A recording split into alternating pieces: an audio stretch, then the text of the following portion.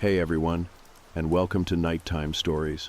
I'm here to help you drift off into a peaceful sleep. If you enjoy these stories, feel free to like the video and subscribe to the channel. Let me know where you're watching from. I always love seeing how far these stories reach. Now, get comfortable and relax. Before I explain what's happening, I need to make something clear. I love Naomi. We've lived together for over 3 years now, but we've known each other since we were kids. Some people hear that and think it's too good to be true, but for us, it just always felt right. Through every phase of life, awkward teen years, college, jobs in different cities, we always circled back to each other. I honestly don't know why it took me so long to ask her out, but I'm glad I finally did. We share the same weird sense of humor, love the same indie bands, quote the same obscure movies, and even argue about the same takeout places every Friday night. Naomi is the most gentle, grounded, endlessly kind person I've ever known. We talk about getting married, about kids someday. She's the one person who makes the world feel less loud. That's why what's been happening is so hard to understand. Everything started to come apart in just 4 nights. Naomi's never had much family. She's got a couple of distant relatives somewhere in Oregon, but she's never met them and doesn't even remember their names. I grew up in a big, chaotic household. 4 brothers, cousins always showing up, loud dinners and last-minute sleepovers. Naomi didn't have that. Her father died when she was young.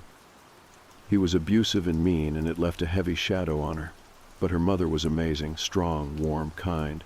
She basically raised Naomi by herself and always welcomed me like I was her own. When she passed away last year, it was brutal, for both of us. Naomi stayed strong.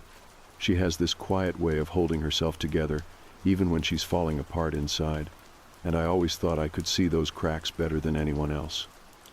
That I knew her even better than she knew herself, that's what makes what's happening now so terrifying, because I don't recognize her. It started on a Wednesday night. I was sleeping, caught in some dream I can't remember, when I felt something, fingers brushing through my hair, soft. I opened my eyes slowly and saw Naomi sitting upright on the bed, staring down at me. "Knock, knock," she whispered. Her voice was so close to my ear, it made my heart jump. I blinked at her, confused. "What?" "Knock, knock," she said again, smiling. The digital clock on the dresser read 3:27 in the morning.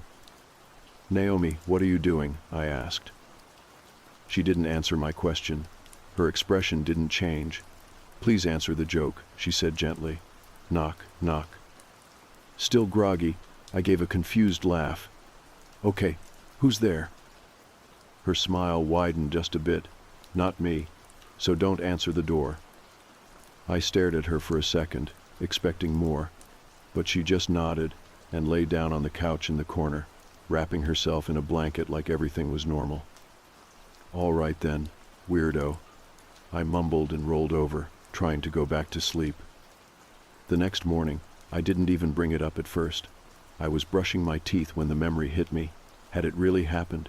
It felt too vivid to be a dream. At breakfast, she was reading some article out loud about fashion trends, and I took the chance to ask her about the night before. At first, she looked confused. Then, for a brief second, that exact same smile from the night before flickered across her face.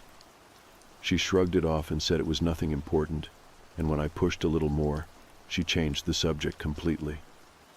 I let it go. Maybe it was stress. Maybe she was trying something new to cope with everything that had been weighing on her lately. I had work and deadlines to meet, and figured it wouldn't happen again. But the next night, it did. "Knock, knock," she whispered, waking me again at the exact same time. "Naomi?" I asked. "What is it this time?" "Knock," she repeated, just once this time. She wasn't touching me this time, just sitting on the edge of the bed, back straight, hands in her lap, watching me. Her eyes looked wider somehow. She blinked less. I looked at the clock. 3:27 again. "This is weird," I said. "It's kind of creepy, you know that." "Knock, knock," she whispered. I sighed. "Fine. Who's there?" She smiled just like before. Not me, so don't answer the door. It sent a small shiver through me this time. There was something about the way she said it. It didn't feel like a joke anymore. There was no teasing in her voice. It was hollow, off. What does that even mean? I asked, my voice lower than before. Naomi said nothing. She just lay down again and went back to sleep. The next day, I brought it up again, tried to keep things casual. I said I was worried, that I hadn't been sleeping, and asked her directly if she remembered waking me up like that. Her answer was frustratingly vague. She claimed not to remember most of it, but didn't deny it either. I told her I couldn't keep doing this, being pulled out of sleep every night at the same time. She nodded and said she understood. That night, she cooked my favorite meal. We watched one of those old mystery thrillers we both liked. I started to think maybe everything really was fine. Maybe she'd been sleep-talking. Maybe grief was catching up in weird ways. But when I went to bed, I couldn't shake the feeling. I lay awake longer than usual, waiting. "Knock," she whispered again. I closed my eyes tighter, pretending I hadn't heard. Knock. Still, I said nothing. Knock. My stomach twisted. The clock said 3:27. I felt like if I just stayed still, stayed quiet, she'd stop. Maybe this was a test. Maybe she needed me to ignore it. Knock. I rolled over fast, frustrated and a little scared. Naomi, enough. She was standing now, not smiling. Her eyes were open too wide, like she'd forgotten how to blink. Knock, she whispered. What the hell is going on with you? I said, voice rising. No response, just that stare. Fine, who's there? I snapped. Not me, she said, voice flat. So don't answer the door. She lay down again without another word. I sat on the edge of the bed, heart thudding in my chest. I didn't sleep the rest of the night. I tried not to look at her the next morning. I told myself it was exhaustion, that maybe Naomi had been sleepwalking or dealing with something she didn't want to share. But none of that explained the way she had stared at me, or how she said that phrase with such a blank, expressionless voice. Not me, so don't answer the door. I could still hear the words repeating in my head like a broken loop. Naomi didn't say anything when she came into the kitchen. She made coffee, stood silently by the counter, and glanced at me once or twice like she was trying to decide if we were in a fight.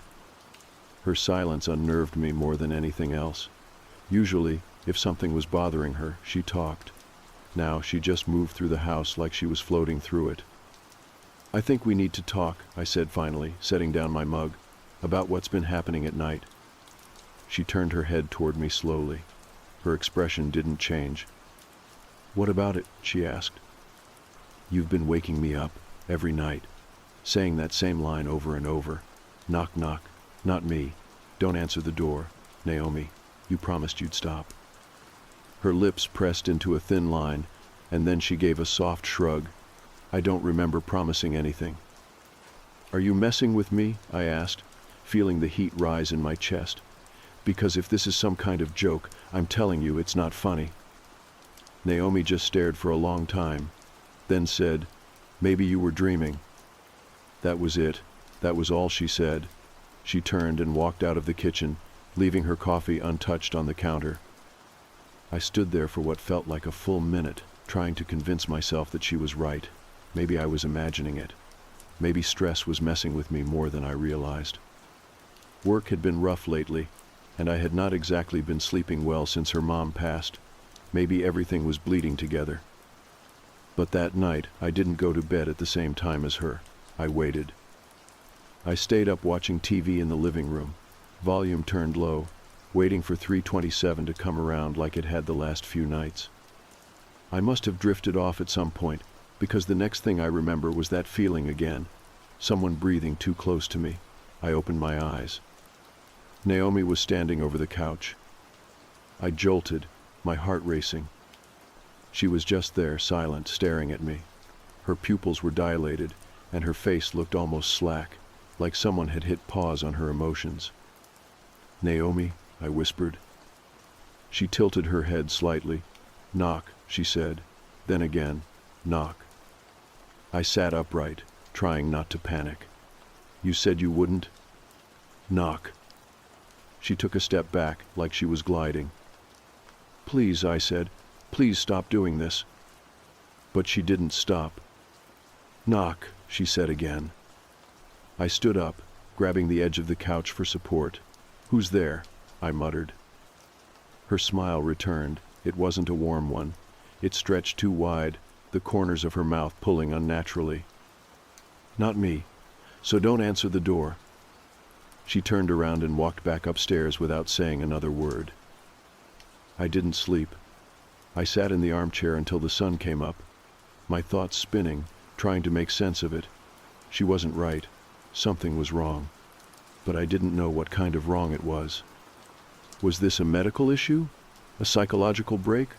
Or was it something else entirely? When Naomi came down later, she looked like her usual self again. She asked me if I had slept okay, like nothing had happened.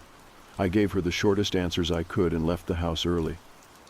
That day, I made an appointment with a therapist friend of mine, someone I trusted.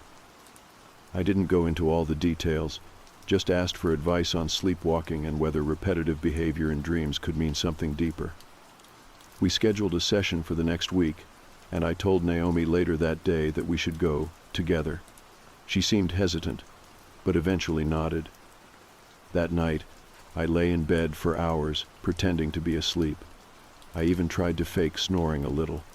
I waited for the whisper, waited for the breath on my neck. But it didn't come. When I opened my eyes, it was 5:37 in the morning. She hadn't woken me up. She was already up, in the kitchen making breakfast, like everything was fine. I wanted to believe maybe this was the end of it. Maybe talking about therapy had snapped her out of whatever it was. She smiled when I sat down, handed me a plate of scrambled eggs and toast. You look better, she said. Didn't wake up last night, I replied carefully. She didn't say anything back, just sipped her orange juice. I let it go. I wanted peace. I wanted my old Naomi back. That night, I slept beside her again. No whispers, no knock-knock. The next night was the same, and the next. By the fourth day, I was starting to relax. Maybe she really had just been going through something. Grief can manifest in strange ways. I started thinking about our weekend plans again, maybe driving up to the lake house for a change of scenery. Then came night 5. I was deep in sleep when I heard it again. Knock. The sound jolted me upright. My first thought was that it was coming from downstairs, but then I realized the room was too dark, too quiet, and the air felt wrong, like something was sitting heavy on my chest. Knock. It came again, but Naomi was not in bed. I sat up fully, feeling the cold hit my skin. I turned on the bedside lamp and looked around. She was not in the room, but the knocking didn't stop. Soft, rhythmic, measured, like someone tapping their fingers on wood.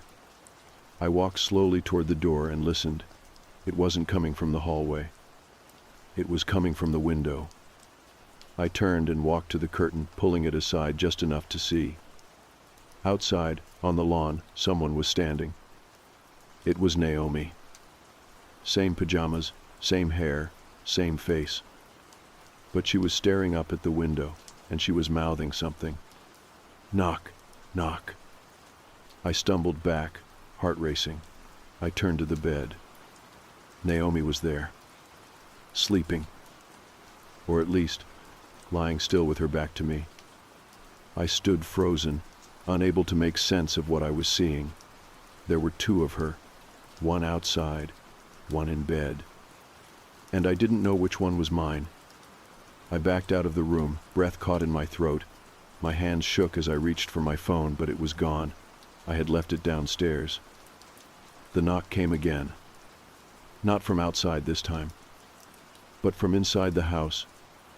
Downstairs. Knock. Knock. Then the voice came, quiet, from behind the bedroom door. Please answer. It's me. I stood motionless near the door, the words still echoing faintly in the hallway. Please answer. It's me. The voice was soft, but carried a strange weight behind it, like someone whispering from behind a wall, too close and too far at the same time. My first thought was to rush back into the bedroom, shut the door, and pretend none of this was happening. But curiosity overpowered fear, just long enough to take one hesitant step out into the hallway. The floor creaked under my foot. I winced. Downstairs, the knock came again. 1, then 2, and then silence. I didn't call out. I didn't ask who was there. My lips were too dry and my throat too tight to speak. I moved slowly down the hallway, glancing behind me once to make sure Naomi was still asleep in bed. She hadn't moved. Her breathing was deep, and even, her back still turned toward me. She looked peaceful, like none of this was disturbing her in the slightest. I reached the top of the stairs and stopped. The living room light was off, but the outside porch light was casting a dull glow through the blinds. Everything was quiet again. No voice, no knocks. Just the low hum of the refrigerator down the hall and the faint ticking of the kitchen clock. I stood there for what felt like several minutes, gripping the railing, trying to decide what to do. Part of me was still hoping it had been a dream, that maybe I had slipped back into one of those half-sleep states where you wake but your brain stays behind. But it felt too real, every step, every sound. I made my way down the stairs, holding my breath. When I reached the bottom, I saw it. The front door was slightly open. Not wide, just enough that it let in a line of cold air that made the hairs on my arms stand up. I had locked it before bed, I was sure of that. I didn't walk toward it. I couldn't. Instead, I turned and quietly backed into the kitchen, grabbing the closest object I could find. A heavy glass jar from the counter. Not exactly a weapon, but it was better than my bare hands. The house was so quiet, I could hear the thudding of my own pulse. I crouched near the side of the fridge, peeking toward the door from a distance, but nothing came through. No movement, no voice, no shadow. Then I heard footsteps. Not heavy, but slow. Deliberate. Upstairs. I felt cold panic rise in my throat. She was supposed to be in bed. But I had seen Naomi lying down, unmoving, the blankets pulled up to her shoulders, and yet now I could hear someone walking across the hallway above me. Light, slow footsteps, like someone dragging their feet across the wooden floor. I gripped the jar tighter and slowly stood upright. Every part of me wanted to run outside and not stop running until morning. But I had to see. I had to know what was going on. I had to be sure that what I was hearing was real. I crept up the stairs one step at a time, each footfall carefully placed to avoid the creaky boards. When I reached the top, I looked down the hallway. Naomi's bedroom door was wide open. I stared into the darkness of our room. It looked still, empty. I took a step closer. Then another. I reached the doorway and flipped the light switch. She was gone. The bed was untouched. The blankets were folded. It was as if no one had slept in it all night. I looked around, confused, trying to make sense of it. Maybe she had gotten up and gone to the bathroom, but the bathroom door was open, the light off, and it was empty.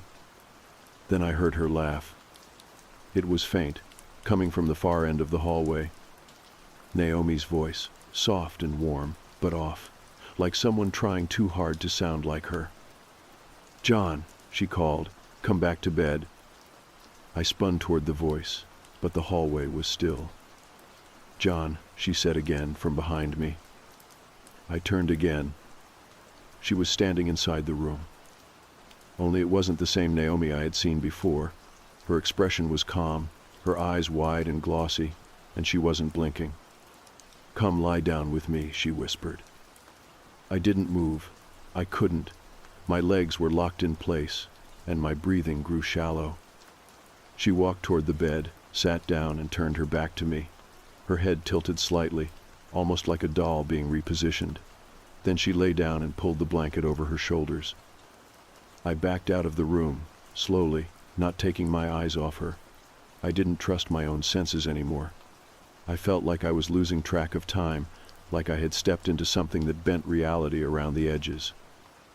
I made my way back downstairs and sat on the couch. I stared at the front door, now completely shut. I was sure I had left it open. At some point, I must have drifted off again. When I woke up, morning light was creeping through the blinds. Naomi was in the kitchen, pouring coffee, humming a tune like nothing was wrong. She glanced over at me and smiled. "Rough night?" she asked. I couldn't answer. I was still shaken, still not sure if I was dreaming or awake. She didn't seem bothered by anything. Just handed me a cup of coffee and kissed my forehead before sitting across from me and flipping through the mail.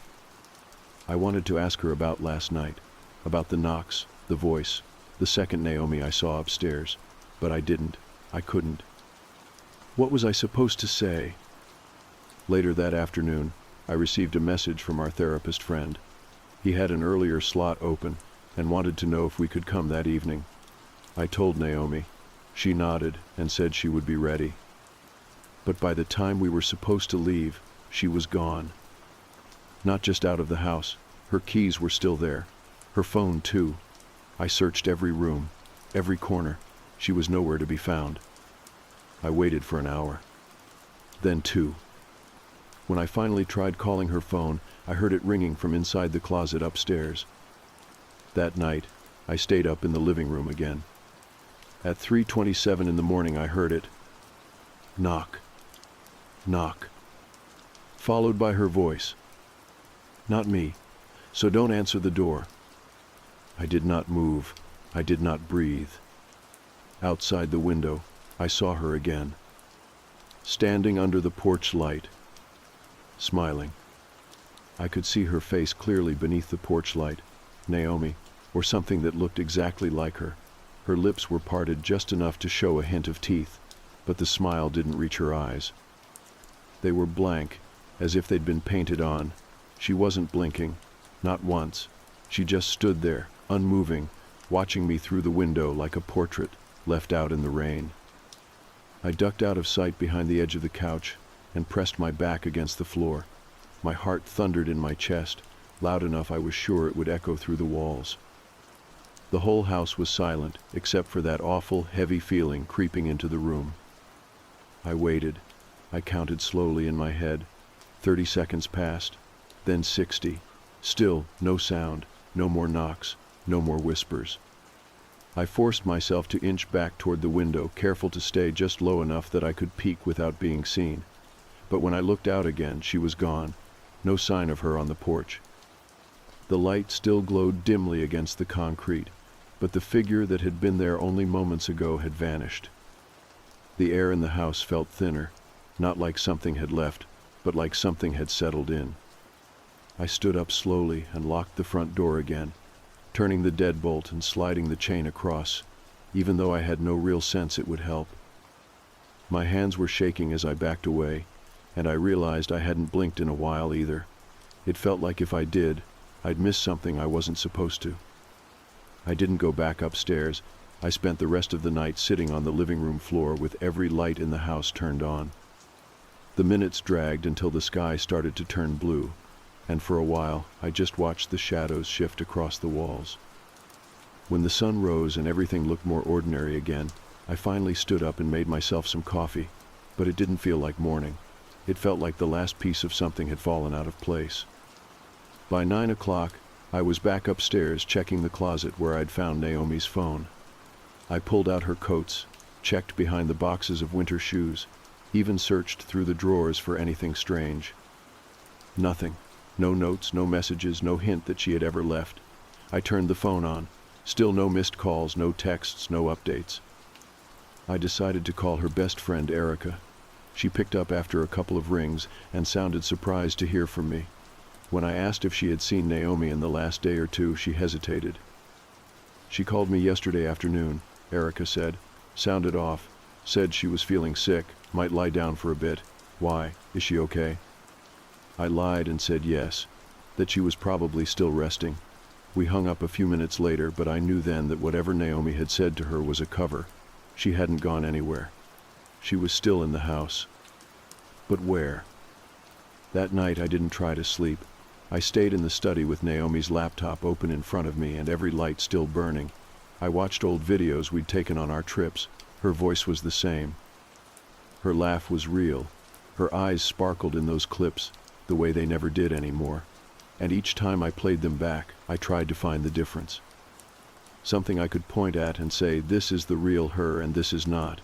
But nothing jumped out. Only the overwhelming feeling that something was wrong now, and had been for a long time.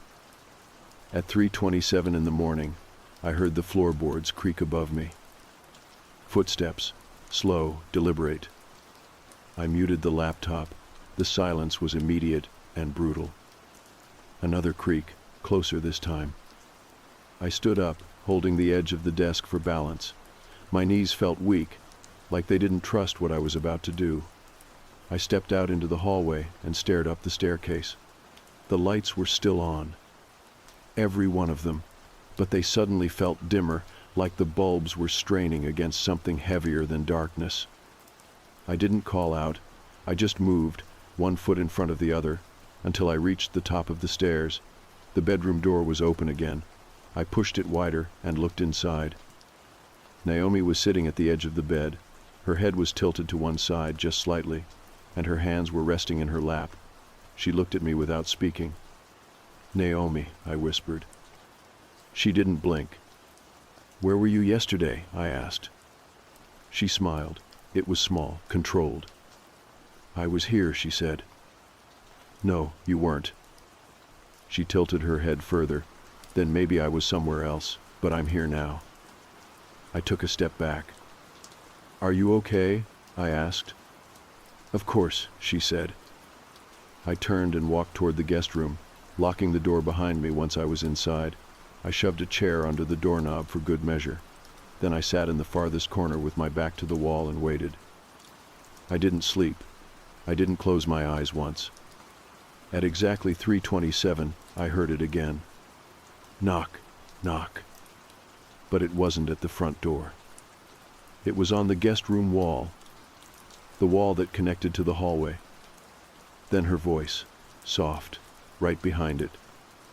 "Not me," she whispered. I sat frozen, my body numb. Then I heard her steps retreating, each footfall fainter than the last, until they were gone. When morning came, I opened the door slowly. The hallway was empty. Naomi was in the kitchen again, humming a different song. She made breakfast like it was any other morning.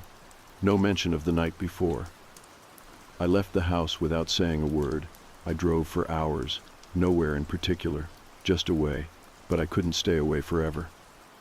I came back that night, long after sunset, and the lights in the house were all off.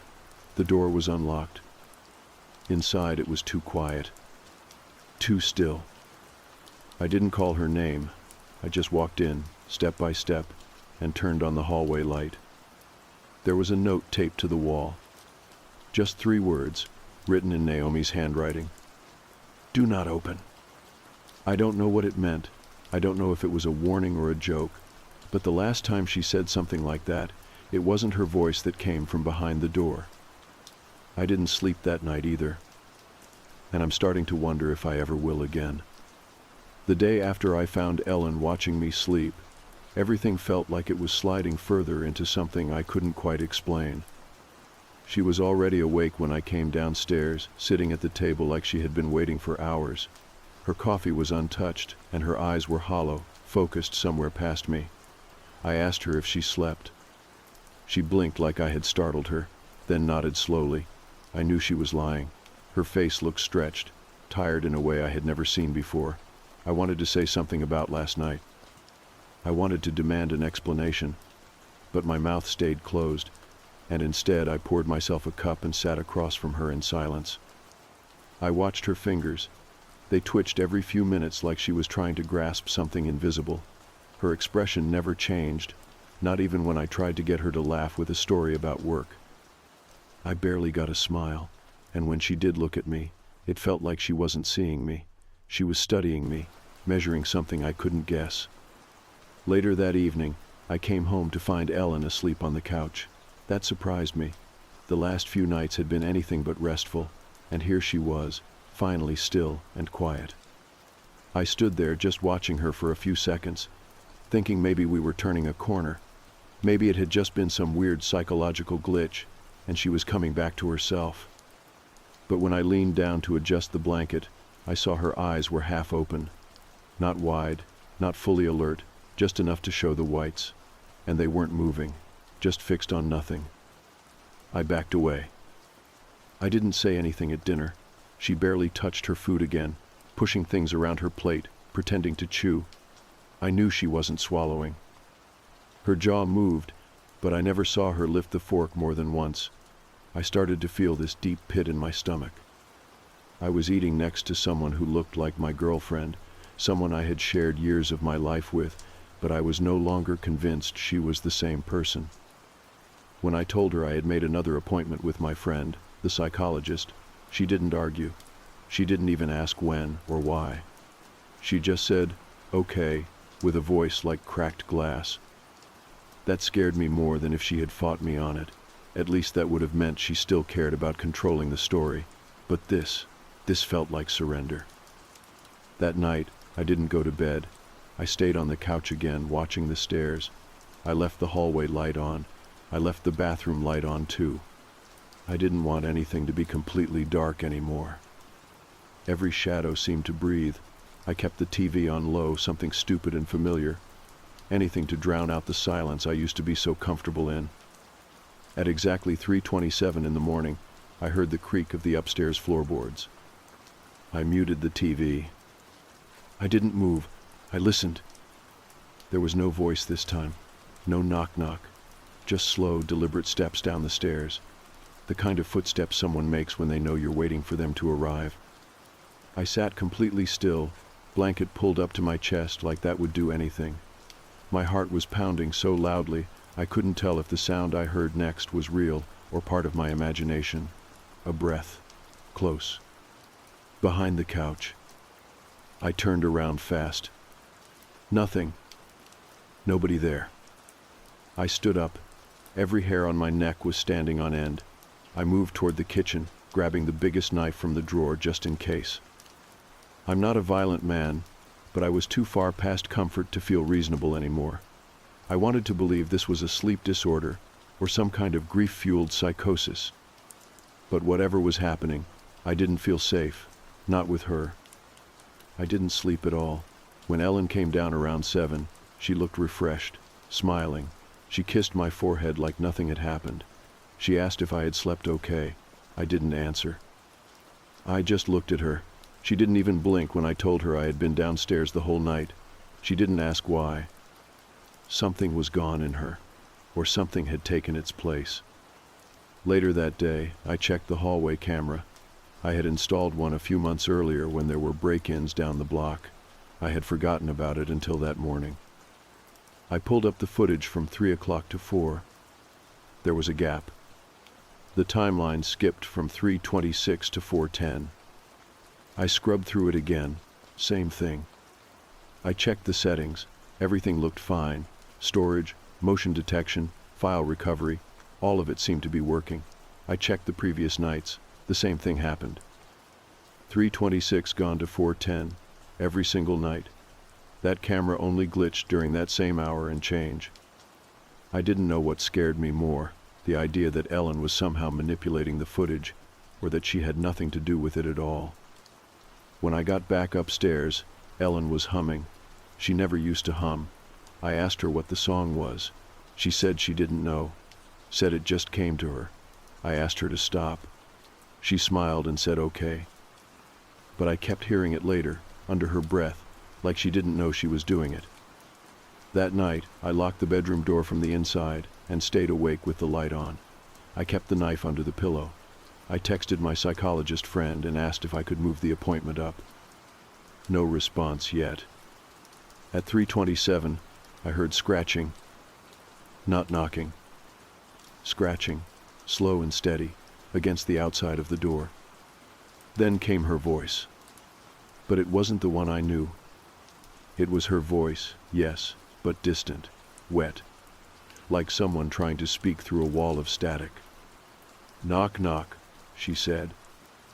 I held the pillow tight over my ears, whispered to myself over and over, "It's not her, it's not her." Then silence. A few minutes later, I heard the door unlock. From the outside, and I never gave her a key. I didn't move. I lay there in the bed, frozen under the covers, as the sound of the lock turning echoed through the silence of the room. I had not given her a key. That door was supposed to be locked from the inside. I held my breath, counting each second by the slow beat of my heart. The handle turned slowly, then it stopped. The scratching came again, softer this time, like fingernails dragging across the wood in a pattern. "Knock, knock," the voice whispered. I stayed absolutely still. The blade under my pillow felt cold and my hand gripped it without thinking. The silence that followed was worse than the knocking. It stretched out, long and uncertain. I waited for her to say it again, for that twisted, terrifying joke. But instead, the door began to creak open. No resistance, no sound from the handle, just the quiet groan of the hinges as it swung inward, inch by inch. Ellen was standing there, but it wasn't her. I could tell now. Everything about her was shaped like the woman I loved. Her eyes, her lips, the soft line of her shoulders, but the expression was wrong. Too still, too smooth. It was like someone wearing a mask, sculpted so well it almost fooled you. Almost. She stepped into the room. I sat up, not running, not shouting, just watching her move like something crawling inside a human shape. My fingers still clutched the knife under the blanket. "What are you?" I asked, voice low. She blinked slowly. "I'm Ellen," she said. "No, you're not," I whispered. "I've always been," she said again. "You just don't remember." Her head tilted. That strange, too fluid motion she always did. "You've always answered, John. Every night. You've always let me in." "No, I never." I stopped. Because I remembered something. A flash. A night years ago, long before the knock-knock jokes. A strange sound at the door. Ellen hadn't been home that evening. I was alone. I remembered getting up, hearing it. A soft knock. And the words. "Knock, knock." And I had answered it. Just that once. "Who's there?" I had whispered in the dark. But I never saw anything, never told anyone. Ellen stepped closer. The light above her flickered. "I told you," she said softly. "Not me. So don't answer the door." "What does that mean?" I asked. "Why do you keep saying that?" "To protect you," she said. "To keep it out." "But you are it." She smiled. And I understood. Whatever this thing was, whatever it had become, Ellen had been fighting it. She had been warning me, not taunting me, not haunting me. She had been trying to protect me from the thing that had taken her place, or maybe the thing that had been waiting all along to be let in. My chest tightened. I felt that familiar pressure again, like a hand on my heart. "What did you do to her?" I asked. She said nothing. "What did you do to her?" I repeated louder, stepping off the bed, knife visible now. "She's still here," the thing said, tapping her temple. "Just behind the glass, watching." I lunged before I could think, knife raised, but the figure didn't flinch. She didn't even try to move. As I reached her, my hand shaking, she whispered again. "You already opened the door. You just forgot." I stopped. I couldn't bring the blade down. I couldn't move at all. She stepped forward, wrapped her arms around me, held me like Ellen used to. Her voice shifted, warmer now, more familiar. "You missed me. You were so lonely." I dropped the knife. Something in me broke, and I began to cry. She held me until my knees buckled and we both sank to the floor. When I woke, the sun was rising. The bed was empty. The room was quiet. The knife was gone. Downstairs, everything was back to normal. Ellen was in the kitchen, flipping pancakes like it was any other Sunday morning. She smiled at me, the real kind, the smile I hadn't seen in days. "Sleep better?" she asked. I nodded slowly. "Want coffee?" I said yes, and we sat down together. No knock-knock, no strange stares, no freezing air or voices behind doors. Just us. or so it seemed. That night, I went through everything. Her photos, her messages, even old journals. I was looking for proof, for something I missed, but I found something else. One of her journals, dated a few years ago, it had a page torn out. On the next page, scribbled hastily, she had written the same phrase over and over. Do not answer the door. Do not answer the door. Do not answer the door. Over 50 times, the handwriting got sloppier near the end, like her hands were shaking. I turned the page, nothing else. I closed the book and sat still for a long time. It has been 3 weeks since then. Ellen is still here. She cooks, she cleans, she hums her strange little tune. She touches my arm like she remembers how it used to feel. Her eyes are warm again. Her laugh is real. We even went to dinner with friends last weekend. No one suspects anything. But I know. I see it in her at night. When she thinks I am asleep, I feel her watching. And sometimes, when I walk by the hallway mirror, I think I see someone else's reflection standing behind me. The other night, she leaned over to kiss me goodnight and whispered the words again. Knock, knock. I said nothing. She smiled wider than I had ever seen, and walked away. That was the last time I answered. I never say who's there anymore. No matter what time the knock comes, and no matter how much the voice outside sounds like Ellen, because I finally understand. She was never trying to scare me. She was trying to save me. And maybe, just maybe, if I never answer again, she still can.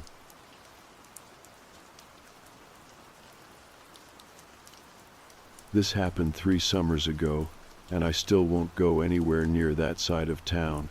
Even driving past the plant gives me that weird back-of-the-neck feeling now. I know how that sounds. I wouldn't believe me either if I hadn't been there, if I hadn't seen the footage with my own eyes. But I did. And I wish I never had. So, the tunnel. It's a real place. Half the kids from my high school knew about it. There's this old water treatment plant on the edge of town, right where the trail turns to gravel and dips behind that little hill next to the abandoned substation. You can find the tunnel entrance about 20 feet past the last chain-link fence. It's not marked, but everyone who's been there knows what you're looking for. The tunnel's short, narrow, and barely tall enough to walk upright in maybe 6 feet at most. It's lined with concrete, and water drips from somewhere overhead, constantly. The air inside always smells like metal and mildew, and you can hear your own footsteps echo ahead of you like they're trying to warn you not to keep going. I'd heard stories, obviously. Everyone had. The usual, some kid saw something in there, don't go past the halfway mark. Someone disappeared back in the 90s. Stuff that sounded like exaggeration or older kids trying to scare the new ones. But people kept going back. It was a dare thing.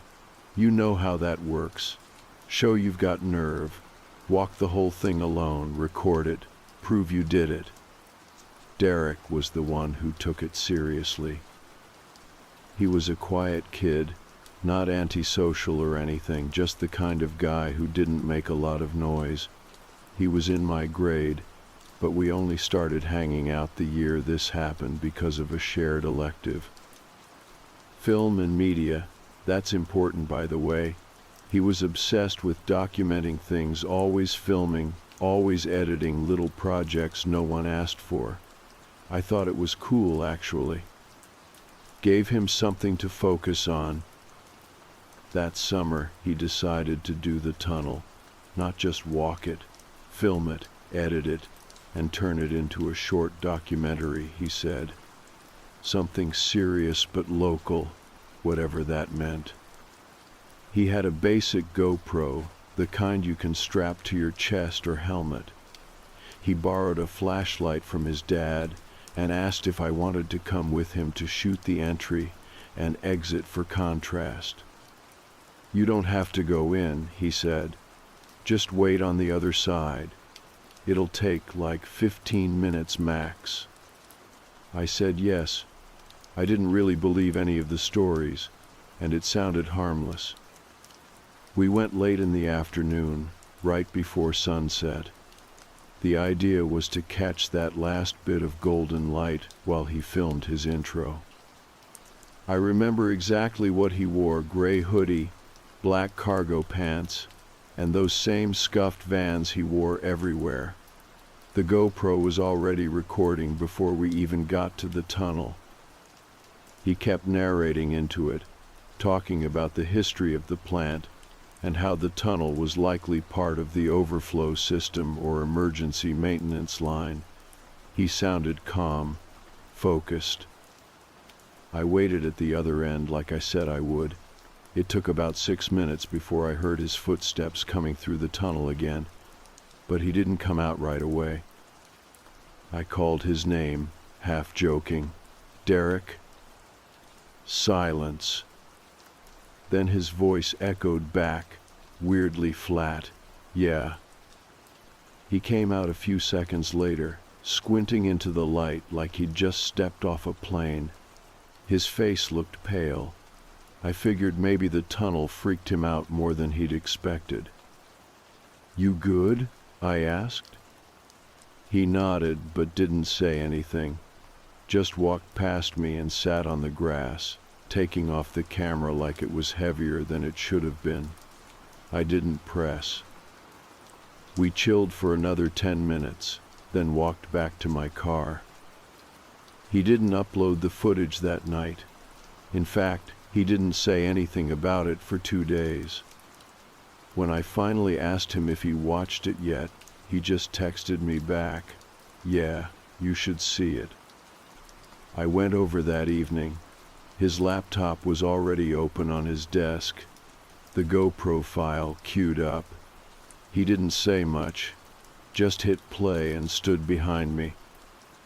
The first few minutes were what I expected him: walking, narrating, light bouncing off the tunnel walls. You could hear water dripping, the steady beat of his footsteps. It felt claustrophobic even on screen. Then, somewhere around the halfway point, he stopped walking. The camera tilted slightly like he'd turned to look behind him. That's when the echo started. Footsteps behind him. But the tunnel was straight, no place to hide, no other entrances. I know because I checked the blueprints myself later, and no one else had gone in. The footsteps kept going for a few seconds, then silence. The camera panned back toward the end of the tunnel. He stood still for another beat, then turned and kept walking. The weird part? He never looked scared in the video, just confused. But when I looked up at him standing behind me, he wasn't confused anymore. He looked rattled. "Go back," he said. I rewound it to where the footsteps started. This time he pointed. "Pause it, right there." I did, and he leaned over, slowly moved the cursor frame by frame. It was right before he turned back to the entrance, only 2 or 3 frames total. But there, behind him, maybe 20 feet back, was something. I still don't know what it was. The frame was blurry, obviously. It wasn't a full figure, just part of something tall, pale, and shaped wrong. No clear face, no details. Just presence. It looked like it was standing at an angle that didn't make sense, like it was pressed against the side of the wall but also facing forward. And it was gone by the next frame. I turned and looked at him. "You didn't see that when you were inside?" He shook his head.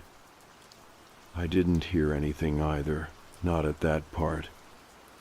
It took us both a second to really absorb that. He heard footsteps, but they didn't happen in real time, only on the video. We didn't post it. I know everyone always says that, but we really didn't. We kept it between us, maybe two others, and even those guys thought it was a prank.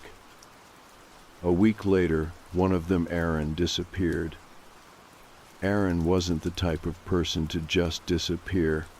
That's what made it so weird at first. He was loud, cocky, and always online.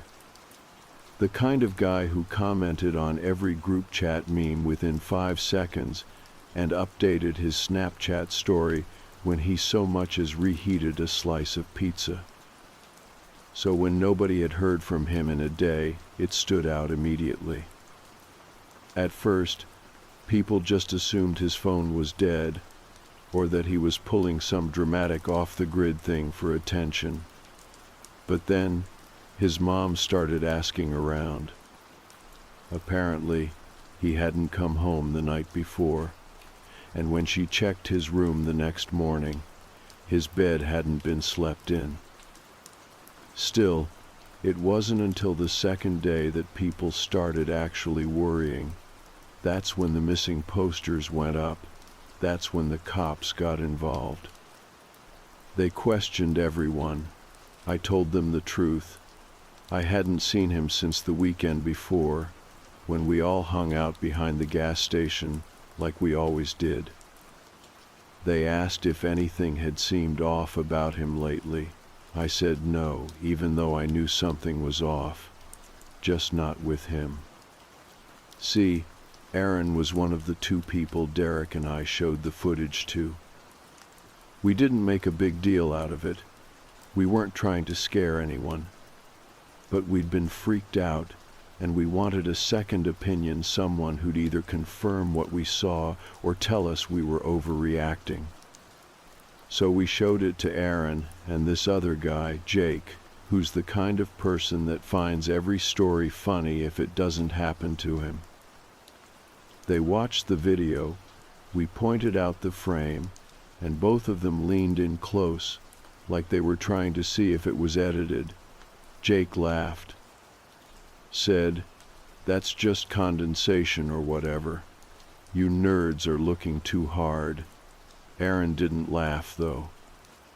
He just stared at the paused frame for a while and then said, "If that's fake, it's a damn good fake."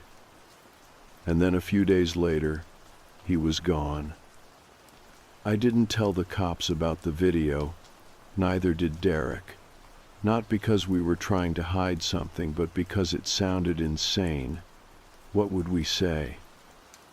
"Oh, by the way, there's a maybe ghost, or something in the tunnel by the old water plant, and we think our friends saw it and then vanished." They'd either laugh or tell us to stop wasting their time. So we said nothing. Instead, we started watching the footage again. Derek pulled up the raw files on his laptop and went frame by frame through the whole tunnel segment. He zoomed in, adjusted contrast, tried every filter he could. I just sat beside him, watching in silence.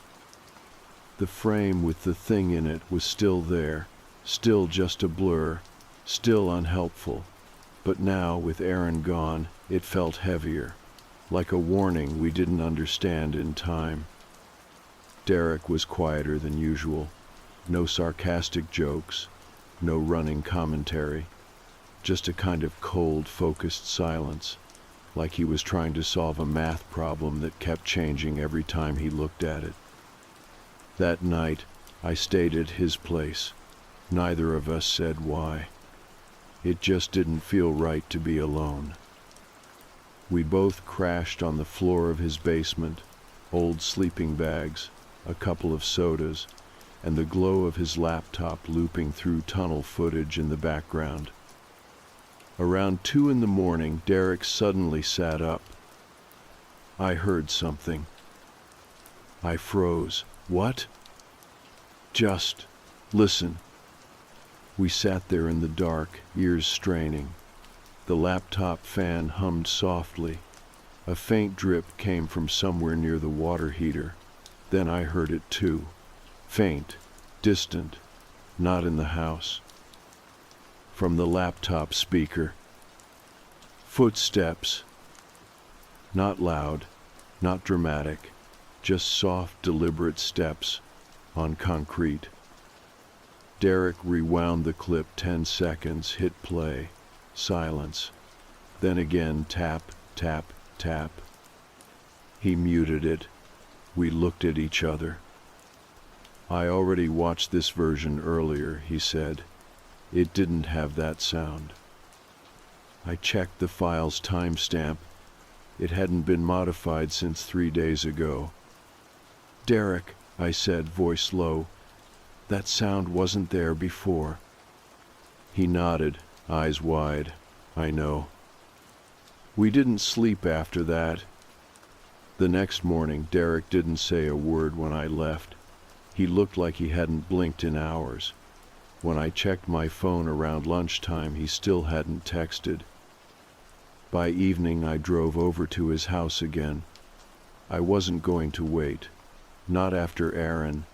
I rang the bell. No answer. His mom answered on the third knock. He's in the basement. Didn't go to school today. I nodded and told her we were working on a project. When I went downstairs, the lights were off. Just the glow of the screen. The footage was still looping. Derek was sitting cross-legged in front of it, staring like it was feeding him something. He didn't turn when I came in. "You're okay?" I asked. He nodded once. "Derek, you need to stop watching that." He shook his head slowly. "There's something new." I walked over. On screen was a paused frame, one I hadn't seen before. It was at the very end, right as Derek exits the tunnel. Just before the GoPro shakes from him stepping back into daylight. In the shadows behind him, near the entrance, was something different. It wasn't a figure, not exactly. More like a shape, pressed flat against the concrete wall. Not pale this time, darker, textured like wet stone, with what looked like the hint of a long hand or claw just touching the wall, like it was holding itself there, waiting. I backed away. "You're done, man. Turn it off." He didn't move. "Derek." He finally looked at me. His eyes were bloodshot. What if Aaron saw something too? What if it's not about the tunnel anymore? I stared at him. "What are you saying?" "I think watching it does something, like you're not supposed to see it, not just the tunnel, the image."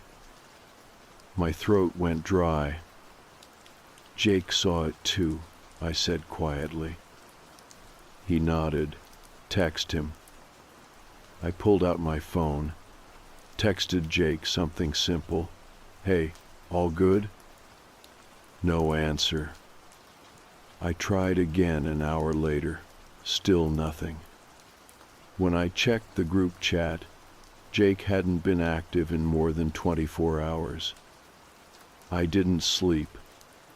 Every time I closed my eyes, I kept seeing that still frame Derek paused the dark hand against the tunnel wall, like it had been reaching out, and then froze mid-movement. Not moving, not looking. Just waiting. The longer I stared at it, the less it looked like part of the wall. It had shape, texture, a weird curve to the fingers that bent inward too tightly, like they weren't used to being hands, like they were remembering how. The next morning, I tried texting Jake again, just something casual. "Yo, you good?" No reply. I checked his story. Nothing. Not even one of his usual stupid reposts or screenshots from his Xbox. I texted Derek. He's not answering. A few seconds later he replied, "Come over." When I got there, his laptop was already set up on the desk again. Same clip playing on a loop. The GoPro footage. Again. I didn't know how he could keep watching it. I'd only seen it twice, and I was already having dreams that felt like waking up in cold water. "What now?" I asked, standing behind him. He didn't turn. "Watch." I leaned over and looked. He had the footage paused again near the beginning this time, just after he steps inside the tunnel. At first, I didn't notice anything different. The flashlight beam bounced around the concrete walls, catching water stains and weird shadows, the usual. Then I saw it, something that hadn't been there before.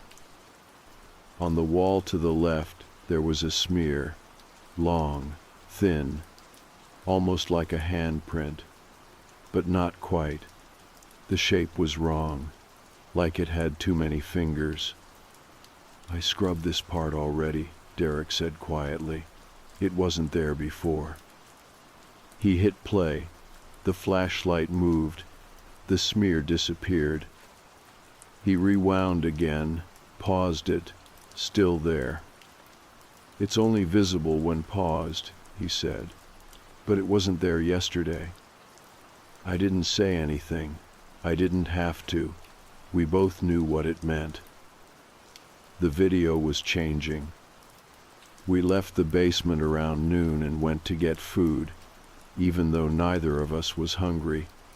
Just being outside helped the air felt less heavy, like we'd been holding our breath since watching that first frame.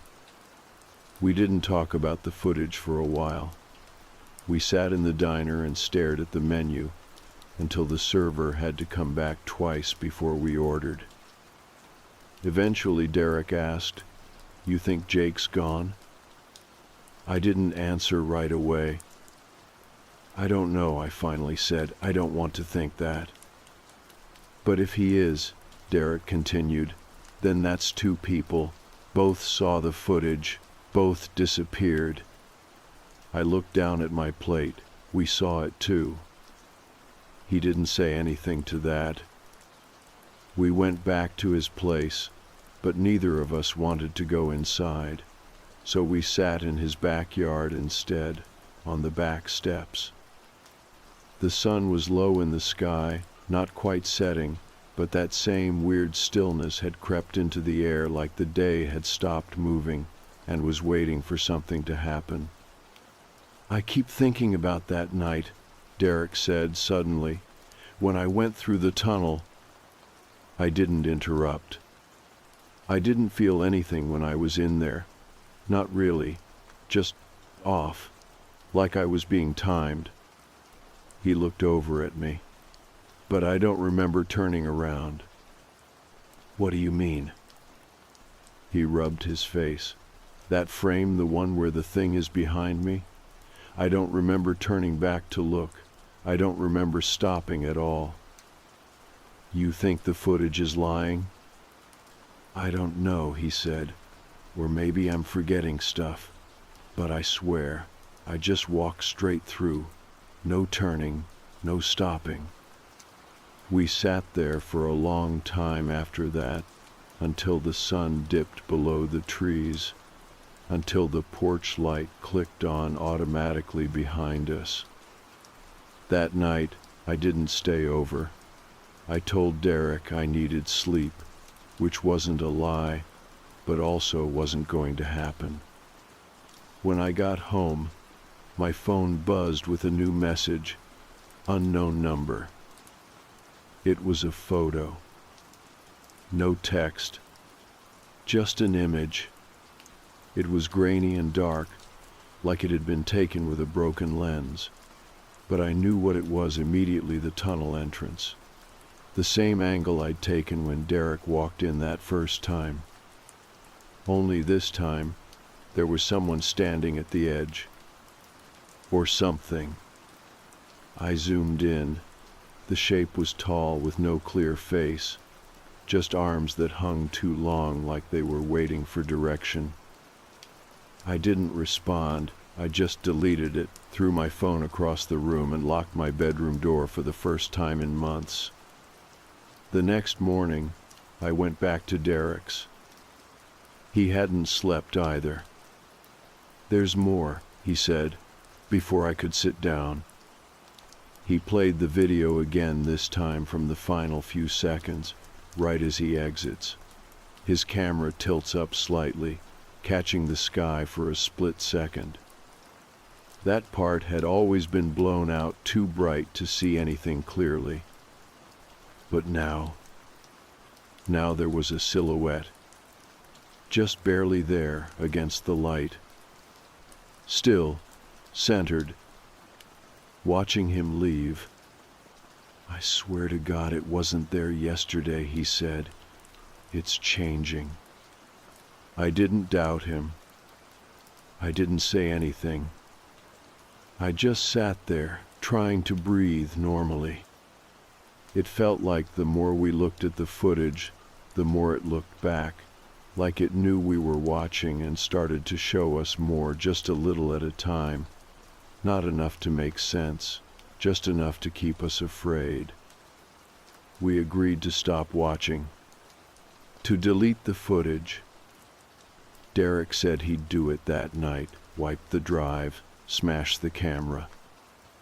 We didn't talk about it again. But the next day, he didn't show up to school.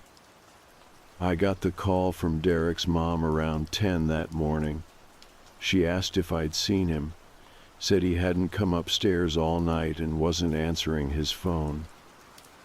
I told her I hadn't talked to him since the night before, and I could tell by the pause on the other end that she was already worried before she dialed. I promised to come over. When I pulled up to the house, her car was still in the driveway, but the blinds were shut. It was quiet in a way that felt wrong, like the air around the place knew something had shifted. She let me in without saying much. Her hair was pulled back, no makeup, slippers instead of shoes. She looked tired in a way I'd never seen before. "He was in the basement," she said, keeping her voice low. "I didn't go down. I figured you'd know what to look for." I nodded, already walking toward the stairs. The basement was exactly how we'd left it 2 nights ago. His sleeping bag was still in the corner. The desk light was on. The laptop was closed. No sign of him.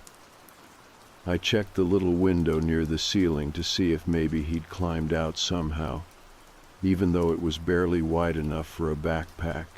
Nothing. His phone was still on the desk. His backpack was on the chair. But he was gone. I opened the laptop and turned it on. I wasn't sure what I expected. Maybe the video was back. Maybe it was still playing, but the desktop was empty. Not just tidy, empty. No icons, no folders, no GoPro footage. He'd deleted everything. I stayed down there for a long time, just staring at the screen like it might flicker and give me a clue. Eventually, I went back upstairs and told his mom I didn't know where he was. I wasn't lying. She nodded slowly and thanked me for coming. I left her standing in the hallway staring at the basement door. I walked home even though I had my bike. Something about being in motion helped. Trees passing, houses passing, the sound of wind, anything that reminded me I was still part of the real world. But it didn't help much, because I knew what this was. That made 3 of us now. Aaron, Jake, Derek. All 3 had watched the footage. All 3 had vanished. And me? I'd watched it too. That night, I didn't turn off the lights. I didn't sleep. I sat in my room with the door locked and a kitchen knife on my lap. Not that it would have helped, but holding something made me feel a little less useless. I kept waiting for something to happen, a knock, a whisper, something at the window. But nothing came, which was somehow worse. The next day, I stayed home from school, told my mom I wasn't feeling great, which was mostly true. I spent the whole day going through Derek's old texts, screenshots, notes. Anything he might have written down, there was nothing. He didn't even leave a message. I thought about the footage again, the way it had changed, the new shapes, the new shadows, that hand on the tunnel wall, the smear, the silhouette in the light. It was like the more we watched, the more it showed us. Like the act of looking gave it permission. And now, even though Derek had deleted the file, I couldn't get it out of my head. I remembered every detail. That's when it hit me. What if remembering was enough? I started checking every reflection in the house, the bathroom mirror, the microwave door, my phone screen when it went black. I stopped watching TV entirely. No more video calls. No more scrolling late at night. Anything with a screen felt like it might show me something if I looked too long. Because whatever this thing was, it wasn't the tunnel anymore. It was the idea of the tunnel, and it was getting clearer. The next day, I biked out to the plant. I don't even know why. Some part of me thought if I just stood in front of the entrance, maybe it would undo something, like putting the needle back on the record, returning the thing to its source. The chain link fence was still there, sagging a little more than I remembered. The gravel trail past it was mostly overgrown now, like nobody had come through in a long time. I followed it. Found the entrance. Just a low, round concrete opening, barely tall enough to walk into without ducking. Water pooled around the mouth. It smelled sharp and sour. I stood there for a long time. It didn't feel like anything special. Not haunted, not cursed, just quiet. I stepped a little closer. That's when I noticed it. On the side of the entrance wall, right above the waterline, 5 smudges. Long, parallel. Almost like something had dragged its fingers there and left them behind. I stepped back. Left. Didn't say anything to anyone. But that night, when I looked in my mirror, I saw something I hadn't noticed before. A shape. Just a shadow at first, behind me, where my closet should have been. I turned quickly. Nothing. I looked back. Still nothing. But the feeling stayed, not being watched, being remembered. Like something had cataloged me. I thought about calling someone, anyone, but who? Everyone who knew was already gone. I was the last one left, and I had no idea what was coming next. The day after I went back to the tunnel, I finally started digging for answers. Up until that point, everything had just been reactions, watching the footage, checking the windows at night, waiting for something to happen. But the longer nothing happened, the more I realized waiting wasn't going to save me. Not anymore. If this thing was real, and after losing Derek, I had no doubt it was then hiding in my room, was just going to drag it out, let it keep getting closer. So I went to the library. I know that sounds like a weird move, like the beginning of some old horror movie where the kid finds an article from 1973 and everything clicks. But it wasn't like that. I didn't think I was going to find a headline that said, "Tall shadow creature haunts teens." I just needed something, a starting point. The town library is small, old carpet, that dry smell of paper and plastic dust jackets. It's mostly quiet except for the hum of the lights and the sound of old people turning pages too loudly. I didn't ask the librarian for help. I didn't want to explain what I was looking for. I started with local history, anything about the water plant, the area around it, the tunnel. There wasn't much. The plant was built in the 1940s, expanded in the 60s, decommissioned sometime in the early 2000s. Nothing weird in the official write-ups, just utility stuff. Engineering diagrams, budget proposals. Then I found a binder tucked away near the bottom of the local reference shelf. It was unlabeled on the spine, just gray duct tape across the binding. Inside were photocopies of old newspaper clippings, most from a now defunct local paper called the Deerfield Ledger. Someone had organized them loosely by date, no page numbers, no index, just events. Floods, fires, town meetings, a few photos of sports teams and barbershop openings. And then I saw it, August of 1989. The article headline was small, "Teen Missing After Dare at Water Tunnel." My throat tightened. I read it 3 times before pulling out my phone and taking a picture. The article didn't say much. Just that a 17-year-old kid named Jacob Drury had been last seen walking into the tunnel near the water plant as part of a local dare. His friends waited on the other side. He never came out. They searched both ends. They brought in rescue workers, checked the old blueprints, no sign of him. I checked the index card drawer to find other issues from the same month.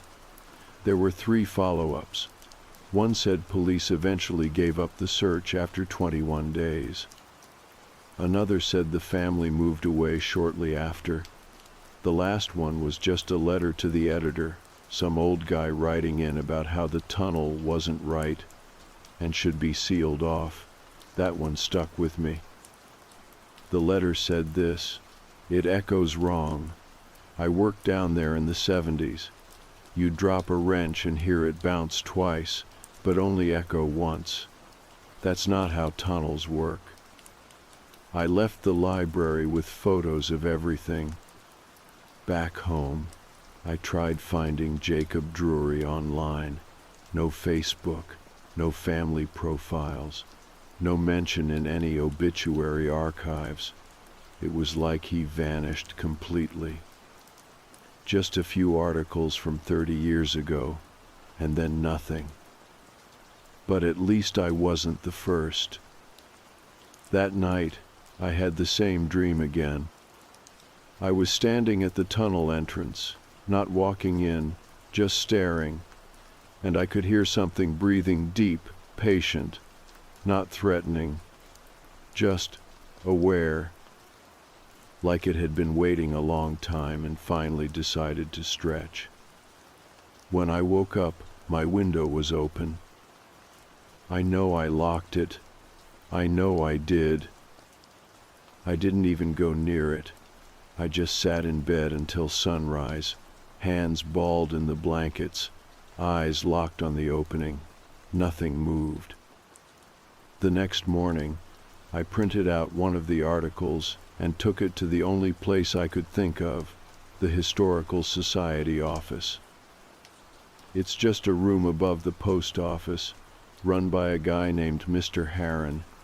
He used to teach high school history before retiring. He's got one of those gray ponytails and a collection of button-down shirts that all look exactly the same. He looked up when I walked in and gave me that polite, tired smile. "You looking for someone?" he asked. I nodded and handed him the article. "Do you know anything about this?" He adjusted his glasses and read it slowly. When he looked up, his smile was gone. "I remember this," he said. "Jacob was 2 years below me. Quiet kid. We all thought he ran away at first." "Did anyone ever find out what happened?" I asked. He shook his head. "No, but people stopped going near the plant after that." I sat down, told him everything.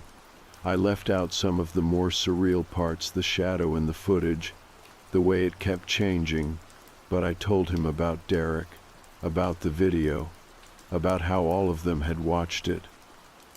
He didn't interrupt, just listened, frowned deeper as I went on. When I finished, he rubbed his chin and said, "There's a theory some people used to talk about, not in papers, just quiet talk." "What kind of theory?" "That the tunnel doesn't end where you think it ends." I blinked. "What do you mean?"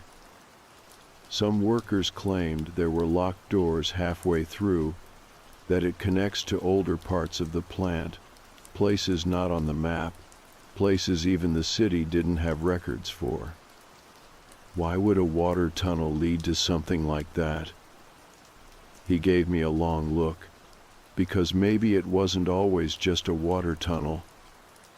That night, I opened my phone to find a new picture message from an unknown number. No text, just an image of the tunnel entrance. Same angle as the one before, but closer this time. The figure was still there. Only now you could see part of its head tilt slightly, like it had noticed the camera. I stared at it for a long time. Then I turned off the phone and sat in the dark, listening. I didn't hear anything, but I knew it was coming. I didn't decide right away. For a few days after that last photo showed up, I stayed inside. Didn't go to school, didn't check my phone unless I had to. Every sound made me freeze, even the normal ones, neighbors mowing their lawns, delivery trucks pulling up down the street. Nothing happened, no more pictures, no knocks at the window.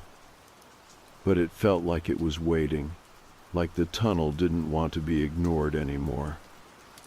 I told myself I'd wait it out, that I'd ride it until the thing lost interest and found someone else, but that didn't sit right. I couldn't stop thinking about Derek, about the way his basement light was still on, about how the laptop was wiped clean. I thought about Aaron and Jake and that kid from 1989, Jacob Drury. All of them left behind no real trace, just rumors. Just newspaper clippings and people who eventually stopped asking questions. And I realized if I didn't do something, I was going to end up the same way. So I went back. I didn't tell anyone. I didn't bring a camera. I left my phone at home. I packed a flashlight, a bottle of water, and a little notebook with the names of everyone who'd gone missing written in my own handwriting, just in case something did happen and someone found me. I biked out there just after sunrise. The trail was empty. The grass along the gravel was taller now, thick with weeds. Even the fence looked different, like it had sagged more in the last week than it should have in a whole year. I stood in front of the tunnel for a long time before stepping in. The air was still damp, still metallic. My footsteps echoed louder than I remembered.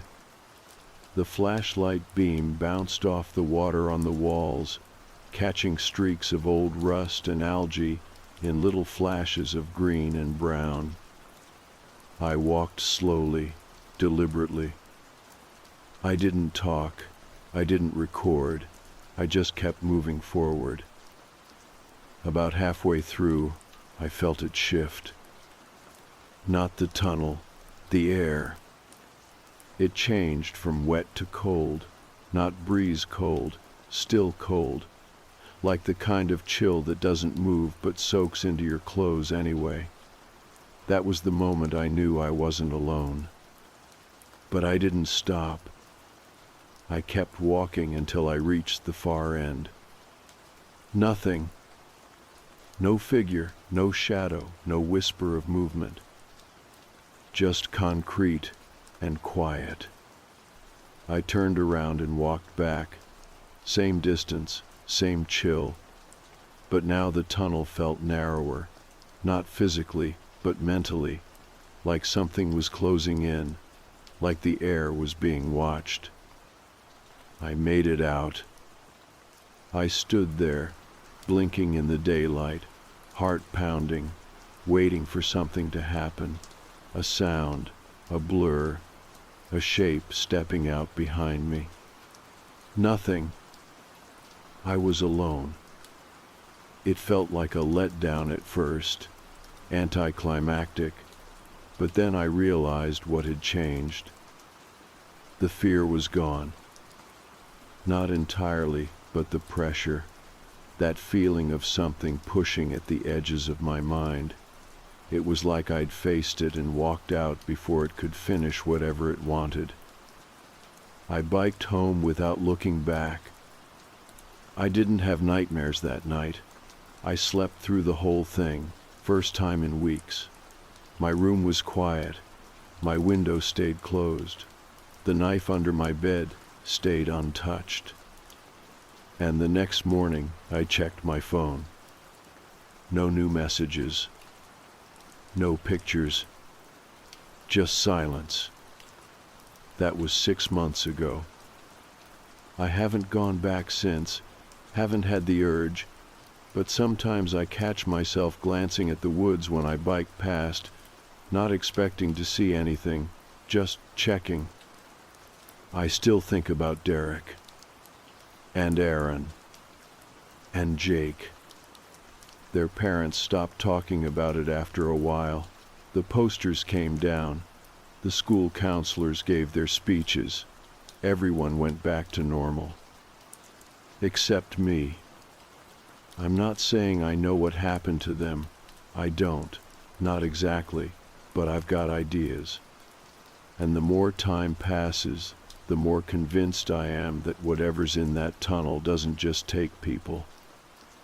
It collects them, not physically maybe, but mentally, through fear, through obsession, through attention.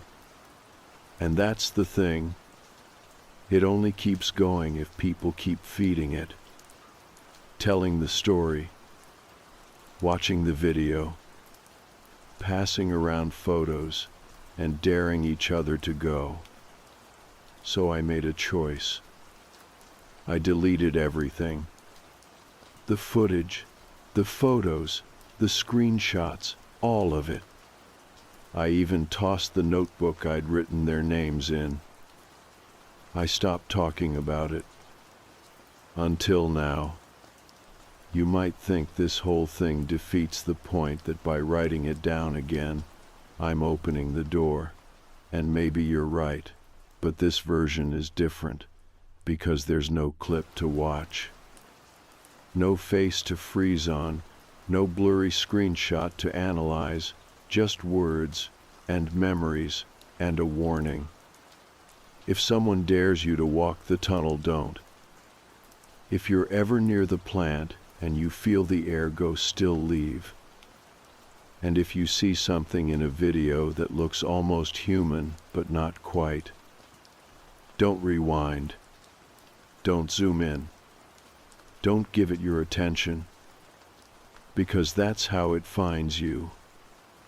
And once it finds you, it doesn't let go. It just waits.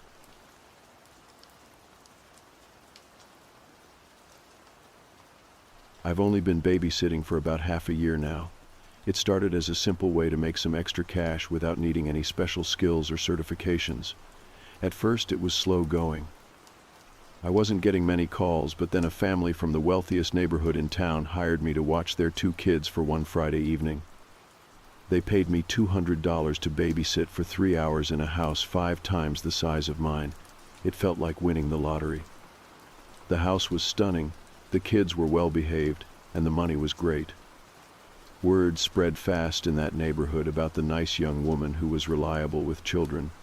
That part of town is filled with families who have long histories of wealth and prestige. Most of the residents are young couples who have inherited their fortunes. Occasionally, I get calls to watch the kids for a few hours, which is always nice, but the big paydays come when the parents want me to stay overnight so they can get away for a night at a hotel or a party. A couple of days ago, I got a message from a man and woman asking if I could babysit their 7-year-old daughter for the night at their mansion. I jumped at the chance. What I didn't know was how much that night would change everything. The day finally arrived, and I drove my old SUV to the edge of that wealthy neighborhood. The entrance to their driveway was hidden among tall trees that lined the north side of town, a spot I'd never noticed before. The driveway itself was long, steep, and winding. It took me almost 10 minutes to reach the house at the top of the hill. When I saw it, my breath caught in my throat. This was easily the most beautiful house I had ever stepped foot in. The mansion was Victorian style, made of dark red bricks that made it almost disappear among the surrounding woods. Its tall windows and intricate woodwork gave it an air of old money grandeur and mystery. I parked the SUV and walked up to the front porch. The door was massive and made of polished oak, with iron handles that looked like they belonged in a castle. I knocked, and a few moments later a woman in her mid-30s opened the door. She introduced herself as Mrs. Monroe. She was striking, tall, with chestnut hair, and a calm but tired smile. She called her husband, and soon a handsome man in his 30s came down the grand staircase inside, holding a small girl in his arms. The child looked about 7, with bright eyes and a shy smile. The couple seemed anxious to leave, as if they had been exhausted by their daughter's energy and were looking forward to a night away. I could tell, despite their perfect appearances, the parents were worn thin. Mrs. Monroe handed me a few sheets of paper with written instructions. She stressed the importance of following them exactly. I nodded and assured her I would. They left quickly, getting into a sleek black sedan that disappeared down the driveway. I took the papers and gave them a quick glance, then folded them and slipped them into my pocket. I told myself I would read them properly later. I was foolish. Samantha, the little girl, warmed up to me immediately. We played games, watched cartoons, and had a good time. After several episodes of her favorite show, I realized it was nearly time for her to go to bed. I asked what time she usually slept. She shrugged and didn't give a clear answer. That's when I remembered the instructions. I pulled out the papers and scanned for Samantha's bedtime. It was clearly stated. She needed to be in bed with her door locked before 8 o'clock. I checked the clock and saw it was almost 7:45. I told Samantha it was time for bed. She went through her nightly routine, brushing teeth and changing into pajamas. When I tucked her into her enormous bed with soft white sheets, she said something that made me pause. "Don't forget to lock my door before you leave," she said sweetly. I looked at her, puzzled. Why would I lock your door? What if you have to get up in the middle of the night? She shrugged again and said, "Mommy always locks it. She says it protects me and herself. After I fall asleep, Mommy says I try to leave my room, and that's a bad thing." Her words sent a chill through me. I looked at the door and noticed a small latch drilled into the frame on the outside. It was meant to lock the door from the outside. I locked it as she had asked and went back downstairs. When I finally sat down with the instructions, my heart sank. The letter was addressed to me. "Hello, Annie. Thank you for agreeing to babysit Samantha tonight. She is a wonderful child, and I am sure you two will get along well. Our house may seem old and a bit scary, but do not worry. As long as you follow these instructions, nothing bad will happen. Firstly, Samantha must be in her bed with the door locked by 8 o'clock. Do not open her door after that time, no matter what she says or does. She may cry, scream, or threaten you to get you to open it. Do not listen to her. She cannot hurt you if the door is closed. Between 8:30 and 9:30, stay in the living room with all the lights on. You may hear scratching or growling from Samantha's room or other parts of the house during this time. These noises are normal, so long as you remain in the living room. After 9:30, do not enter any dark areas of the house. Turn on as many lights as you can before then to avoid accidentally getting trapped in darkness. You might see things hiding in shadows or hear whispers. Ignore them and they will ignore you. Occasionally you may spot a pair of yellow eyes watching you. Do not stare for more than 30 seconds. At around 10, you may hear footsteps in the basement. Do not go down there. If you feel the urge to, go to the kitchen and drink a cold glass of milk. The feeling will pass within 10 minutes. If it does not, call us immediately. At 10:30, you might hear running in the upstairs hallway. Stay on the first floor. If you hear someone coming down the stairs, lock yourself in the bathroom with the lights on. The entity will knock repeatedly and try to mimic voices of people you know to trick you. Do not open the door. Wait 5 minutes, then check under the door to make sure it is gone.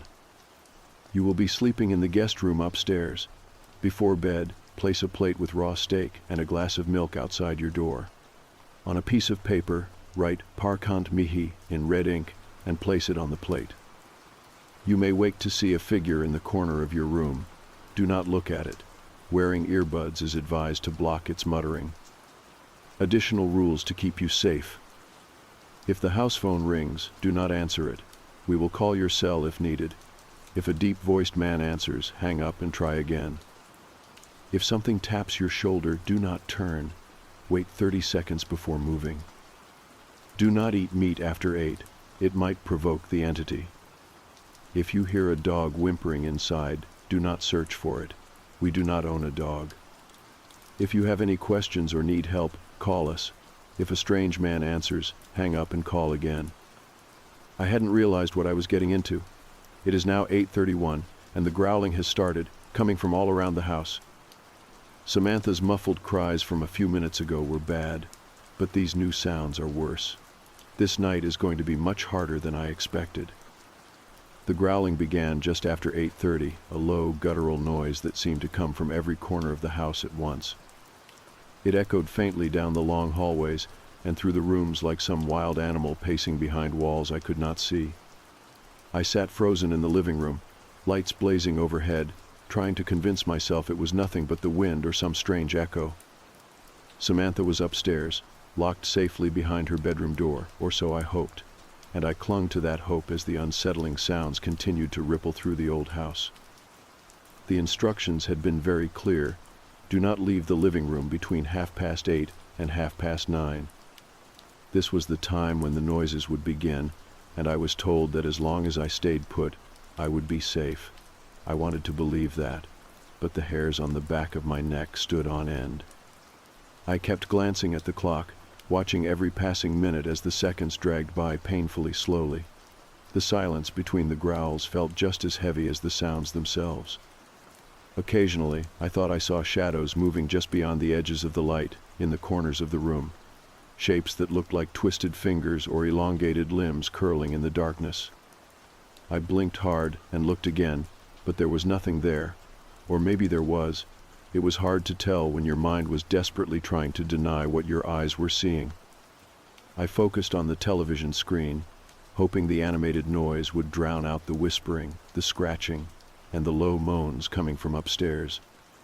At one point, I caught a glimpse of something bright and yellow in the darkness.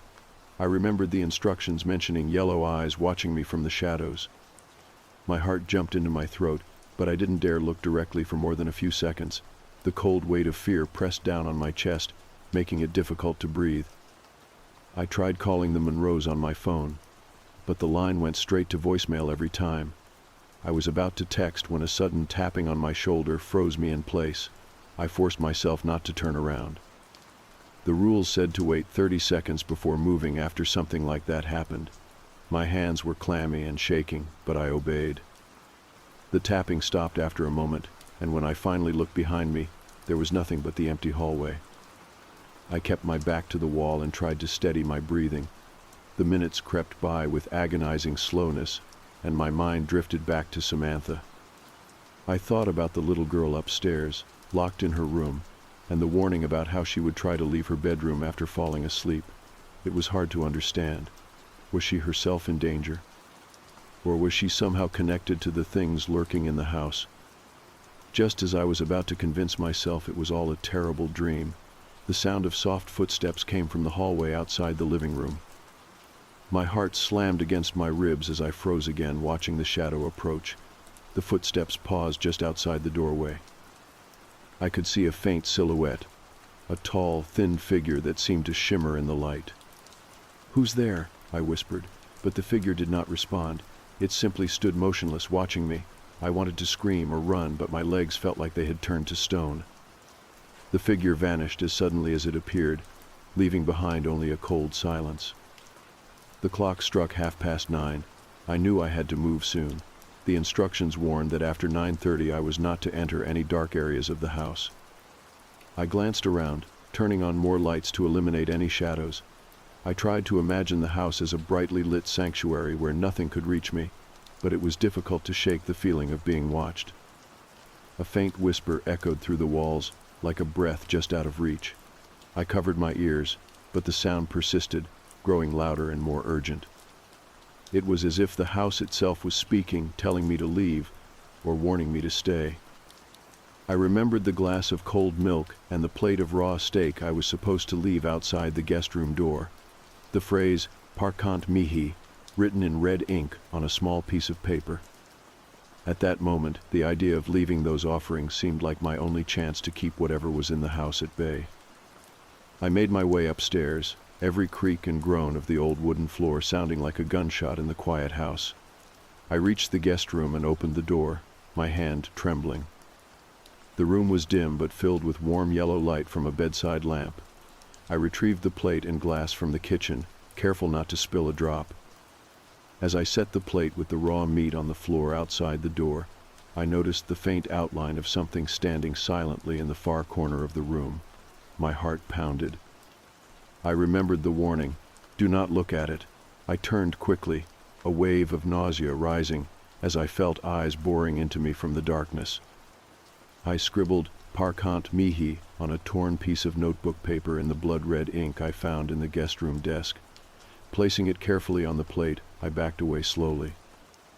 The growling had grown louder again, filling the house like a living thing, and somewhere deep in the walls, I thought I heard footsteps moving closer. I slipped in earbuds I'd brought with me and tried to focus on the music in my ears, hoping it would drown out the muttering that seemed to emanate from the figure in the corner.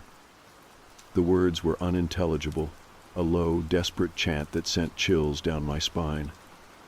Every now and then, I thought I caught a glimpse of the figure shifting, changing shape ever so slightly when I wasn't looking directly at it.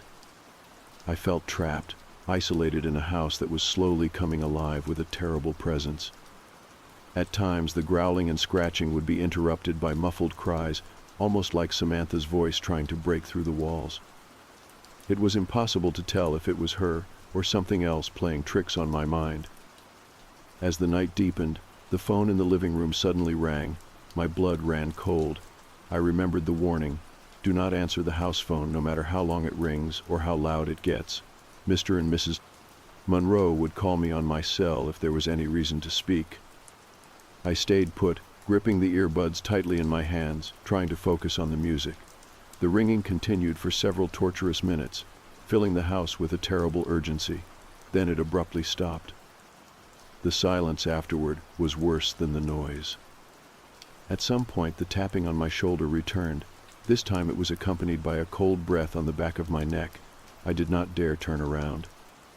I spent the rest of the night in the guest room, sitting on the edge of the bed with the door locked behind me, trying to keep the plate and glass intact as the house around me whispered, growled, and waited. The clock in the hallway ticked slowly toward morning, but I felt like I had been trapped there for an eternity. I don't know how much longer I can stay. The rules say I have to wait until morning, but every second feels like a test. I'm afraid that if I break the rules, whatever is in this house will come for me. I just want the sun to rise." The house seemed to grow colder as the night wore on, the shadows deepening until every corner felt like a cavern. I sat on the edge of the guest bed, my mind racing as I tried to keep track of the time and the strange occurrences that had taken hold of the house. The growling had faded somewhat, but the silence that replaced it was no less oppressive. It felt as though the house was holding its breath, waiting for something I couldn't see or understand. Despite the warnings, my curiosity gnawed at me relentlessly. I found myself thinking about Samantha's room, about the locked door that separated her from whatever haunted this place. The girl's innocent voice kept echoing in my head, reminding me of the peculiar instruction to keep her door locked no matter what. What was she hiding behind that door? And what was so dangerous that even her parents seemed terrified? I remembered the small notes from Mrs. Monroe, the one about not answering the phone if a man with a deep voice answered, and the instructions about the strange ritual with the raw meat and the glass of milk. Every word weighed on me, making the house feel heavier with every passing moment. I hadn't yet dared to leave the safety of the guest room, but the thirst and hunger gnawed at me like another unwelcome presence. Around midnight, I finally decided to get up and head to the kitchen. The house felt empty, but every creak and groan made me jump. The lights flickered once as I passed the hallway, and I swore I saw the yellow eyes peeking at me from the darkness, just as the note had warned. My skin prickled with fear, but I kept walking, determined to get the glass of milk and the piece of raw steak. The kitchen was cold, with only the dim light of the fridge illuminating the counters. I found the steak wrapped in wax paper and carefully placed it on a small plate. Next, I poured a glass of cold milk. As I stood there, I caught a glimpse of movement out of the corner of my eye. A shadow slipped past the window, disappearing into the night. I swallowed hard and told myself it was only an animal, perhaps a raccoon or a stray cat. Carrying the offerings back upstairs, I felt the weight of unseen eyes following me. I placed the plate and glass just outside the guest room door, on the floor beneath the small red paper that bore the strange words, Parkent Mihi. The ritual felt bizarre, but I trusted Mrs. Monroe's instructions implicitly. If this was how I could keep myself safe, I would follow every step to the letter. Returning to the guest room, I locked the door behind me and sat back down on the bed. I plugged in my earbuds and tried to drown out the whispering sounds with music, but even that offered little comfort. The figure in the corner was still there, barely visible in the low light. I refused to look directly at it, focusing instead on the soft hum of the melodies in my ears. Suddenly, a soft scratching sound started at the door, as if someone or something was fingernails dragging slowly along the wood. I held my breath and tried to keep my mind steady. The scratching turned to light tapping, then gentle knocks. It was rhythmic and deliberate, like a code I couldn't decipher. I remembered the note warning about knocks and voices trying to trick me. I didn't respond, didn't move, and after a few moments, the sounds ceased. Later, the whispering became clearer, but it was no longer a murmur from the shadows. It sounded almost like words, spoken softly but urgently. I couldn't understand what was being said, but the tone was desperate, pleading, and full of sorrow. It made my heart ache in ways I could not explain. At one point I heard footsteps pacing outside the guest room door, slow and heavy. Then a pause, then the scratching again. The atmosphere grew thick with tension, and I found myself praying for dawn to come faster. I thought about the strange warnings about the basement. At 10 o'clock, I was told, there would be noises of people moving down there. The urge to investigate would become nearly impossible to resist, but I was not to go down no matter what. I felt that urge even now, an odd pull toward the unknown beneath the floorboards, but I fought it, remembering the cold glass of milk that was supposed to help. I even thought about getting up to drink some, but a sudden loud bang in the hallway made me freeze. My heart leapt as I pressed my back against the door, holding my breath. Minutes later, the house settled again, but my nerves were shattered. I realized I had to keep moving, stay alert, and trust the strange instructions that seemed to be my only shield. I pulled out the note again, reading the words over and over, clinging to every rule as if my life depended on them.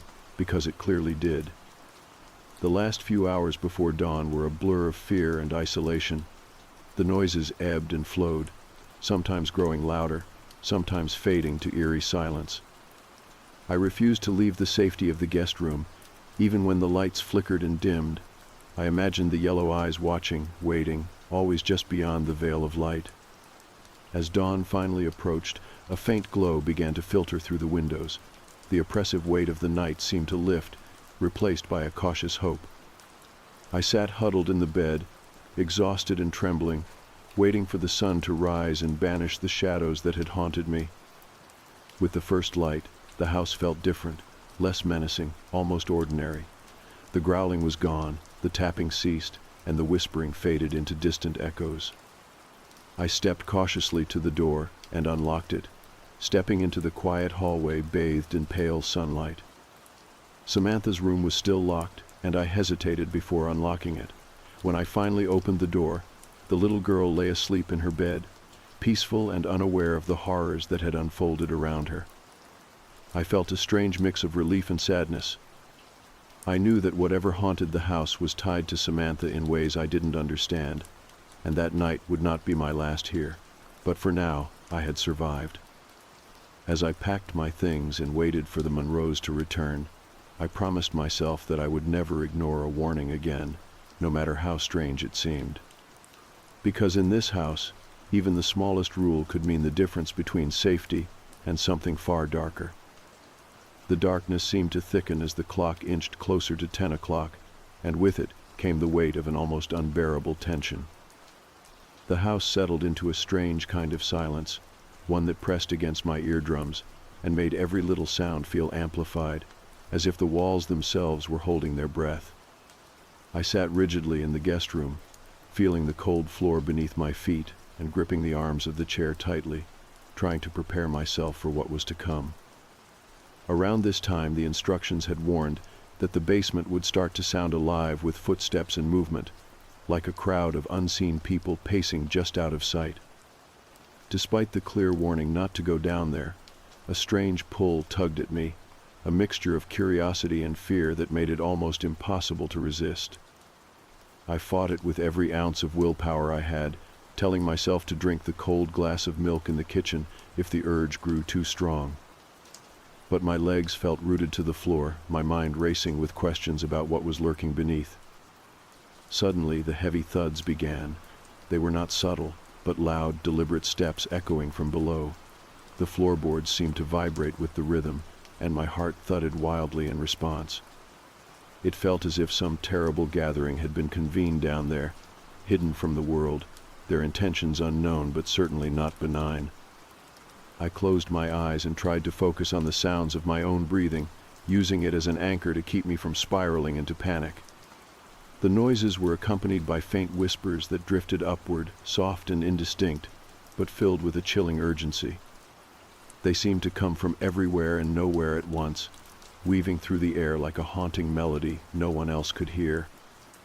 The house suddenly felt alive in the most unsettling way, as if it were watching, waiting, and possibly even feeding off the fear that swelled within me. I reminded myself of the other rules etched firmly into my memory. No answering the phone if a man with a deep voice picks up. Don't turn around if something taps your shoulder. And absolutely no meat after 8 o'clock, since it could be perceived as a threat. Every detail felt like a lifeline, a thread that connected me to sanity amidst the madness. Just when I thought I might lose control, the scratching sound started again, soft at first, like nails dragging slowly over wood, then growing louder and more frantic.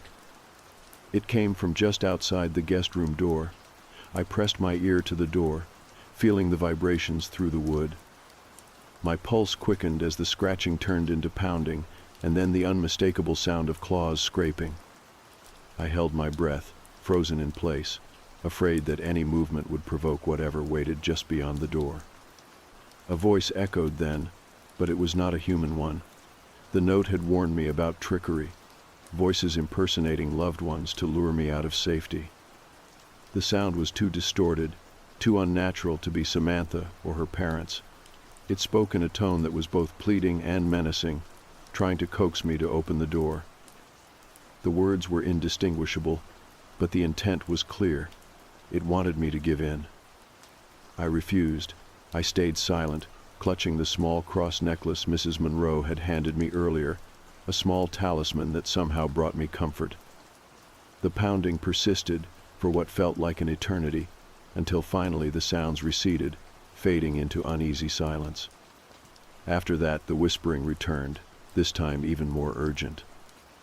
I thought I could make out words like leave, danger, and stay. It was as if the house itself was warning me, or maybe pleading for me to escape whatever it was trapped inside. I pressed my back against the door, wondering if I could make it through the night without breaking down. The hours dragged on, each minute heavier than the last. I had long since given up trying to watch television or distract myself. The eerie atmosphere of the house made it impossible to focus, and every shadow seemed to twist and shift with malicious intent. The occasional flicker of lights only heightened my anxiety, turning familiar objects into ghostly silhouettes. I thought about Samantha again, wondering what she was dreaming about in her locked room. Was she safe, or was she part of whatever dark secret this house held? The memory of her sweet smile clashed with the growing dread inside me. I wanted to reach out, to comfort her, but the warnings echoed louder than my instincts. Do not open the door after 8 o'clock. As the night deepened, my eyelids grew heavy despite the adrenaline. I tried to rest, but the fear was a persistent shadow that refused to fade. At one point, I thought I saw movement in the corner of the room, a dark figure standing still and watching. I did not dare look directly at it, knowing the instructions to avoid eye contact. Instead, I focused on the music playing softly in my earbuds, a fragile barrier between me and the unknown. The faint sound of whimpering reached my ears, low and sorrowful. The note had warned me about the dog that did not exist, and I shivered as the realization sank, in that the sound was coming from somewhere deep within the walls. I curled up tighter on the bed, wishing for the morning light, for safety, for anything to end this nightmare. Then, at precisely 10:30, the atmosphere shifted again. The house seemed to exhale, as if a long-held breath had finally been released. The pounding in the basement ceased abruptly, replaced by a profound silence that felt almost unnatural. The whispering grew faint, then stopped altogether. Exhausted and trembling, I sank onto the floor, tears streaming down my face as the weight of the night finally broke through my defenses. I didn't know what had happened, or what had been so close to me. I only knew that I had survived, and that dawn was my only hope. I clutched the note once more, my fingers tracing the words that had been my guide through darkness. I promised myself that I would follow every rule, no matter how strange or terrifying, because in this house, safety was a fragile, elusive thing, one that I could only grasp by obeying the unknown forces at play. As the first light of morning crept through the curtains, I allowed myself a moment of fragile hope, knowing that the house would hold its secrets for another day, and that I was still very much a part of its unfolding mystery. The dawn broke slowly, spilling pale light through the heavy curtains of the guest room, yet despite the arrival of morning, the oppressive atmosphere of the house remained unchanged. My body ached from hours of tense stillness, every muscle stiff and sore from the vigilance I'd maintained throughout the night. Sleep had eluded me entirely, replaced by a relentless watchfulness and a deep, gnawing fear that had settled like a stone in my stomach. As I lay there on the cold floor, I tried to make sense of the events that had unfolded, replaying every detail, every sound that had crept through the shadows. The growls, the scratching, the whispers, and the pounding footsteps beneath the floorboards. It all felt like a nightmare I couldn't wake from, but this was no dream. It was real, all too real, and the house had shown me its dark side in ways I could never have imagined. I pulled the note from my pocket once more, its worn edges a grim reminder of the warnings and instructions I had so carefully tried to follow. I had done everything I could to protect myself, to stay within the fragile safety net the Collins family had woven for me. Locking Samantha's door, staying in the living room with the lights on, avoiding the basement, not answering the phone, and not turning around if I was tapped on the shoulder. It all seemed absurd at first, but now every rule was etched into my mind like a lifeline. I wondered what had become of Samantha. I could still hear the muffled sounds from her room, the faint whimpers and growls that had shaken me to my core. Had the locked door really been enough to keep her safe? Or was there something more sinister at work, something that even the strictest precautions couldn't stop? The thought made my heart race anew, and I felt a fresh wave of helplessness crash over me. The house was eerily quiet now, but I knew better than to trust that silence. It was the kind that filled the spaces where danger lurked unseen, waiting to reveal itself again when I least expected it. The walls seemed to breathe with secrets, shadows pooling in corners and stretching across the floor like dark fingers reaching out to claim me. I rose slowly, every step cautious as I moved toward the kitchen to fetch another glass of milk. The note's advice had been clear. The milk was a shield against the urges and temptations that the house would try to impose. My hands trembled as I opened the refrigerator, searching for the cold bottle, and I took a long drink, the chill spreading through my chest and calming some of the tension. Just as I set the glass down, a faint movement caught my eye from the hallway. I froze. The corner of my vision had been filled with a shifting shadow, something dark and indistinct. My mind screamed at me not to look directly, but curiosity and fear battled within me. Slowly, I turned my head just enough to glimpse a figure standing silently at the edge of the living room. It was a man, or at least something resembling a man. His features were obscured by the dim light, but the shape was unmistakable, tall, thin, and unnaturally still. His eyes glowed faintly yellow, piercing the darkness with an intensity that made my skin crawl. For a moment, our gazes locked, and I felt an overwhelming chill that spread through my entire body. The figure did not move or speak. Instead, it simply watched me with a calm that felt anything but peaceful. Then, without warning, it vanished, melting back into the shadows as if it had never been there. My breath came in ragged gasps, and I clenched my fists to steady myself. Whatever that was, it was a reminder that I was not alone in this house, and that the warnings I had received were only the beginning. I thought back to the part of the note that spoke of the figure that might appear in the corner of the room, urging me not to look at it or listen to its muttering. I had tried to follow that advice, but now I wondered how much more I could endure before the terror became too much. The hours passed slowly, filled with an unshakable sense of dread. I kept the lights on as much as possible, the harsh artificial glow pushing back the darkness, if only slightly. The old grandfather clock in the hallway chimed solemnly, marking each hour with a weighty reminder of how much time had elapsed since I'd entered the house, and how much longer I might have to stay. At one point, I heard a soft whimpering coming from the far end of the hall. The note had warned me about a dog that did not exist, but the sound was unmistakably canine. It was pitiful and distant, like the cries of an animal trapped and in pain. I wanted to follow the sound, to find the source and offer comfort, but the rules forbade me from wandering the house after dark. Fear won over compassion, and I stayed rooted in place, fighting back tears as the sound faded away. When night edged toward morning, the pounding in the basement started again. The familiar thuds echoed through the floorboards, growing louder and more frantic. I clenched my teeth and kept my back firmly against the wall, repeating the mantra that had carried me this far. Do not go down there. Do not open Samantha's door. Stay in the light. Suddenly, the pounding stopped as abruptly as it had begun. The silence that followed was heavier than before, a suffocating blanket of stillness that pressed down on my chest. I realized then that I had no idea how much longer I could survive this ordeal. Exhaustion overtook me, and I sank down onto the floor, hugging my knees to my chest. The darkness no longer seemed quite so menacing in the weak light of dawn, but the memories of the night's horrors clung to me like shadows refusing to fade.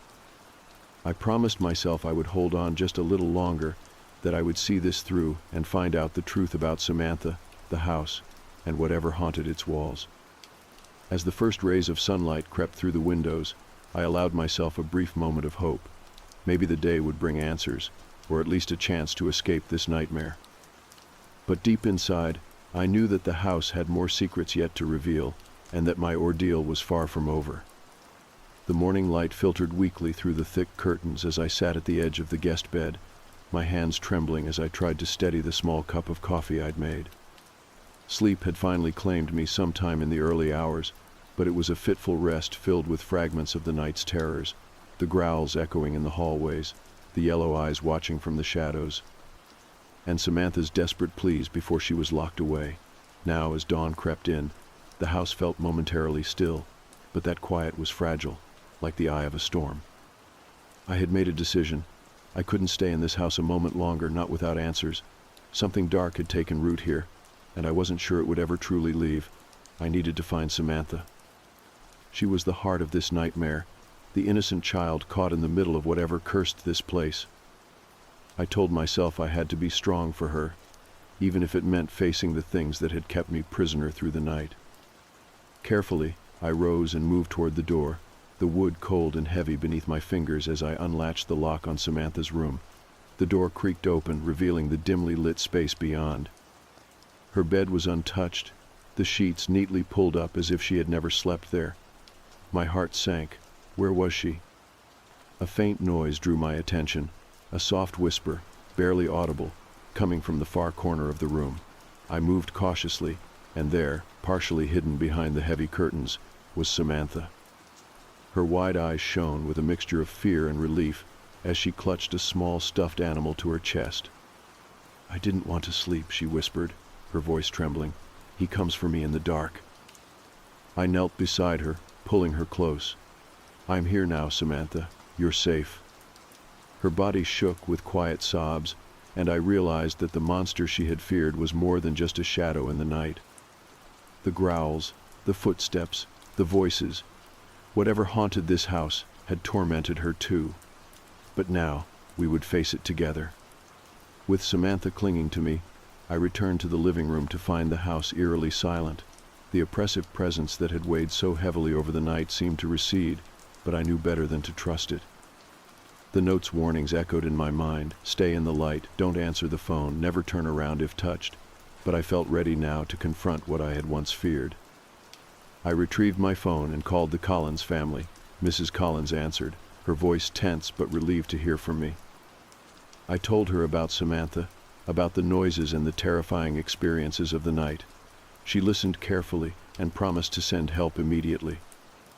Minutes later, headlights flashed through the trees as Mr. and Mrs. Collins returned, accompanied by a team of local officers and a priest carrying a small vial of holy water.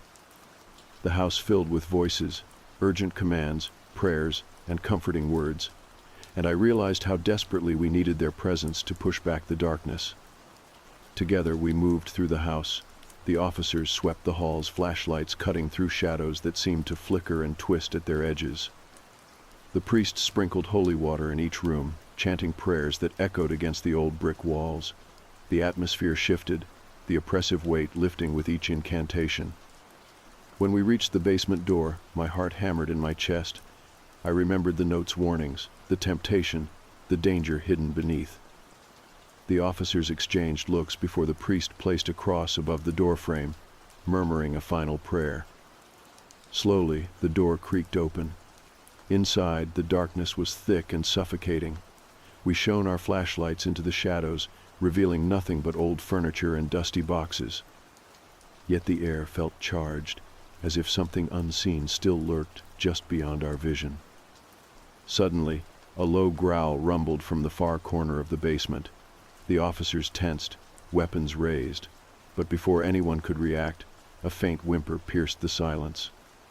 Samantha, trembling but brave, stepped forward and pointed toward a small crawl space beneath the stairs. Inside the cramped space, we found a hidden door. With effort, one of the officers pried it open to reveal a narrow tunnel descending further underground. The darkness was impenetrable, but we knew we had to follow.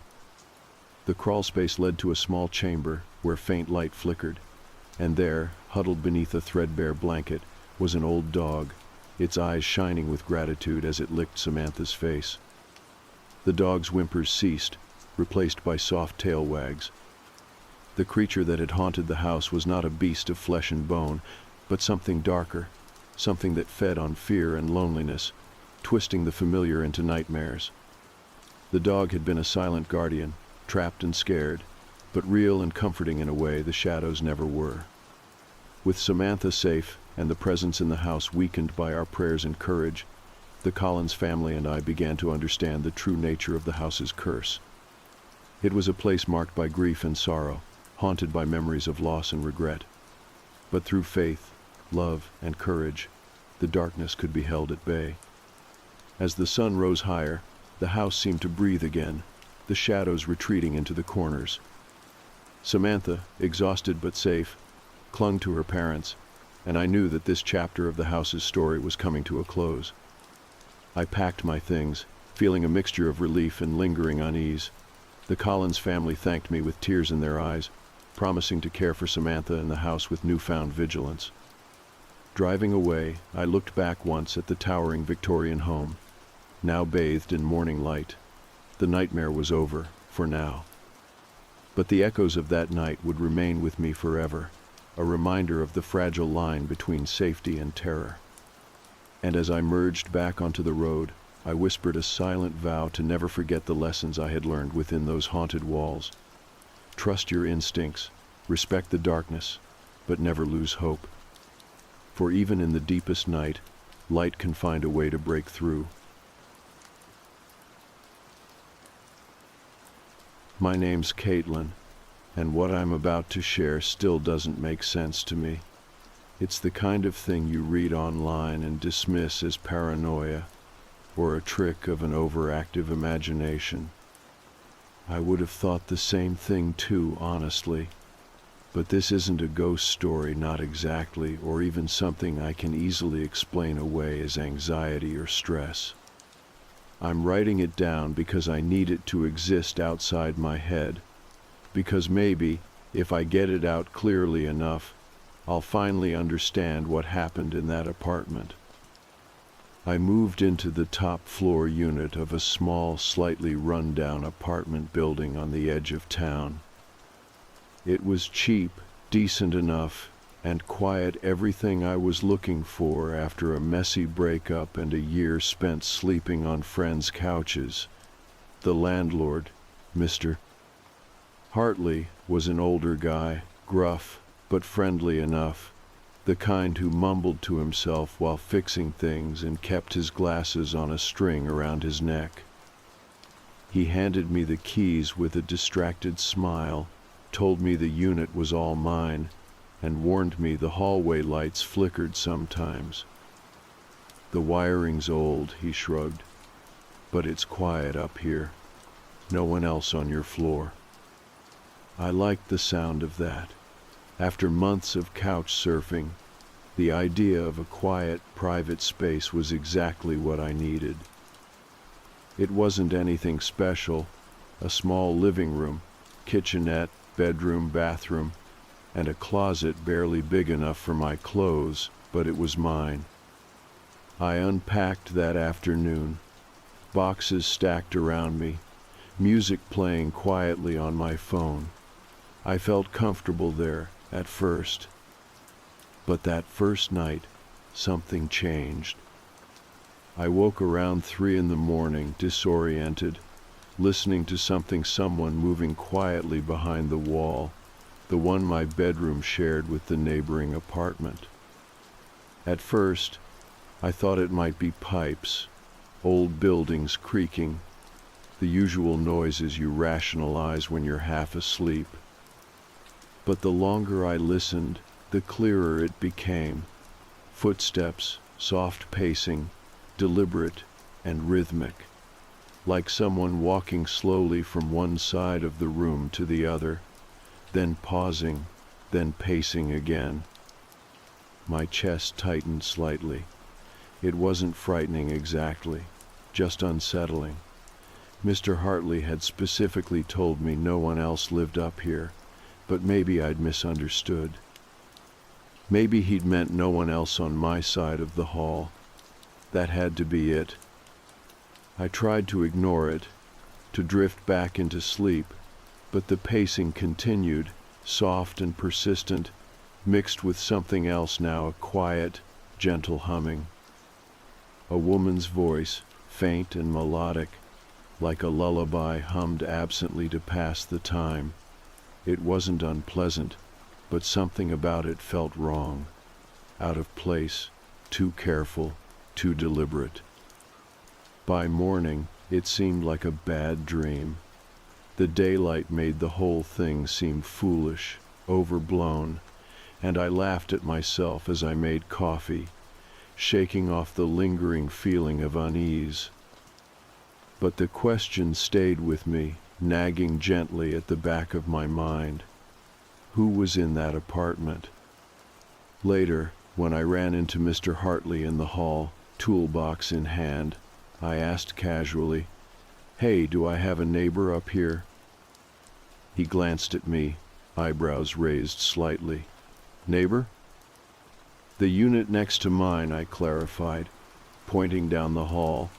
"Thought you said no one lived there, but I heard someone last night, moving around, humming, just wondering who it was." He stared at me a moment longer, then shook his head. "You must have heard wrong. Nobody lives there." I frowned slightly. "Are you sure? I definitely heard something." "Apartment sealed," he interrupted firmly. "Has been ever since the fire 5 years ago. Nobody's been in there since then. Walls are thin, that's all." I stood there, suddenly uncomfortable, unsure what to say next. Mr. Hartley seemed to notice my unease, his expression softening slightly. "Just old noises, Caitlin. Nothing to worry about, I promise." He walked away without another word, leaving me standing awkwardly in the hallway, feeling somehow foolish and unsettled at the same time. Later, when I passed by the unit, I paused, staring at the closed door. It looked ordinary, same faded paint, same brass numbers, but something about it now felt different, heavier. I reached out slowly, pressing my palm flat against the wood. It was warm, warmer than it should have been. Not hot exactly, but noticeably warm to the touch, as if something behind it was radiating heat. I stepped back quickly, pulse quickening. Mr. Hartley had said nobody was inside, that it was sealed. But I'd heard something. I knew I had. That night, sleep was difficult. Every time I began drifting off, my ears strained automatically for sounds from the neighboring apartment. But this time it was silent, completely silent. Until, just after midnight, I heard it. A scratching noise, soft but unmistakable, coming from behind the shared wall. Slow, deliberate scrapes, as if fingernails were gently dragging across the drywall, testing the barrier. I sat up, heart hammering, every muscle tense. The scratching continued, slow and steady, moving gradually along the wall, as if tracing a careful path. Then abruptly, it stopped. I held my breath, waiting, hoping it was over. Then came the knock. Just one gentle, deliberate, soft enough to have been imagined if I hadn't been listening so closely, but I heard it clearly. One single, careful tap. I couldn't move, couldn't breathe. I sat rigidly, staring at the wall, waiting for something else, anything else. Nothing came. Eventually, exhaustion pulled me into sleep. But the next night, it happened again. The scratching, slow and careful, followed by 3 soft knocks, evenly spaced, patient and deliberate. And then, just as I was about to convince myself it was my imagination, I heard it clearly, a voice, quiet and muffled, coming from the vent beside my bed. A whisper, soft and tentative, barely audible through the metal grate. "Is it safe to come out yet?" My breath caught painfully. Every instinct in me screamed not to reply, not to acknowledge whatever was happening. I stayed silent, frozen, heart racing in my chest, listening carefully for anything else. But nothing more happened that night. No scratching, no pacing, no humming. In the morning, everything felt normal again. The apartment was quiet, ordinary, bathed in sunlight. I could almost convince myself I'd dreamed it all. Until the knocking began again, this time from inside my closet door. The knocking from inside my closet wasn't loud. It was gentle, hesitant, as if whoever or whatever was behind the door didn't want to startle me, but it did. My heart slammed so hard against my chest it actually hurt, and for a long moment, all I could do was stare at the closet door, waiting for it to happen again. But the knocking stopped almost as suddenly as it started, leaving the apartment heavy with a silence that felt louder than the sound itself. I couldn't move at first, could barely breathe. It was as if something had shifted, broken some unspoken boundary. The noises through the wall were one thing I could rationalize them, dismiss them as pipes or mice or even dreams. But this was different. This was in my space, closer than ever, impossible to deny or ignore. Finally, after what felt like hours but was probably only minutes, I stood carefully, never taking my eyes off the closet. My legs felt weak, unsteady beneath me. I took a slow step forward, then another, my hand reaching out toward the handle, but before I could touch it, I stopped, every muscle tensed, every nerve ending alive, screaming at me to reconsider. I stepped back quickly, retreating to the living room, grabbing my phone as I sat heavily on the couch. My hands shook as I scrolled through my contacts, desperate for someone to call, someone who might listen and help me make sense of this. But every name I landed on felt wrong. Friends who'd worry I was losing it, family who'd tell me to leave immediately, or worse, brush it off as paranoia. Finally, I called Mr. Hartley. I didn't know what else to do. He answered after 3 rings, sounding tired and slightly annoyed. "Caitlin, is everything okay?" I took a breath, struggling to steady my voice. Something's wrong with the apartment. There was a pause on his end, a shift in tone. What kind of something? "The noises I mentioned yesterday. They're worse, and now they're inside my closet." Another pause, longer this time. When he spoke again, his voice was quieter, strained. "That's not possible, Caitlin. It's an old building. Sounds carry strangely sometimes. I told you, no one else is up there." "Can you please just come up and check?" I begged, feeling tears sting behind my eyes. "I swear I'm not imagining this." He sighed heavily, reluctantly. "Give me a minute."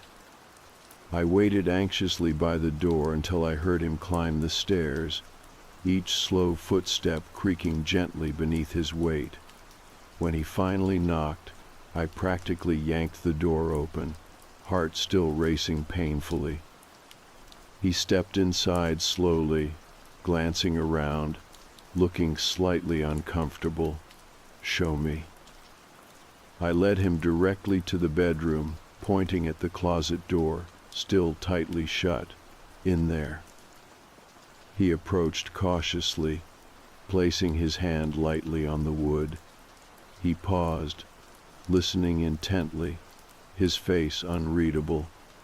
Then he opened it quickly, stepping back just enough to reveal nothing. Just clothes, shoes, a suitcase pushed back into a corner.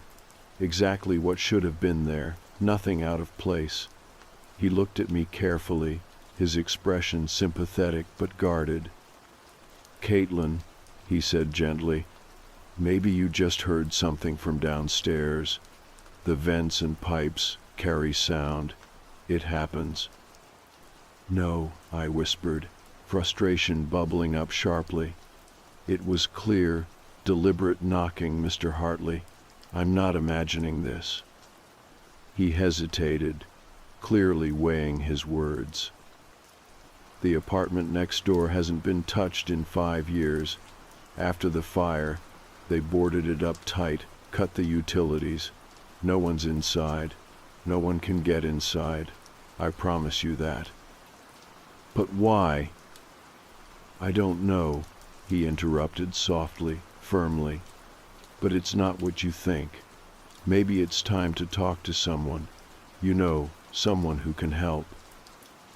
I stared at him, anger and humiliation mingling painfully inside me. He thought I was losing it. Maybe I was starting to wonder myself, but it didn't make the fear any less real. He left quietly after that, promising to check the unit again to ease my mind, but his voice was gentle and placating the way you speak to someone fragile or disturbed. I shut the door behind him, leaning against it, breathing shallowly, feeling completely alone. The rest of the day, I stayed away from the bedroom, moving restlessly around the living room, the kitchen, forcing myself not to glance at that closet door.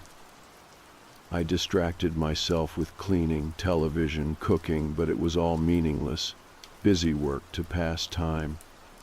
As night approached, anxiety coiled tighter and tighter inside me. Eventually, I couldn't avoid it any longer. I stepped back into the bedroom, trying to convince myself nothing was wrong, that it had been my imagination, or the pipes, or something harmless.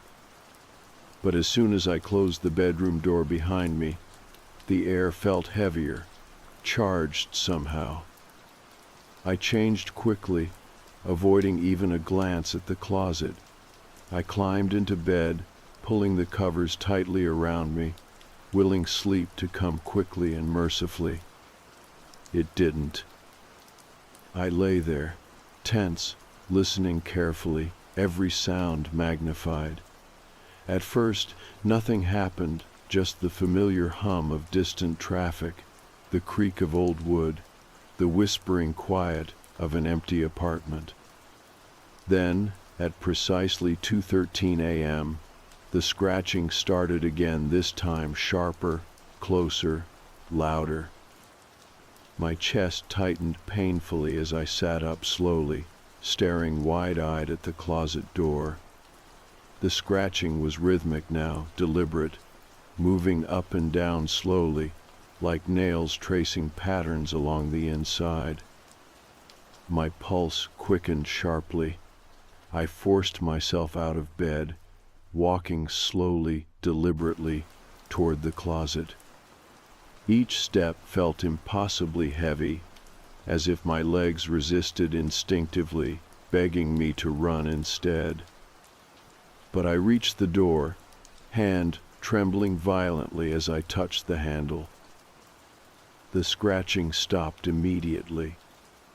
My breath caught painfully. Slowly, carefully, I turned the handle and opened the door. Inside, the closet looked exactly the same. Nothing moved, nothing out of place. My clothes hung neatly, my shoes sat quietly, everything normal. Except for one small thing.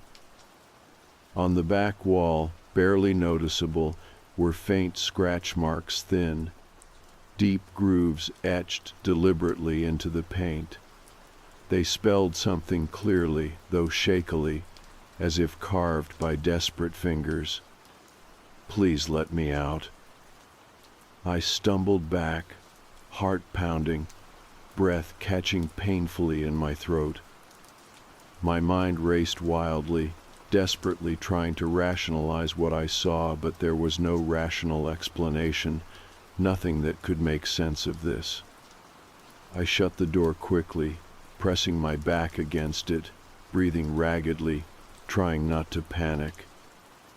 But even as I stood there, frozen and terrified, I heard it again, a soft whisper, barely audible, coming clearly through the vent above me. The same voice as before, trembling slightly with desperation. "Please, I don't want to be alone anymore." I didn't sleep at all that night. How could I, knowing what was happening behind the walls of my own apartment? I sat up in bed, the light on, eyes fixed firmly on the closet door, half expecting it to slowly creak open or for the whisper to return. But it stayed quiet after that plea, silent enough to almost make me doubt myself again. Almost. By the time dawn broke, pale and hesitant, I felt drained, my nerves raw and jittery. I couldn't face another day trapped here alone, spiraling into panic. I got dressed quickly, barely glancing at my reflection, dark circles, hollow eyes, and left without eating, needing air and space to clear my head. I spent hours wandering aimlessly around town, stopping in coffee shops I'd never visited before, sitting at bus stops I had no intention of using, anything to delay returning home. But no matter how far I walked or how long I lingered, the apartment lingered with me, its walls, its whispers, the scratching behind my closet door. Eventually, exhausted and out of options, I found myself back at the building entrance, staring reluctantly up at the top floor windows. I climbed the stairs slowly, each step heavy and reluctant. When I reached the top floor, Mr. Hartley was already standing there, toolbox in hand, waiting patiently outside my door. "Caitlin," he said gently, almost apologetic, "can we talk?"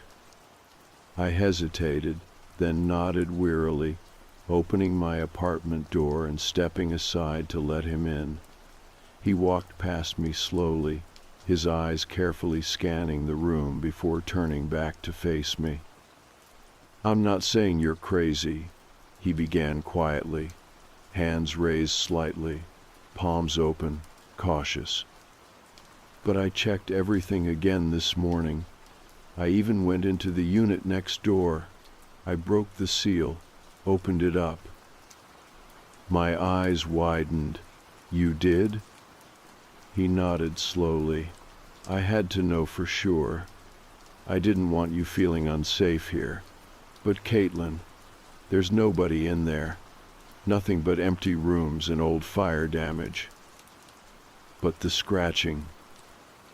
"I don't know," he said softly, cutting me off gently. "Maybe mice, maybe old pipes, maybe echoes. This place has history, you know. Sounds get stuck. Memories, too." I stared at him helplessly, feeling the tightness in my chest worsen. "You saw the scratches in my closet I showed you." He looked down, clearly uncomfortable. "I saw them, yeah, but I don't know when they got there. Could have been from before you moved in.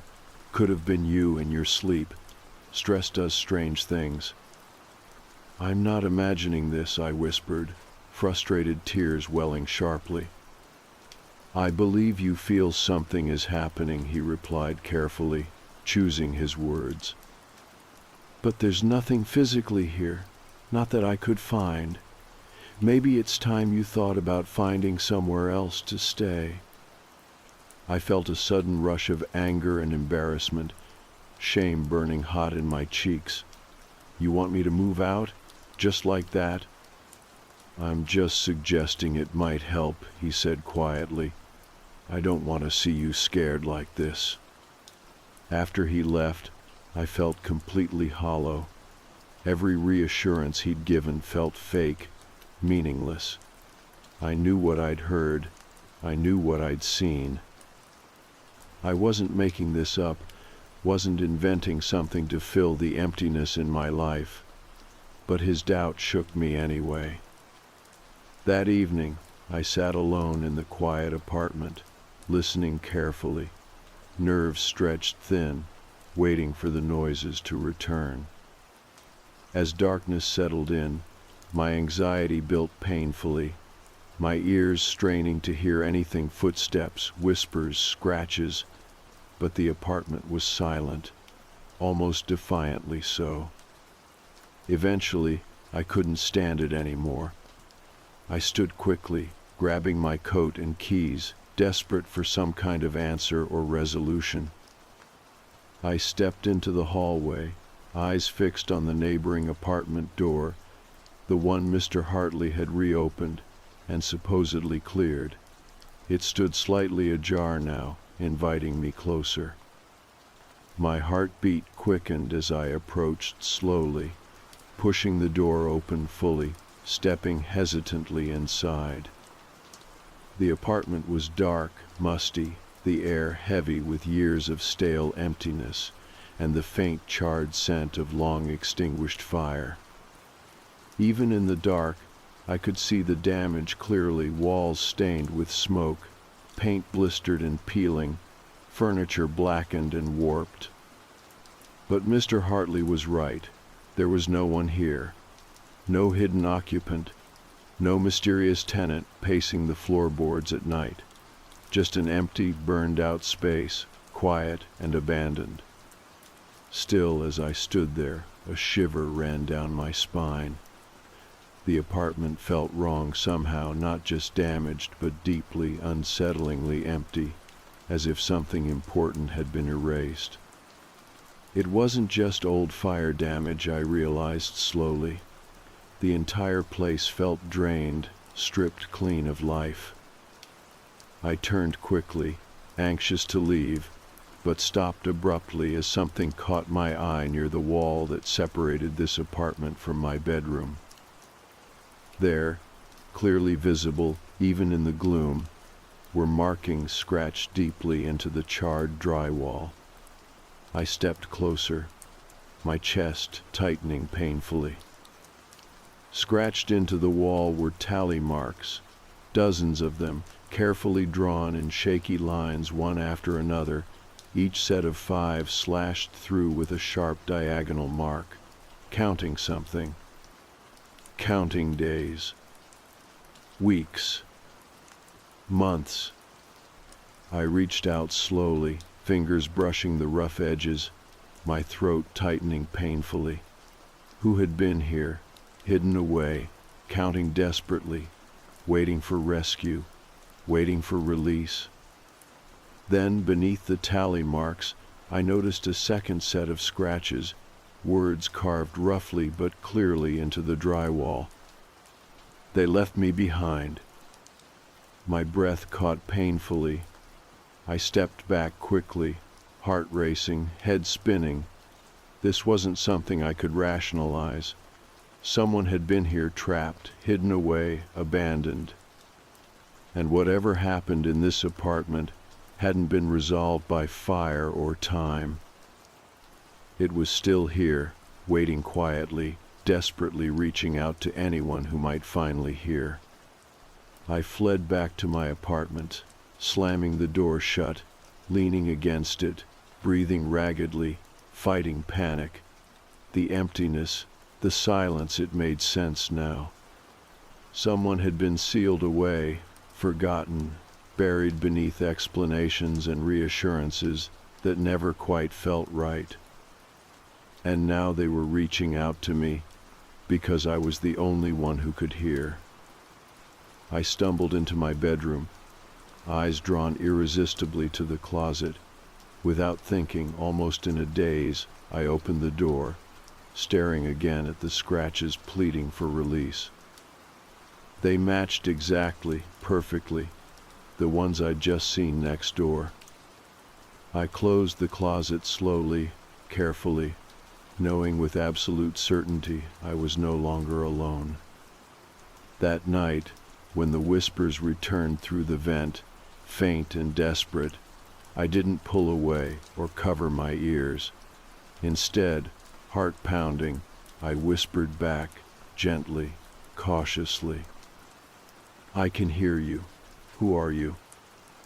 There was silence for a long moment, heavy and expectant. Then quietly, shakingly, the voice replied, "I don't remember anymore. They took my name when they left me here." My throat tightened painfully. "Who's they?" The voice hesitated, then answered softly, fearfully, "The ones who started the fire." As I sat there, heart hammering, cold realization washed over me. The fire hadn't been accidental. It had been deliberate, meant to hide something or someone. And now, 5 years later, that someone was reaching out, desperately pleading to finally be remembered. And they had chosen me to listen. I sat there in the dark, staring at the wall vent, trying to process the quiet words that had drifted through from the other side. My heartbeat was fast, uneven, and my mind raced as I struggled to understand the reality I had somehow stumbled into. It felt impossible, yet undeniably real. A fire that had sealed off an apartment, a person trapped inside, abandoned, hidden away, their existence carefully forgotten, someone who didn't even remember their own name anymore. I swallowed hard, leaning closer to the vent, voice trembling slightly. "Why did they leave you here?" For a long moment, silence. Then carefully, softly, the voice came again, hesitant, as though the words were difficult to form. "Because I saw them." "Saw who?" I asked quietly, breath caught in my throat. Another pause, heavier this time. "The ones who burned it." My mind spun, heart racing. "They locked you in because you saw them start the fire." "Yes," came the whispered reply, quiet but steady. "They wanted everyone gone, but I hid. They didn't know I was still here until after. By then, it was easier just to leave me." My chest felt tight, painful. The implications were staggering, impossible. Someone had deliberately set the fire. Someone had intentionally abandoned a witness, trapped and forgotten for 5 whole years. And Mr. Hartley, had he known, had he lied? I took a shaking breath. "Are you hurt? How have you survived?" "I'm not sure," came the soft, uncertain reply. "Time doesn't mean much now. I just wait. I've tried to leave, but the door won't open. I don't know how long it's been, only that it's felt very long." My mind struggled to grasp it. How could someone survive sealed in an empty apartment, cut off from food, water, sunlight, everything?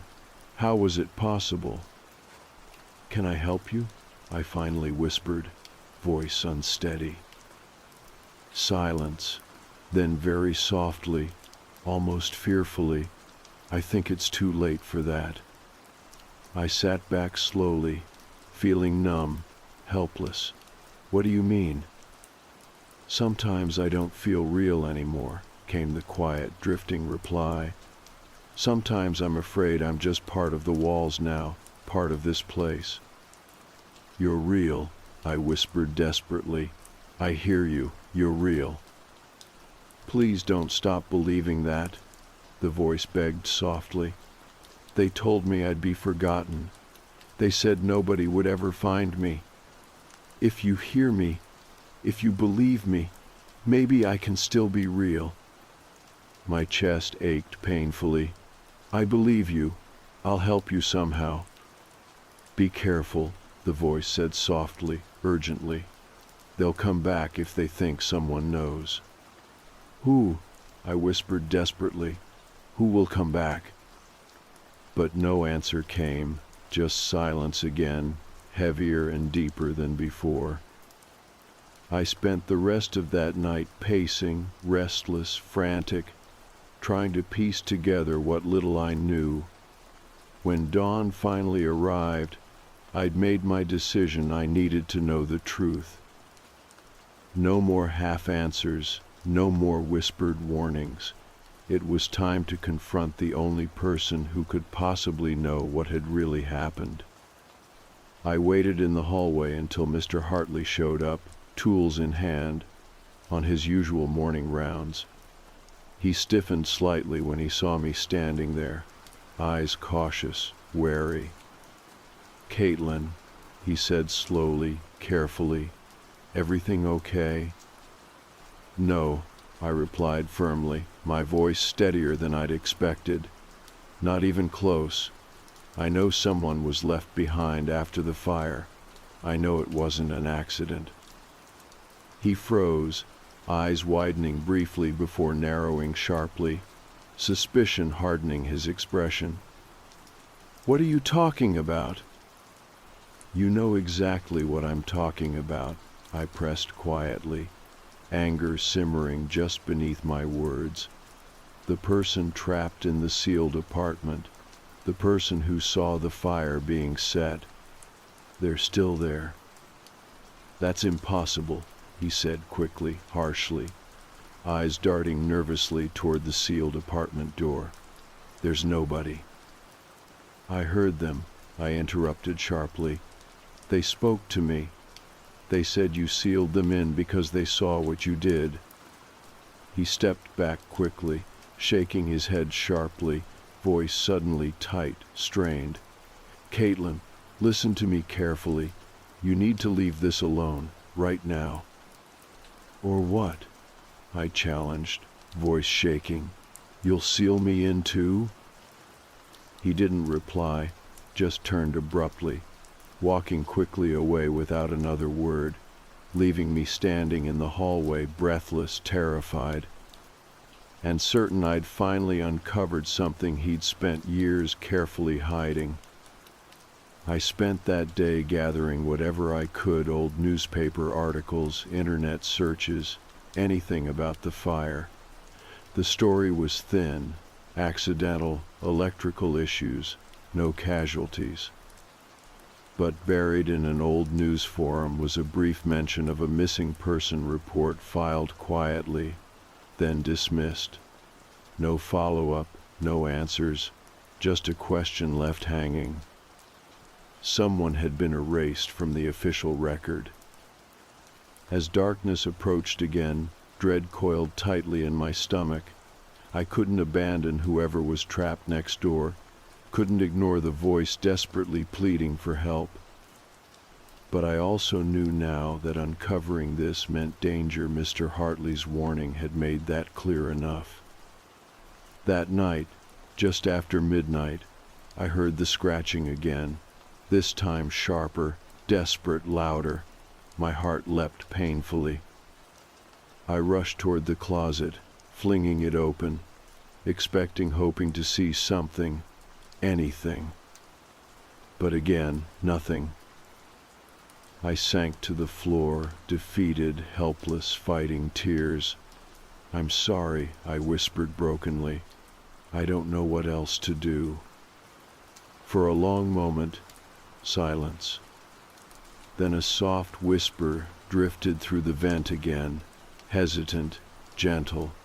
"You've already done enough." "What do you mean?" I replied softly, head spinning. "You heard me," the voice said quietly, almost gently. "You believed me. That's more than anyone else has ever done." "I can't leave you here," I whispered, throat tight with tears. "I can't walk away knowing you're trapped." "I don't think you have a choice anymore," came the soft, regretful reply. "They know now. They won't let you keep asking questions." "Who?" I asked again desperately. "Mr. Hartley? Is he the one who did this?" The whisper hesitated briefly, then quietly answered, "He helped." But there are others, and now they know you've found me. My blood ran cold. What should I do? Leave, the voice urged softly, almost pleading. Before it's too late. Before you become like me. I shook my head, stubbornness and fear mixing painfully. I won't just abandon you. You're not abandoning me, came the gentle reply. You're keeping yourself safe. If you go, at least I'll know someone remembered me. My chest tightened painfully. What's your name?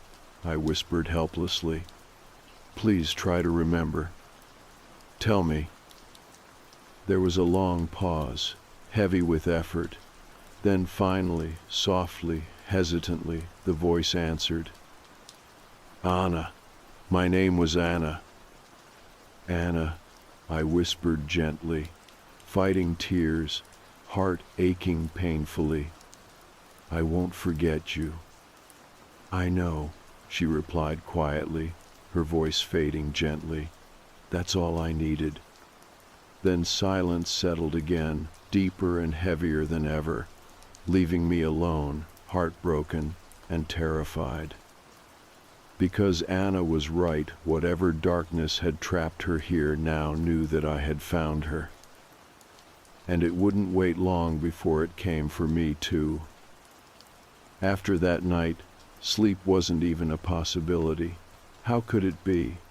Knowing what I knew now, every noise, every shadow, felt like it carried a threat. Anna's whispered warning stayed lodged in my mind, playing over and over.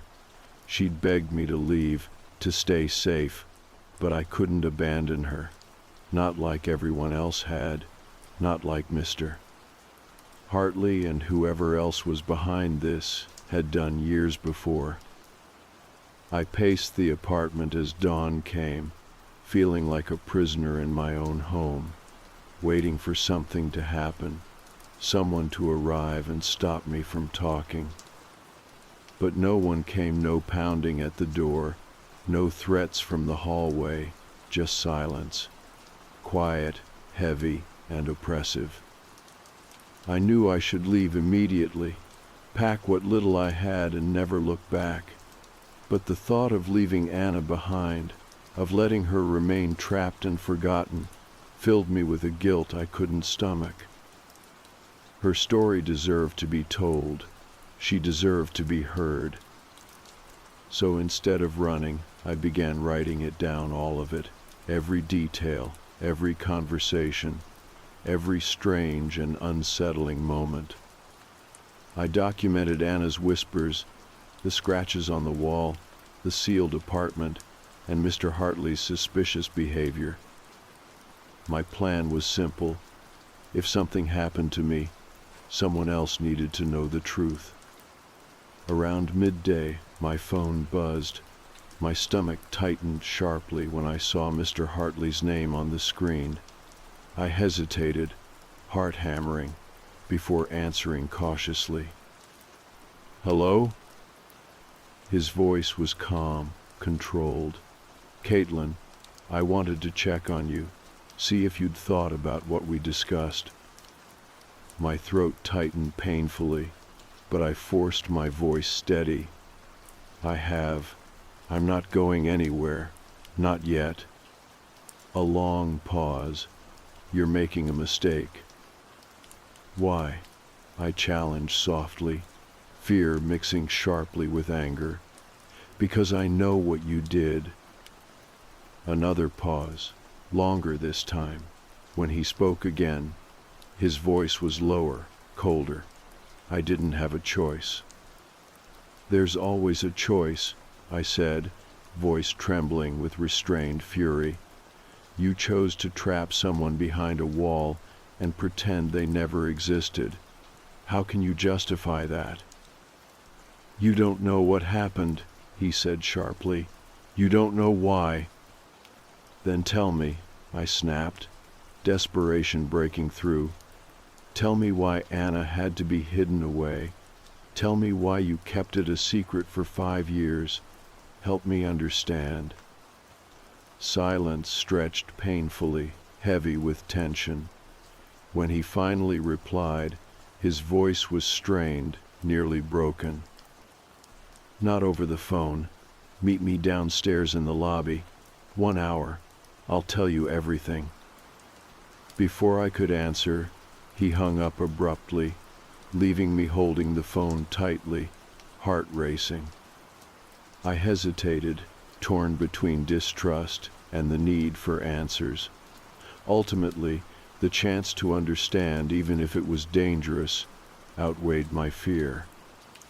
1 hour later, I stood anxiously in the lobby, heart hammering as Mr. Hartley arrived, looking older, wearier than I'd ever seen him. He motioned me toward a small maintenance room behind the main staircase, shutting the door carefully behind us. "I don't have long," he began, voice low and urgent. "They're watching me now." "Who's watching you?" I demanded, desperate for clarity. "The owners," he replied bitterly, "the people who paid me to keep quiet after the fire." "So there was a fire?" I pressed, confusion swirling. "Or was it intentional?" He sighed heavily, shoulders sagging. "It was intentional. Anna saw them. She saw everything." "Saw what?" I whispered harshly, fear tightening my throat. His eyes flicked toward the door nervously, then back to me, resigned. They were trying to clear out the building. Insurance money, redevelopment plans. It doesn't matter. Anna saw them setting the fire. She recognized them. The fire spread faster than they planned, and by the time it was out, Anna was hiding in the back room, terrified. They found her afterward, scared and desperate, ready to tell everyone what she'd seen. My chest tightened painfully, anger and sorrow mingling. "And you let them lock her away?" "I didn't have a choice," he snapped, eyes wild, voice breaking. "They threatened me, my family. I thought they told me it would just be temporary. Just long enough to sort things out. But it wasn't temporary. They sealed the apartment, erased her from records, threatened me again every time I considered speaking up. By then it was too late. Anna was supposed to disappear quietly." "But she didn't," I said quietly, my voice shaking. He shook his head slowly, grief-stricken. "No, somehow she stayed. I don't know how, I don't understand it. She's been there ever since, trapped in that place, and I couldn't do anything about it." "You could have tried," I whispered, anger burning sharply now. "You should have tried." He looked down, defeated.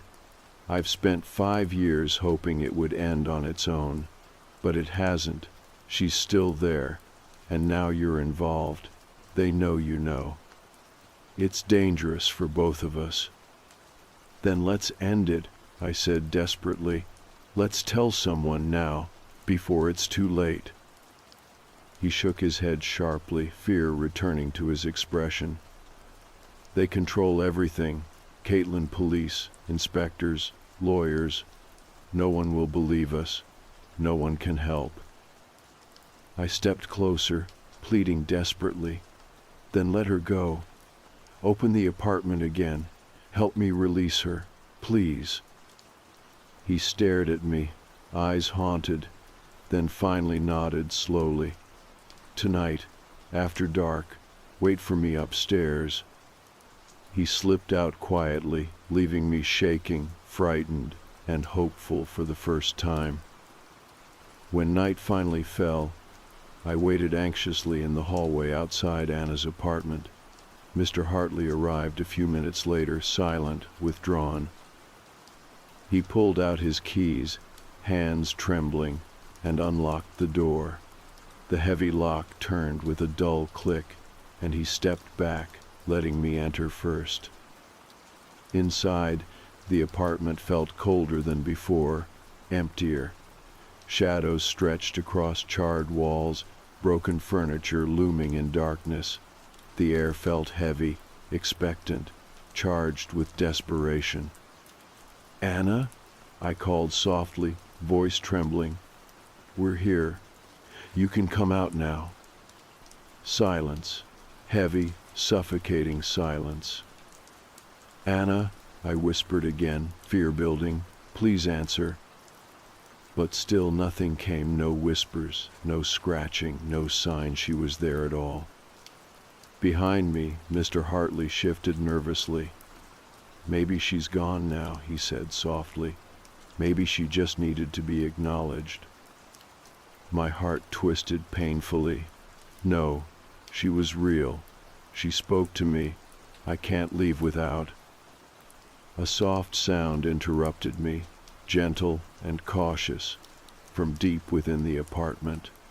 Footsteps slow, hesitant, moving toward us. Then, from the shadows, she stepped forward, pale and faint, but unmistakably real. Anna stood quietly, eyes wide and frightened, her figure flickering slightly at the edges, like a candle about to go out. "You came back," she whispered softly, disbelief in her voice. I reached out instinctively, hand trembling. "I told you I wouldn't leave you here." Her eyes softened, tears glistening faintly. "I can finally leave now, because of you." "How?" I asked, desperate and confused. "What do we do?" She smiled gently, sadly, stepping forward. "Just remember me. That's all I needed. To be seen, to be remembered." Her figure flickered again, softening at the edges, fading gently as she spoke again, quieter this time, almost a sigh. "Thank you." Then slowly, she vanished entirely, leaving only silence and a lingering, fragile warmth. I stood quietly, tears sliding down my face, understanding finally. Anna had only needed someone to know, to acknowledge her, to remember that she had existed, that her life mattered.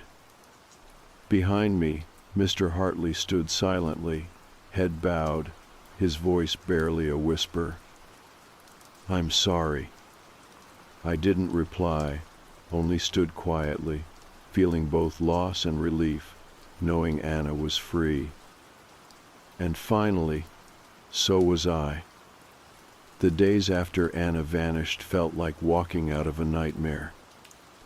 The apartment building itself was the same, at least on the surface, the same old hallway carpet, the faded walls, the cracked paint, but something deeper had shifted.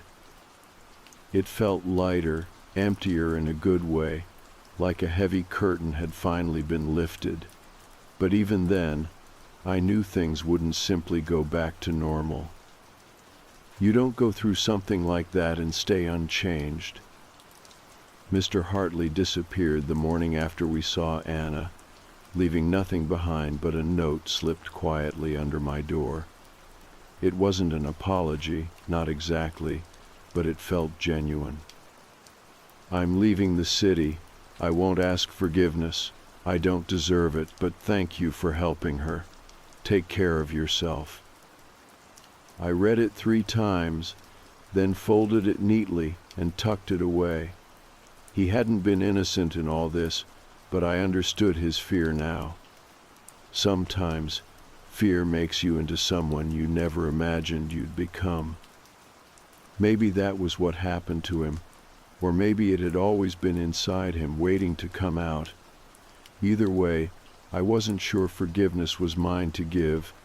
That felt like Anna's choice, not mine. As the weeks passed, I expected someone else to show up, the people who'd started the fire, the ones who'd hidden Anna away.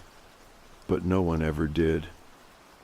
It was like they'd given up now, vanished just as thoroughly as Anna herself. The building stayed quiet, and no threats or warnings arrived. Whatever grip they'd held on this place had slipped, and maybe they'd realized it was finally over. But even though Anna was gone, I couldn't let her memory vanish quietly. Her story was too important, too real, to simply fade back into silence. She'd been erased once already. I wouldn't let it happen again. So I wrote everything down, every detail, every conversation, every late-night whisper through the vents. I gathered old documents, records from the city archives, and copies of those dismissed missing person reports. Then, when it felt complete, I sent copies to every local news outlet I could find, newspapers, websites, radio stations, anyone who might listen. I didn't care anymore if they thought I was crazy. I just needed Anna's story to be heard, to be acknowledged publicly, even if only once. The local paper picked it up first, running a quiet, skeptical piece buried on page 5. But within days, interest grew. People began sharing it online, talking about it in local forums. Questions were asked, names were mentioned, and slowly, the truth began slipping out, impossible to contain. I stayed quiet, anonymous, keeping to myself as much as possible, but even so, people found me, journalists, podcasters, curiosity seekers. They knocked on my door, left notes in my mailbox, called me repeatedly. I ignored them all, focusing instead on moving forward with my own life. I moved out of the apartment as soon as I could. It wasn't fear that drove me away, not anymore, but the realization that this place would never truly be home again. Too many memories, too many echoes. On my last night there, as I packed the final box, I paused, staring quietly at the wall vent, the same one where Anna's voice had first whispered through. It felt like years ago now, even though only a few weeks had passed. "Goodbye, Anna," I whispered softly, gently placing my hand against the wall, as if she might still somehow feel my presence. "I hope you're finally okay." The apartment didn't answer, of course, but I felt a small sense of peace settle over me, reassuring and gentle. Wherever she was now, I hoped she had found rest. She deserved that, at the very least. My new place was small, bright, and far away from the city. I chose somewhere quiet, surrounded by open space, trees, and fresh air. It wasn't perfect, but it was peaceful, and after everything I'd been through, that was enough. Slowly, life began returning to something that felt close to normal. I got a new job, one that kept me busy but didn't drain me. I spent more time outside, away from walls and enclosed spaces. I began sleeping again, soundly and without dreams, no scratching, no whispers, no hidden rooms. But some things didn't fade completely. I never completely stopped checking doors twice at night. I never fully trusted silence again, always expecting something just beyond hearing, waiting quietly in the dark. Then, one warm evening, months after I'd moved away, something arrived that brought it all sharply back. It was an envelope, plain white, with no return address. Inside, a single folded piece of paper with a short handwritten note. "They believed you. Everyone knows now. Thank you for not forgetting me." My chest tightened sharply as I read the words, heart racing with sudden disbelief and quiet wonder. The handwriting was careful, gentle, and familiar, the same fragile, uncertain script that had pleaded for freedom on the closet wall. Anna's handwriting, For a long moment, I stood frozen, staring at the paper, struggling to understand how it was possible. Then slowly, a quiet warmth filled my chest, something like gratitude and relief, mingling gently with a deeper understanding. Anna hadn't vanished entirely.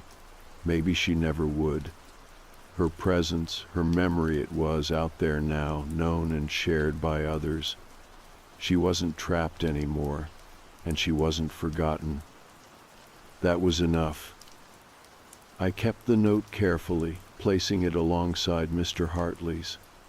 Both notes lived quietly in my dresser drawer, tucked away, private but present. Gentle reminders of what had happened, of what I'd faced, of what Anna had endured, and how she'd finally found peace. My life moved forward, quietly, gently. Friends returned, laughter felt easier again, and slowly the tension of those long weeks eased from my shoulders. I knew I'd always carry that experience with me, but it wasn't a burden anymore. It was a memory, an important piece of who I had become. One afternoon, on the first anniversary of that night in the apartment, I returned to the city. The building stood quiet now, the lobby repainted, new tenants living their lives, unaware of the truth hidden in their walls. From the street, it looked utterly ordinary again, indistinguishable from any other old, worn apartment building. But I knew its secrets now, knew the shadows hidden inside it, and even if the world moved forward, forgetting and rebuilding, Anna and I would always remember. As I stood there, quietly watching from across the street, a breeze stirred gently, warm and reassuring, brushing softly across my face. I closed my eyes briefly, feeling it surround me, peaceful and familiar. Maybe it was nothing, just wind on a summer afternoon, or maybe, just maybe, it was her way of telling me she was still there, still remembered, still real in every way that mattered. Either way, as I walked quietly away, I finally felt at peace. Anna was free, and because of her, so was I. The call came just after 9, right as I was settling in for the night. I had reheated some leftover spaghetti, cracked open a warm beer, and was halfway through a rerun of something I'd seen a dozen times. When my phone rang, I almost ignored it. Then I saw Joanna's name. I answered with a sigh. "Please don't tell me it's another rush job," I said. She didn't laugh, just said, "It's good money." That meant it was bad. Joanna never called unless she was short a driver. I had done enough of these late-night runs to know what that meant. Tight deadlines, empty roads, sketchy drop-offs. She wasn't a bad dispatcher, just overworked and desperate. I used to be a mechanic before the shop closed, and delivering weird parcels in the dead of night was never part of my plan. But plans change. Rent doesn't. "What's the catch?" I asked. There was a pause. "It's Ridgeway," she said. That was enough to make my stomach twist. Ridgeway Trail was a narrow 2-lane road that cut through the forest north of town. Drivers talked about it the way old hikers talk about cliffs that move or trails that go in circles. No streetlights, no shoulder. The kind of place where your radio cuts out and your high beams don't help. I had heard stories. Scratching on the roof, shadows in the trees. One guy said he saw a little girl walking backward on her hands for 3 miles. I figured most of it was truck stop nonsense. Still, I hesitated. "Triple pay," she said, "and I'll owe you." I closed my eyes. I really didn't want to go, but I also really needed the money. "All right," I said. "Text me the address." A minute later, my phone buzzed. GPS link, delivery window, and a second file labeled Rules for Ridgeway. I thought it was a joke. maybe some dark humor from another driver. Still, I opened it. The list was short, just 6 lines. Do not stop for anyone, no matter how real they seem. If you hear scratching on the roof, keep driving and do not acknowledge it. At exactly 3:12 you may see a deer standing in the road. That is not a deer. Do not slow down. You will pass an old chapel with a red door. Do not look at it. If your radio picks up laughter, turn it off immediately and cover the speaker with cloth. If you see yourself in the mirror, do not blink. I read them twice, then once more, slower. They didn't feel like jokes. They felt pointed, like someone had made them after something went wrong. I stared at the screen for a long time. My spaghetti was cold by the time I got up and started packing my stuff. I told myself it was just superstition, old drivers scaring the new guy. But something about that list stuck with me, not just the content, the way it was written, like it wasn't advice, it was warning. I loaded up the van, strapped everything down and checked the tires. The night air was cold enough to fog my breath, the kind of cold that sticks to your sleeves. I climbed in, started the engine, and turned on the heater. The dashboard clock read 10:17. If I kept a steady pace, I could be through Ridgeway and back before sunrise. The first hour was normal. Empty roads, dead radio stations, pine trees packed tight like a wall on either side. My high beams reached maybe 50 feet before the dark swallowed them. I kept glancing at the GPS, even though there was nowhere to turn. Just straight ahead. The forest was quiet, too quiet. I know how that sounds, but it's true. No bugs, no wind, no distant hum of anything alive. Just the tires on cracked pavement and the soft buzz of my dashboard light. That silence sat heavy, like a weight in the cab. Around 11:30, the fog rolled in. Thick, wet stuff that clung to the windshield no matter how high I cranked the wipers. I slowed a little. Not much, just enough to feel like I still had control. The GPS blinked once, then again. For a second, the map disappeared and turned black. I tapped the screen. It came back, coordinates still tracking. Nothing behind me, just trees. That's when I heard it. A faint tap. It came from the roof, soft, almost like a branch brushing past, but there were no branches overhead. I hadn't seen trees arch over the road since before the trail started. I turned off the music, leaned forward and listened. Nothing. Then again tap. Not a scraping, not debris, just a clear, isolated knock. From the center of the roof, like a fingertip, I felt a chill climb up my back. My first instinct was to slow down and check it out. But then I remembered the second line on the list.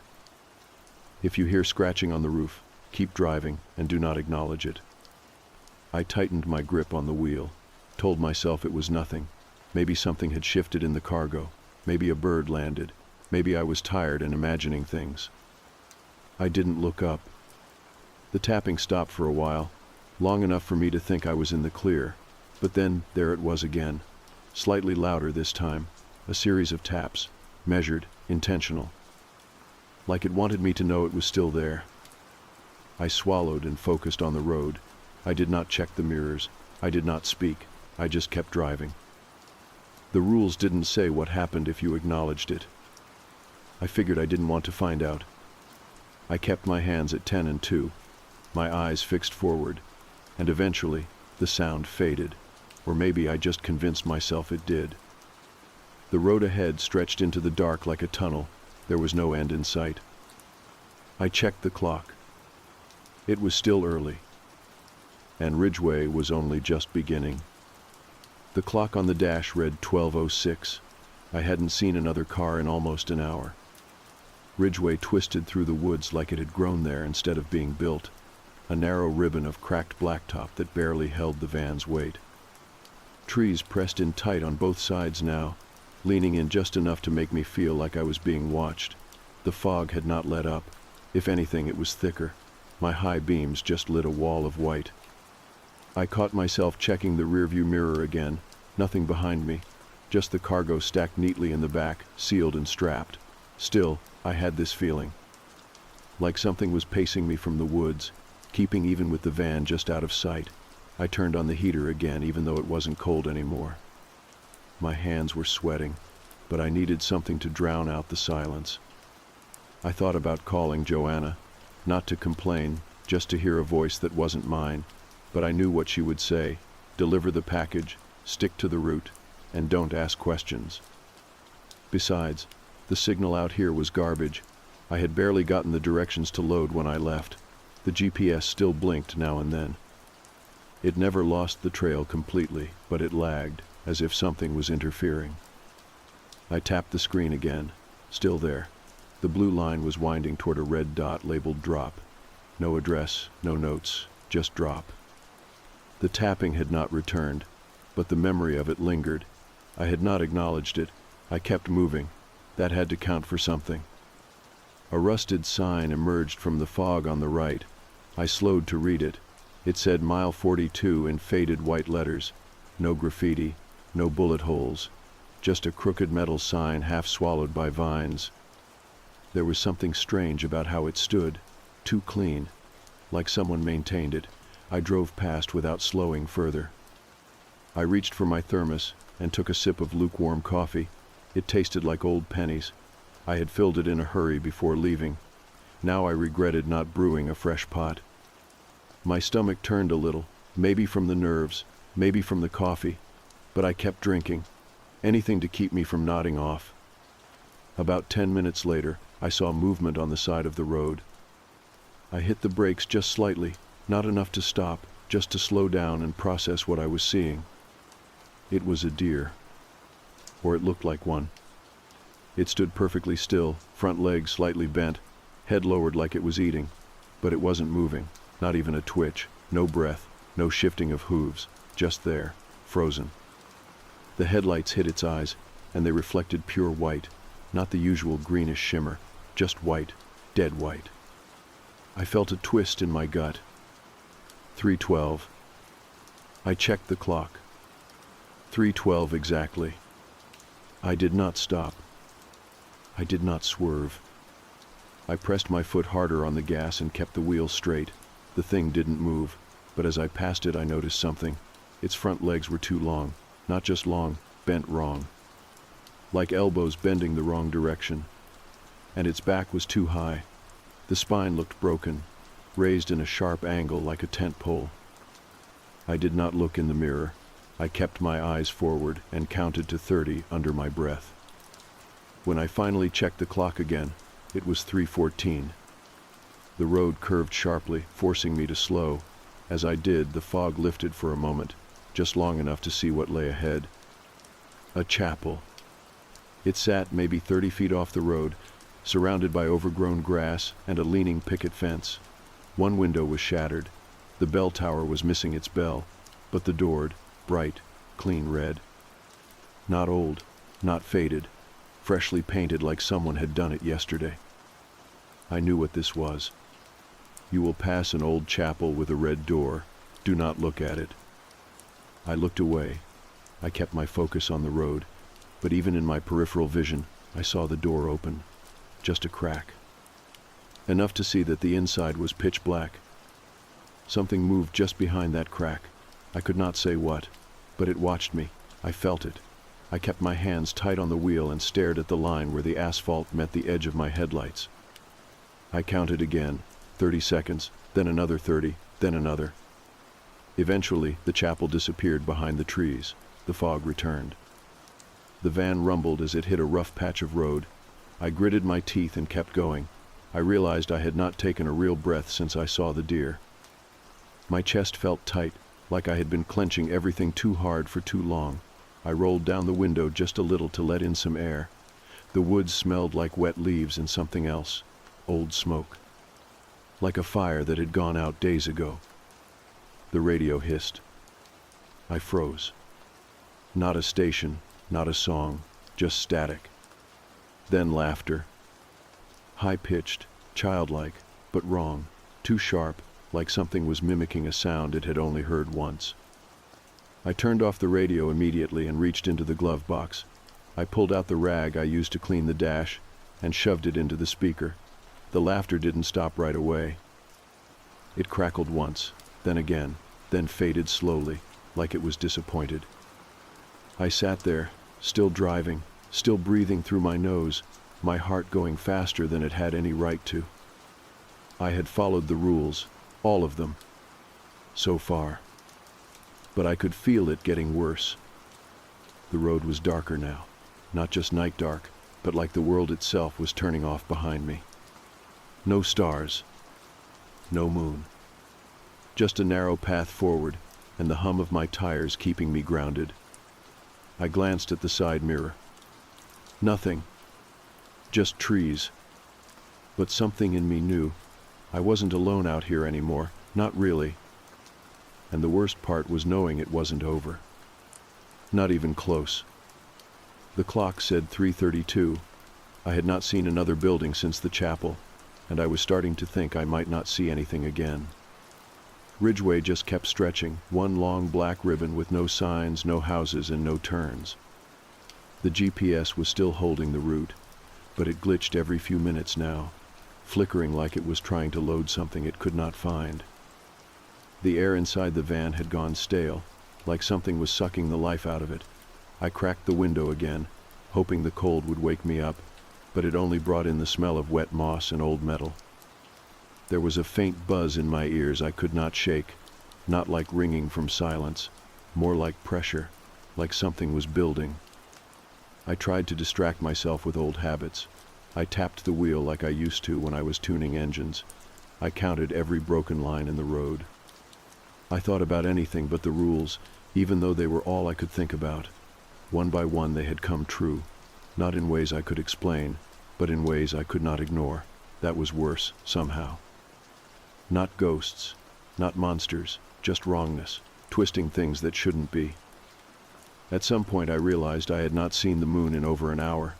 The sky was just black, completely blank, like the whole world above me had been painted over.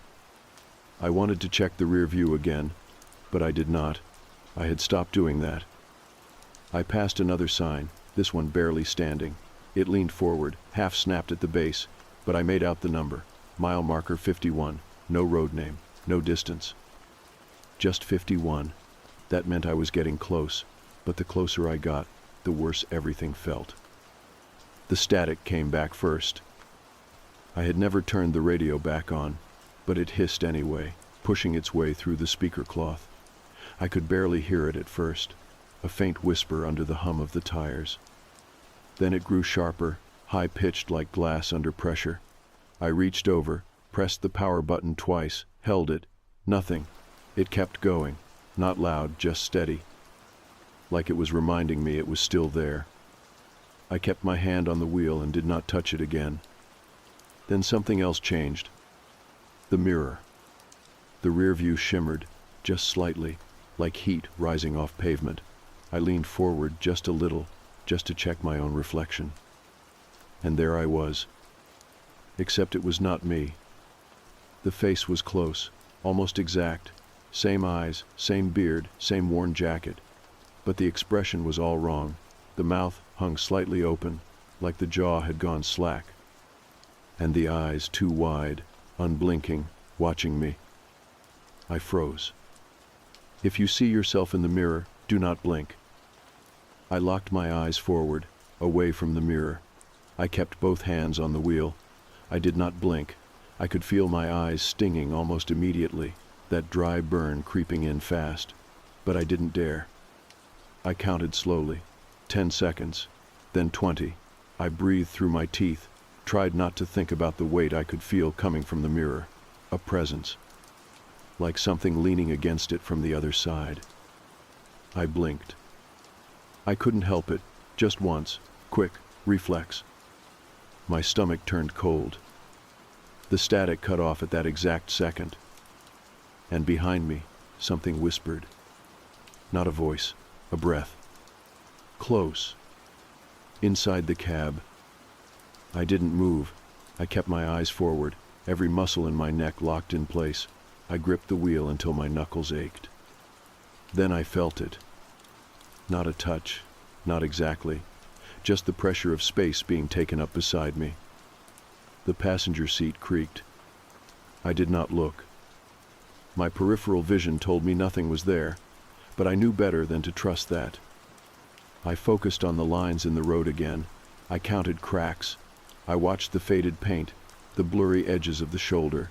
I did everything I could to stay grounded, to stay real.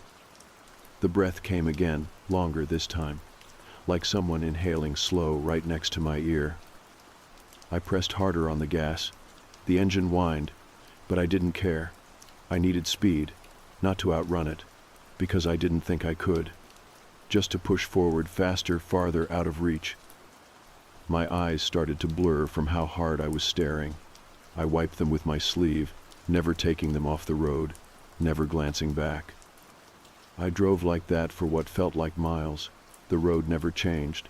The trees never shifted. The sky stayed black, but eventually, something did change. A light. Just ahead. Soft yellow, flickering, like a porch bulb struggling to stay lit. It was a house. Run down, paint peeling, shutters hanging crooked, one dim light in the window, a porch swing that moved even though there was no wind. I could feel my stomach twist the second I saw it. There was someone standing in the yard. An old man, thin, wearing overalls and no shirt. His arms dangled at his sides like he had forgotten how to use them. He didn't wave, didn't move, just watched. And as I passed, I realized he had no eyes. Just sunken hollows where his face should have been. The mirror flickered again, but I didn't look. The breath beside me faded, not instantly, just slowly, like steam thinning out. The seat creaked again, lighter this time, then nothing. Silence returned. I risked a glance at the clock, 3:49. I had lost almost 20 minutes. No memory of them, just a blank spot, and the weight of something that had been inside the van with me. I took another sip of coffee, even though it tasted worse now. Bitter, sour, like something had gone bad inside the thermos. I swallowed anyway. My hands were shaking. The GPS blinked once, then again, the red dot still ahead, no turnoffs, no distance remaining, just the word drop hovering on the edge of nowhere. And still the road went on. No sign of morning, no hint of an end. Just me, the van, and the rules. All of them real. The road felt longer now, not just in miles but in time.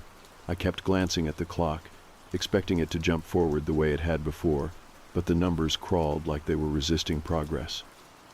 It was still dark, the same thick black that had blanketed everything since I entered Ridgeway. I hadn't seen even a hint of dawn. The fog was thinner now, but not gone. It drifted across the pavement in soft waves, never thick enough to block my view entirely, just enough to keep me uneasy. I rubbed my face with one hand and tried not to think about the thing that had sat beside me earlier. I hadn't looked, but I knew it had been there. The creak of the seat had been too real, too heavy. I told myself that I had followed the rule, that blinking once had not counted as breaking it, but deep down I wasn't sure. The rules never said what happened if you slipped. They just said what to do. I didn't know if almost was good enough out here. A small sign appeared on the side of the road, white letters on old wood, no lights. It said Ridgeway Baptist Cemetery. That was it. No arrow, no distance. Just a name, as if it was reminding me where I was. I kept driving.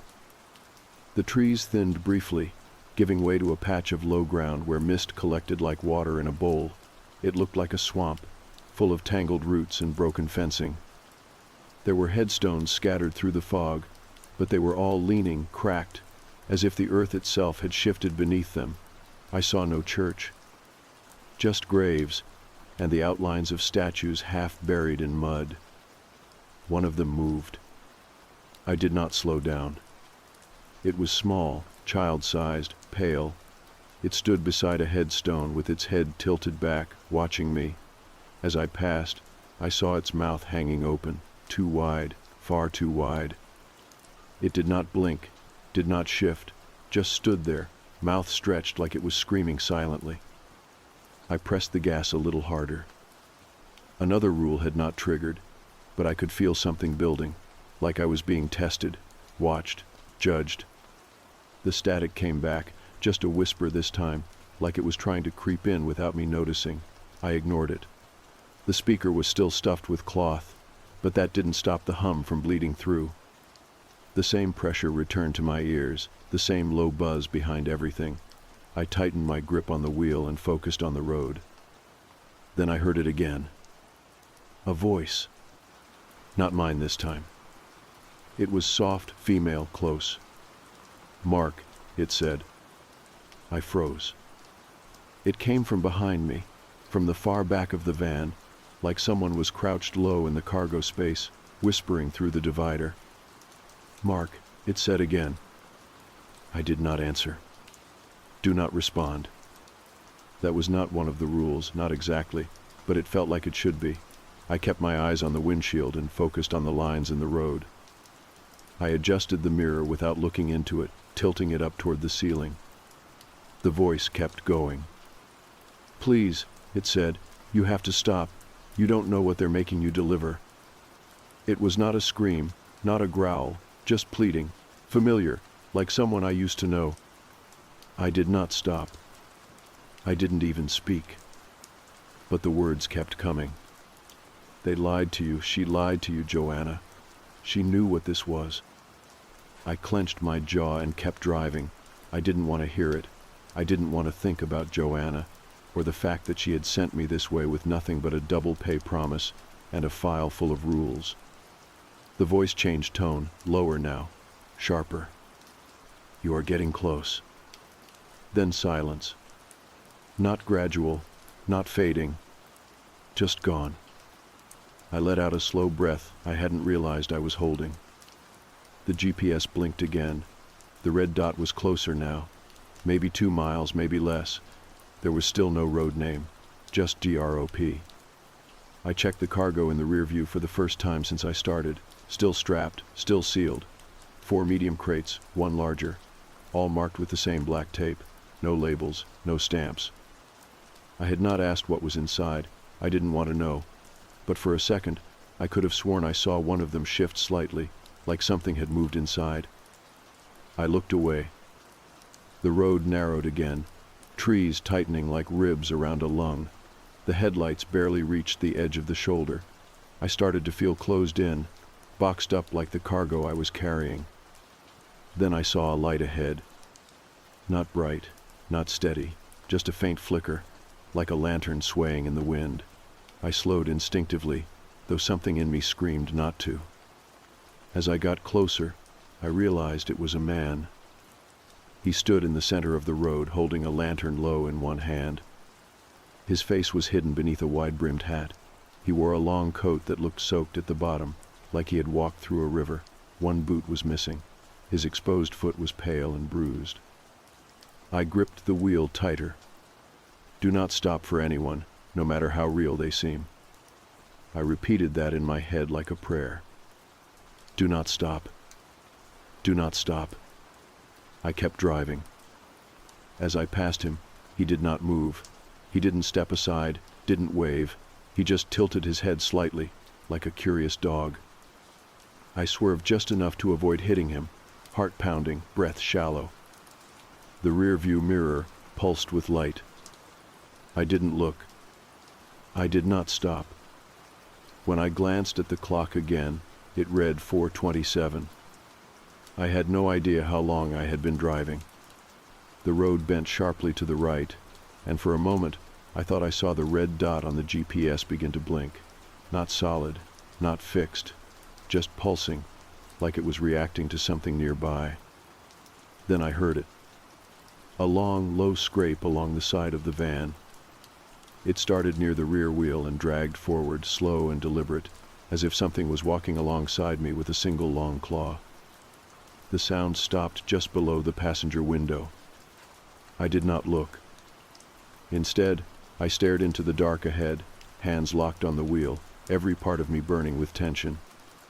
The scraping started again, moving upward this time. I kept driving. I didn't know what was waiting at the drop point. But I was starting to think the delivery was not what mattered. It was the road itself.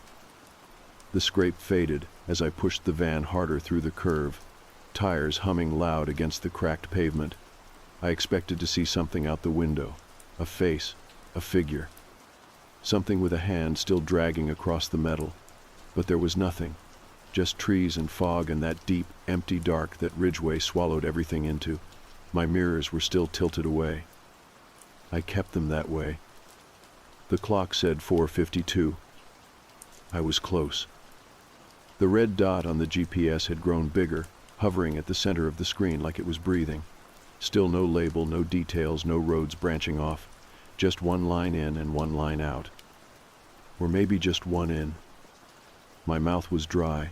I reached for the thermos again and took a sip, but it was cold now, bitter and thin. I set it down and checked the dash for the 4th or 5th time in as many minutes. Fuel was steady. Engine fine, no warning lights, which made the hum beneath everything feel even worse, like the van was fine, but I wasn't. A sharp pop sounded from the back. Something inside one of the crates had shifted, hard. I flinched and gripped the wheel tighter, but I didn't slow down. Not for a noise, not for anything. The rules hadn't mentioned the cargo. I hadn't asked. Joanna hadn't offered. Still, the sound rattled through me. It hadn't been the van. It was inside. Then came the thud. Just once, heavy, final. Followed by breathing. Not mine. Deep, wet, gurgling. I didn't turn around. I didn't check the mirror. I just focused on the road and tried not to panic. The breathing went on for another minute, then stopped as suddenly as it had started. Not faded. Just cut off, like someone had hit mute. I kept moving. A flash of light caught the corner of my eye. I almost ignored it, but it was ahead this time, not behind, not beside. It was a street lamp, just one. Bent at the top, like it had been forced that way. Beneath it stood a narrow shack, no windows, metal siding rusted to hell. A single step led to a crooked door with peeling paint and a dent where something had once hit it hard. This was it. The red dot pulsed fast now. I slowed the van to a crawl and coasted to a stop in front of the shack. The gravel shoulder cracked under the tires, loud in the silence. There was no driveway, no mailbox, no sign. Just this building dropped in the middle of nowhere, like it had been forgotten. I killed the engine but left the lights on. The high beams caught the shape of the door, the edge of the step, and the thin outline of a bell. Not electric, old, tarnished. I didn't want to get out. Every instinct screamed to keep driving, to turn around, to pretend I had never seen this place. But the rules had not said anything about the drop. There were no instructions for this part, which meant I was on my own. I opened the door slowly. The night air hit me like a wall. Damp, thick, full of that scent again. Wet leaves and burnt copper. I stepped out and shut the door gently behind me. The van ticked as it cooled, echoing against the trees. I walked around to the back and unlocked the cargo doors. They creaked open too loud, cutting through the quiet like a blade. The 5 crates sat exactly where I had left them, 4 small, 1 large. The large one had a crack in the wood now, just a hairline, but enough to see something dark had soaked through near the edge. I didn't look closer. I slid the dolly out from under the straps and loaded the crates one by one. They were heavy, not impossible, but heavier than they had any right to be. The large one made a low groan when I tilted it upright, like something inside shifted again. I ignored it. Once all 5 were stacked, I wheeled them toward the shack. The ground crunched under me. The gravel turned to dirt, then to soft, cold moss. My boots sank slightly with each step. When I reached the door, I stopped. There was no handle, just the bell. I stared at it for a long moment. Then I rang it. The sound was dull, not sharp, not clear, just a single muted clang, like it didn't want to travel far. I waited. The trees rustled behind me, though there was no wind. Then the door opened. Not all the way, just enough for the inside to show. It was pitch black. No light, no sound, just a hole. I felt it before I saw it. The air changed. Something ancient moved just beyond the threshold, not visible, not even audible, but present.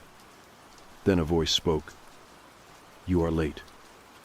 It came from inside, too deep to be human, too smooth to be real. I didn't answer. The door opened wider, not on hinges. It just widened, like the shadows themselves had shifted. I pushed the dolly forward. The crates rolled over the threshold and vanished. Not into the building, just gone. No thud, no stop, no resistance. The dolly was empty. I stepped back. The door closed. I didn't move. Then the voice returned. "You followed the rules." I said nothing. "You may leave." The light from the street lamp flickered, then steadied. The trees swayed again. This time I felt the breeze on my face. The spell was breaking. I backed away slowly, watching the door until I reached the van. I climbed inside and shut the door quickly, locking it out of habit. The engine started on the first try. The GPS recalculated without input. A new line appeared. "Return." I pulled away from the shack, wheels crunching over gravel, then rolling smooth onto asphalt. No more breathing from the back. No more tapping. No static. Just the road. Still dark, still endless. But I had done what I came to do. And Ridgeway wasn't finished with me yet. I stayed quiet for the first few miles. No radio, no thoughts. Just the hum of the tires and the ache in my hands from how tight I had been gripping the wheel. The GPS showed a new path now. A slow arc leading out of Ridgeway, looping back toward town. But it was just a line. There were no landmarks, no mile markers, no distance remaining. Just the word "return" floating above an empty road. I tried not to think about the crates, about how they had disappeared into the black the moment they passed the doorway, about the voice that had spoken without sound. I had followed every rule.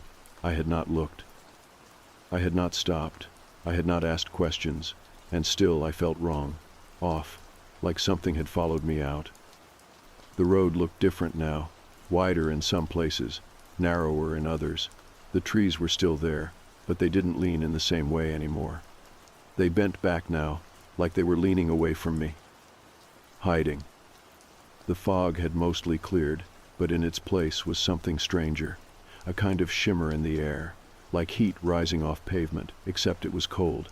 I kept thinking I saw movement in it. Hazy outlines of people, maybe, or animals, shapes that blinked out the moment I tried to focus. I stopped trying. The clock said 5:21. I was still alone. Then the road changed. Not a curve, not a fork. Just different. The trees ended, and the pavement smoothed into something newer, clean, fresh, like a brand new highway. Too new for this place. It stretched ahead in a perfect line, too perfect. The kind of symmetry that doesn't exist in real life. I looked back just once. The forest was gone. Just flat black behind me. Like the world had been erased.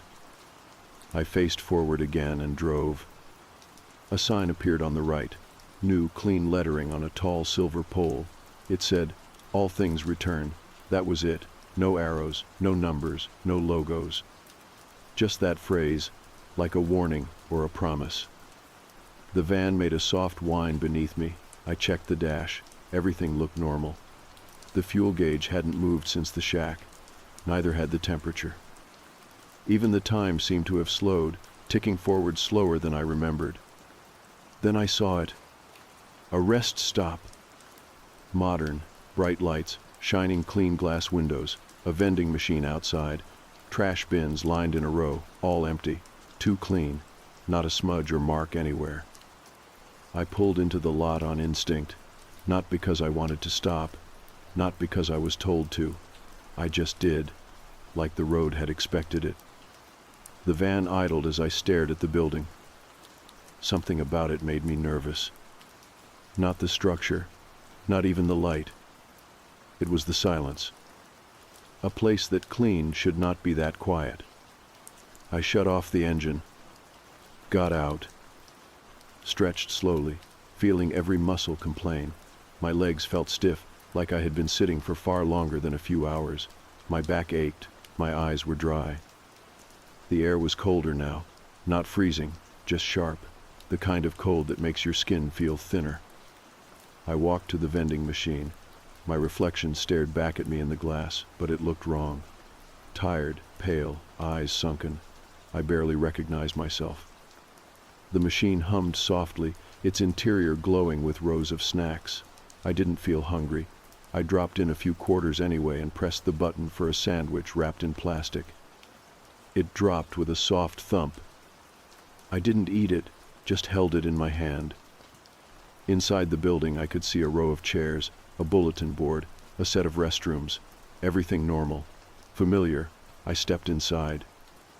The fluorescent lights buzzed overhead. One flickered in the far corner. The air smelled faintly of cleaner and warm metal, like the place had just been scrubbed, but had not been used in a long time. There was no one inside. Not a single person. No attendant. No travelers. Just me. I walked slowly past the bulletin board. Flyers hung crooked from old thumbtacks. Some were missing words. Others were in languages I didn't recognize. One was just a hand-drawn eye on a yellow paper, staring directly forward. I looked away. The restroom doors were labeled plainly. One said open, the other said not yet. I turned and left. Outside, the sky had started to lighten, just a little, a pale gray rising over the horizon, not sunrise, but a hint, a promise that morning was trying to return. I climbed back into the van, started it up. The GPS blinked again, the red line shortened. 57 miles to go. I pulled out of the lot and back onto the road. Something buzzed in the center console. My phone. I hadn't heard it in hours, maybe longer. I picked it up, hand shaking slightly. One message, no name, just a number I didn't recognize. The message read, "Keep going." Nothing else. No punctuation. No timestamp. Just those two words. I set the phone down without replying. The road continued ahead, smoother than it had ever been. The trees were gone completely now, just flat land on both sides, stretching to the horizon, empty, open, but not peaceful. It felt watched, like something massive was just under the surface. Then, in the distance, I saw another vehicle. It was the first I had seen since entering Ridgeway. A truck, parked on the shoulder, facing the wrong direction. Its lights were off. No one inside. As I passed, I looked once at the cab. The door was open. The driver's seat was empty, but the engine was running. I didn't stop, didn't slow. I watched it in the side mirror until it disappeared behind me. The road straightened again, and the light grew stronger. The line on the GPS shortened. I was getting close now, but something in me knew. Leaving Ridgeway would not be as simple as crossing a line. It never had been. The light kept building slowly, not the bright golden kind that comes with a sunrise, but a pale, diluted gray that barely pushed back the dark. It felt like the sky was pretending to change, offering just enough to make me think morning was coming, but not enough to prove it. I kept one hand on the wheel and the other near the window, fingers tapping a slow rhythm I could not name. I did not know if I was calming myself or counting something only my body understood. The GPS said 26 miles left. The red line was almost gone now, shrinking with every curve and mile, but the road felt no closer to ending. Every time I passed what looked like a landmark or familiar turn, I saw it again half a mile later, as if Ridgeway had started looping in quiet, subtle ways. I passed another rest stop. Same design, same vending machine, same empty chairs. I didn't stop this time. I couldn't tell if it was the same one I had already been to, or a copy. I did not want to find out. Around 5 minutes later, I saw another truck. Parked, lights off, no one inside. That made 3 now, all facing different directions, all abandoned but still running, as if their drivers had been told to wait for something, then forgotten what it was. I kept my eyes forward and my foot steady on the gas. Then the temperature dropped. Fast. I watched the condensation form on the inside of the windshield, thin veins of mist crawling across the glass. I turned on the defroster, but it made no difference. The cold came from somewhere else. Not outside, from within. And then, from the corner of my eye, I saw movement. Something in the passenger seat. I didn't look. I didn't speak. I kept my eyes on the road, hands still, breath slow. But I felt it. A presence. Heavy, familiar in a way I did not like. It breathed. Not loud, not fast. Just steady, as if it had always been there. The defroster hissed uselessly as the mist thickened. Then it spoke. "You should have looked." The voice wasn't angry. It wasn't loud, but it cut straight through the air like a blade. I kept driving. It leaned closer. I could feel the weight of it shifting, the seat creaking quietly under its form. "You saw too much," it said. My jaw clenched. My foot pressed harder on the pedal. The road narrowed again, trees appearing suddenly on either side as if conjured from the air. The light vanished. Fog returned. "You're almost there," the voice said, "but it isn't where you think it is." I said nothing. I reached up slowly and turned the mirror away. I would not make the same mistake twice. The thing beside me went quiet. But it stayed. The road curved, sharply left, then right, then left again in rapid succession. My hands moved without thinking, steering smoothly through the tight turns. My body was used to the rhythm of Ridgeway now, even if my mind was not. The GPS blinked, then blinked again, then went black. I tapped the screen. Nothing. The route had vanished. The road stretched ahead, still real, still solid. But now I had no map. No line. No destination. Only the word return, faint and flickering in the top corner. Then that, too, disappeared. The thing in the passenger seat laughed. Not loud. Just amused. "You were never going back," it whispered.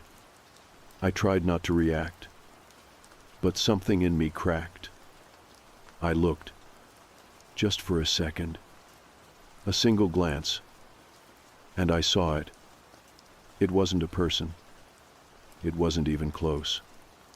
Its face was wrong, all wrong. Eyes where they shouldn't be. Mouth too wide. Lips curled in a smile that showed nothing but space. No teeth, no tongue. Just depth, endless and black. It tilted its head. And blinked. My chest tightened. I jerked my head forward again and stared hard at the road. Do not acknowledge it. I knew I had already failed. It didn't speak again. It just stayed. I focused on the horizon, trying to pretend I was still alone. Then I saw something up ahead. A gate. Tall iron bars stretching across the road like the entrance to an old estate. Rusted, covered in moss. The ground around it was cracked and uneven, but the gate stood perfectly straight. The van slowed on its own. I didn't touch the brakes. The thing beside me leaned forward. "You don't belong here," it said. The gate creaked open. No motor, no chain. Just motion. Smooth, silent. Inviting. I wanted to turn around. I wanted to stop. But I didn't. I drove through. The gate closed behind me. I did not hear it shut. I only felt it, like a door slamming inside my chest. The road beyond the gate was different. Stone now. Cobblestone and dirt, rough and wet from a mist that hadn't fallen yet. I followed it. What else could I do? Then the trees ended, and the world opened. Ahead of me was a field, endless, flat, bathed in a light that came from nowhere. Not daylight, not moonlight. Something else. The sky above was blank, colorless, empty. The road vanished beneath the wheels.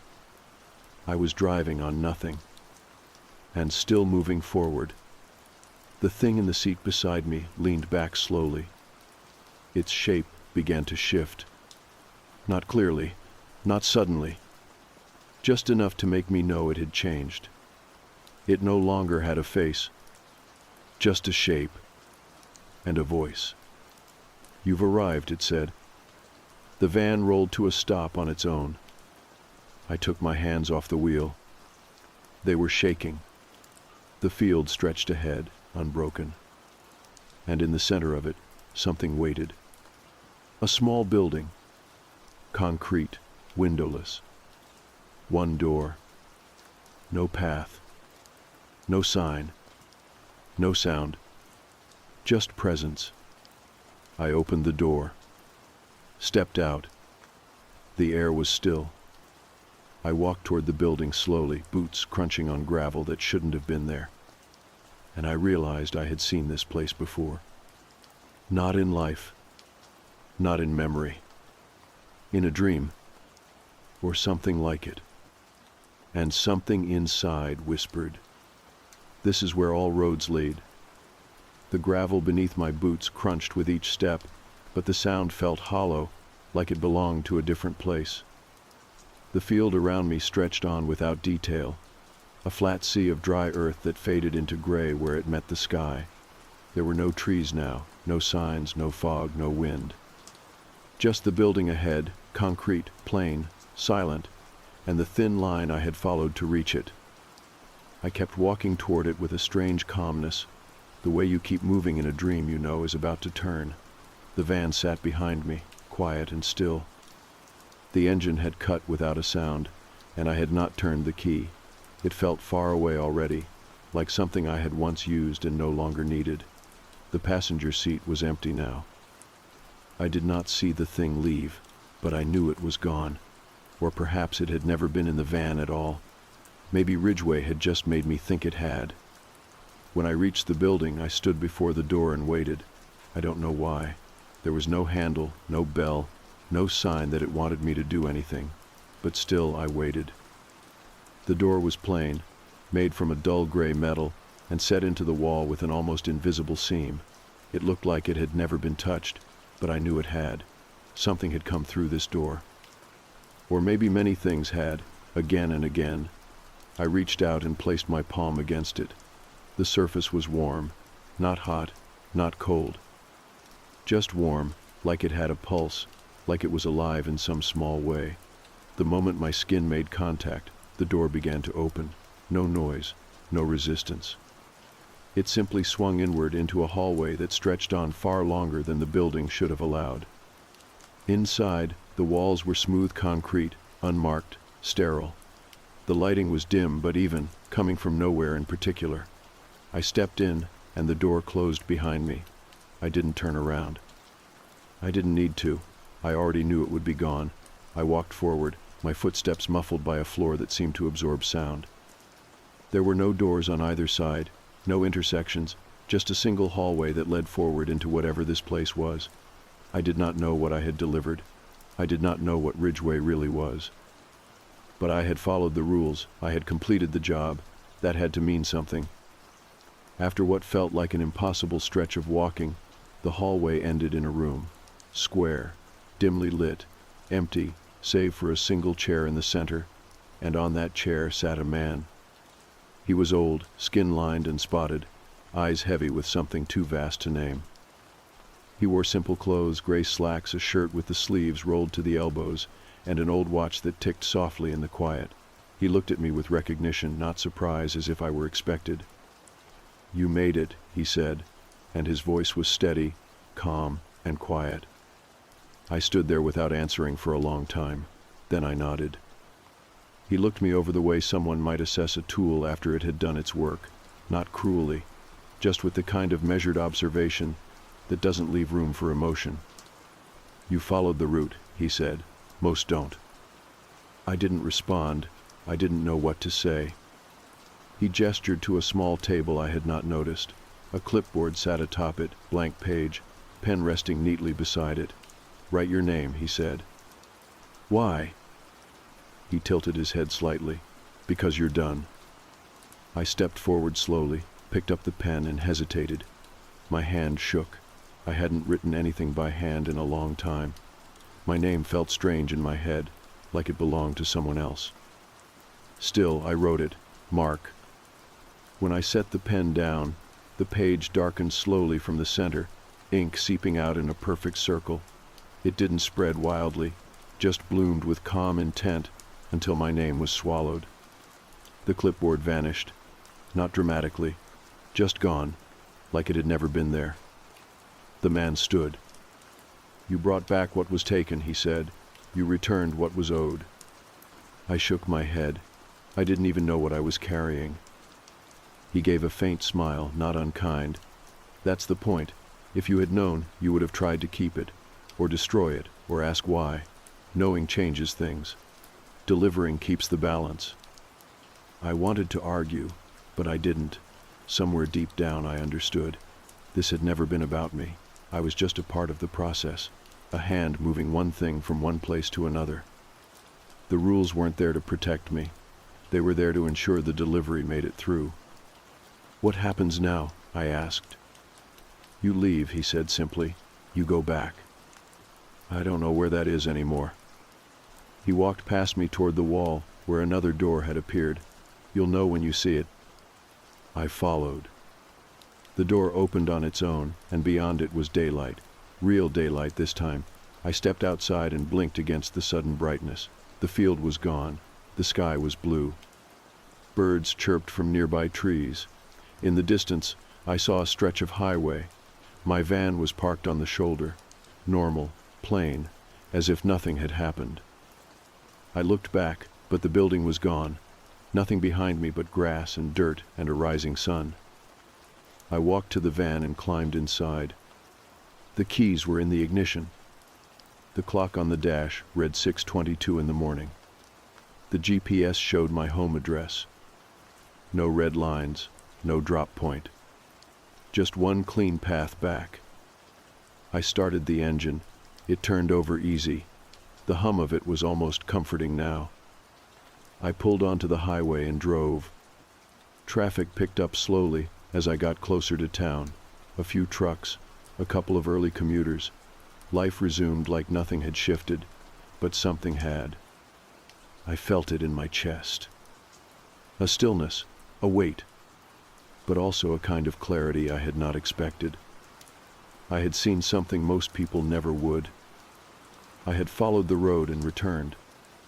I parked in front of my building and sat in the van for a few minutes, just breathing, just watching the light change.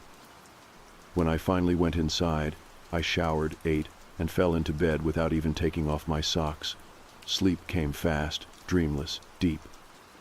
I never told Joanna what I saw. She never asked. I never took another job along Ridgeway Trail.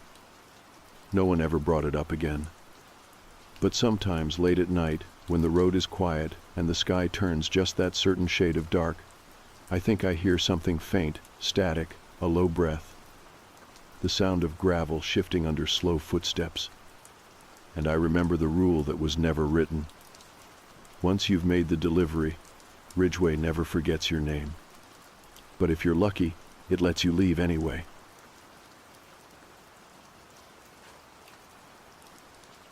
My husband vanished 7 months ago, not in some dramatic or tragic way, not in a car accident or a robbery gone wrong.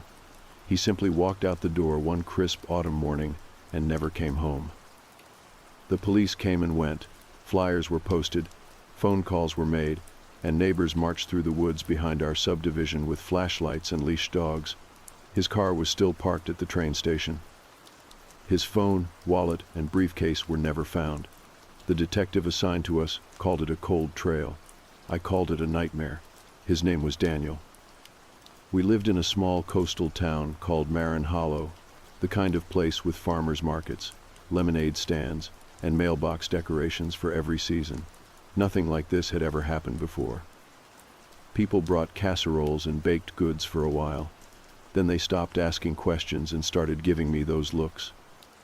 The kind you give a woman whose face you see on a missing person's spouse news segment when you don't know whether to feel sorry for her or suspicious.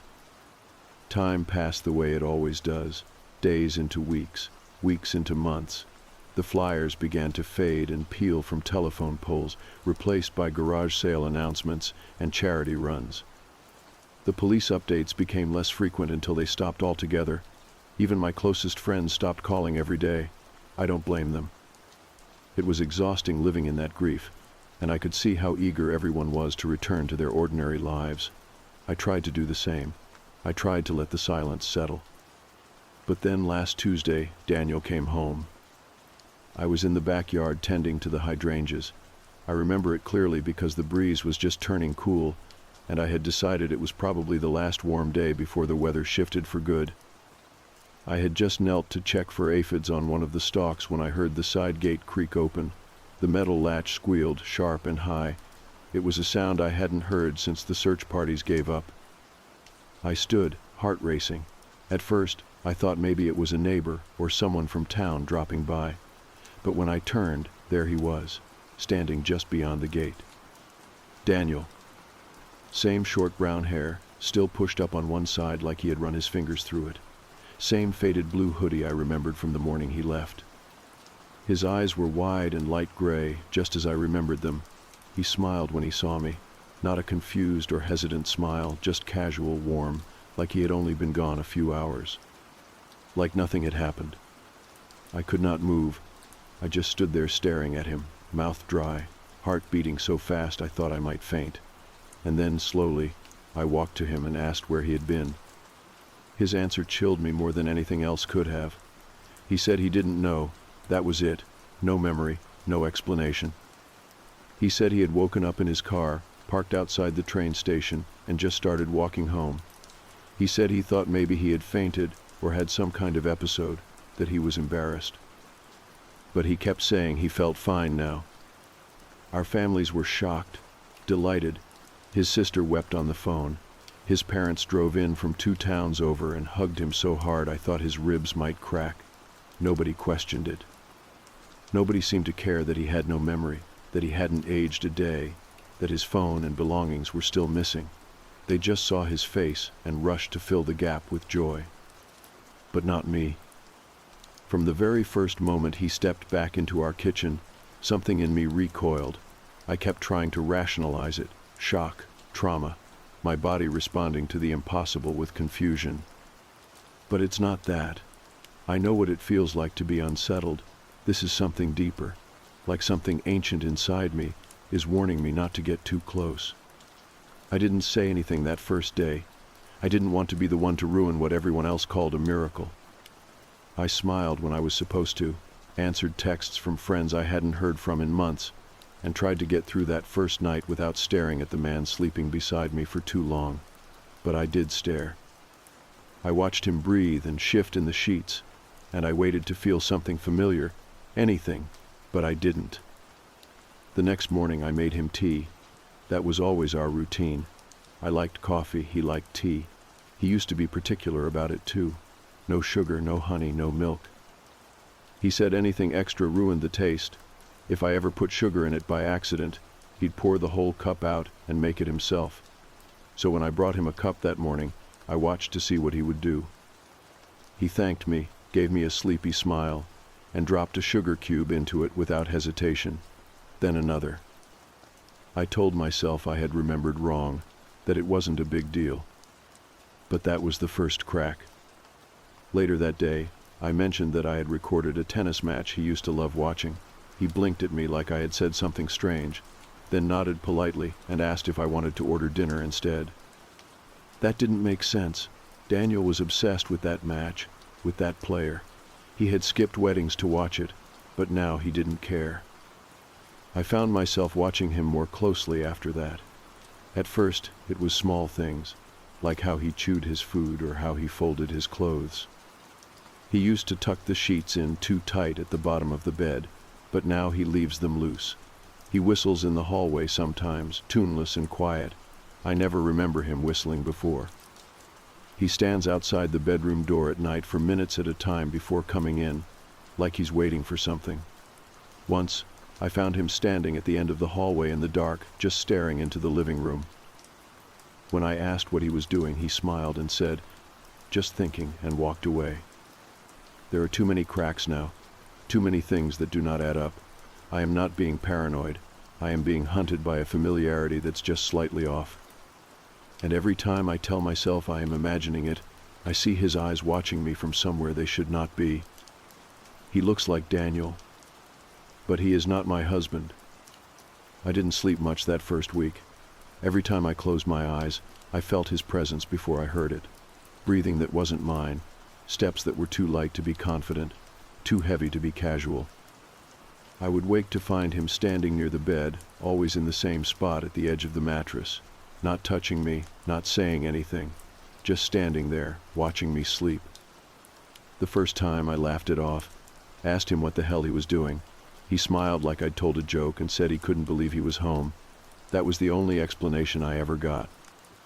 I tried to convince myself it was just weird affection, some kind of stunned disbelief lingering from the trauma of coming back, but he kept doing it. 4 nights out of 7, I would open my eyes to find him already staring, unmoving, and each time the smile came slower, a little more strained, as if he was learning how to mimic it. I stopped asking why.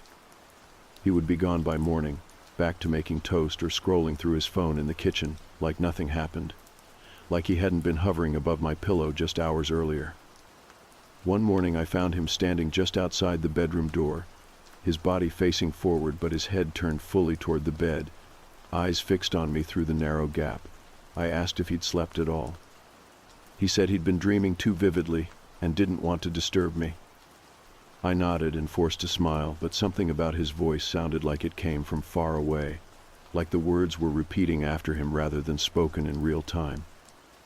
The first time I saw him crouched in the hallway was what finally pushed me to admit something was deeply wrong. It was around 2 in the morning. I had gotten up to use the bathroom and didn't turn on the hall light.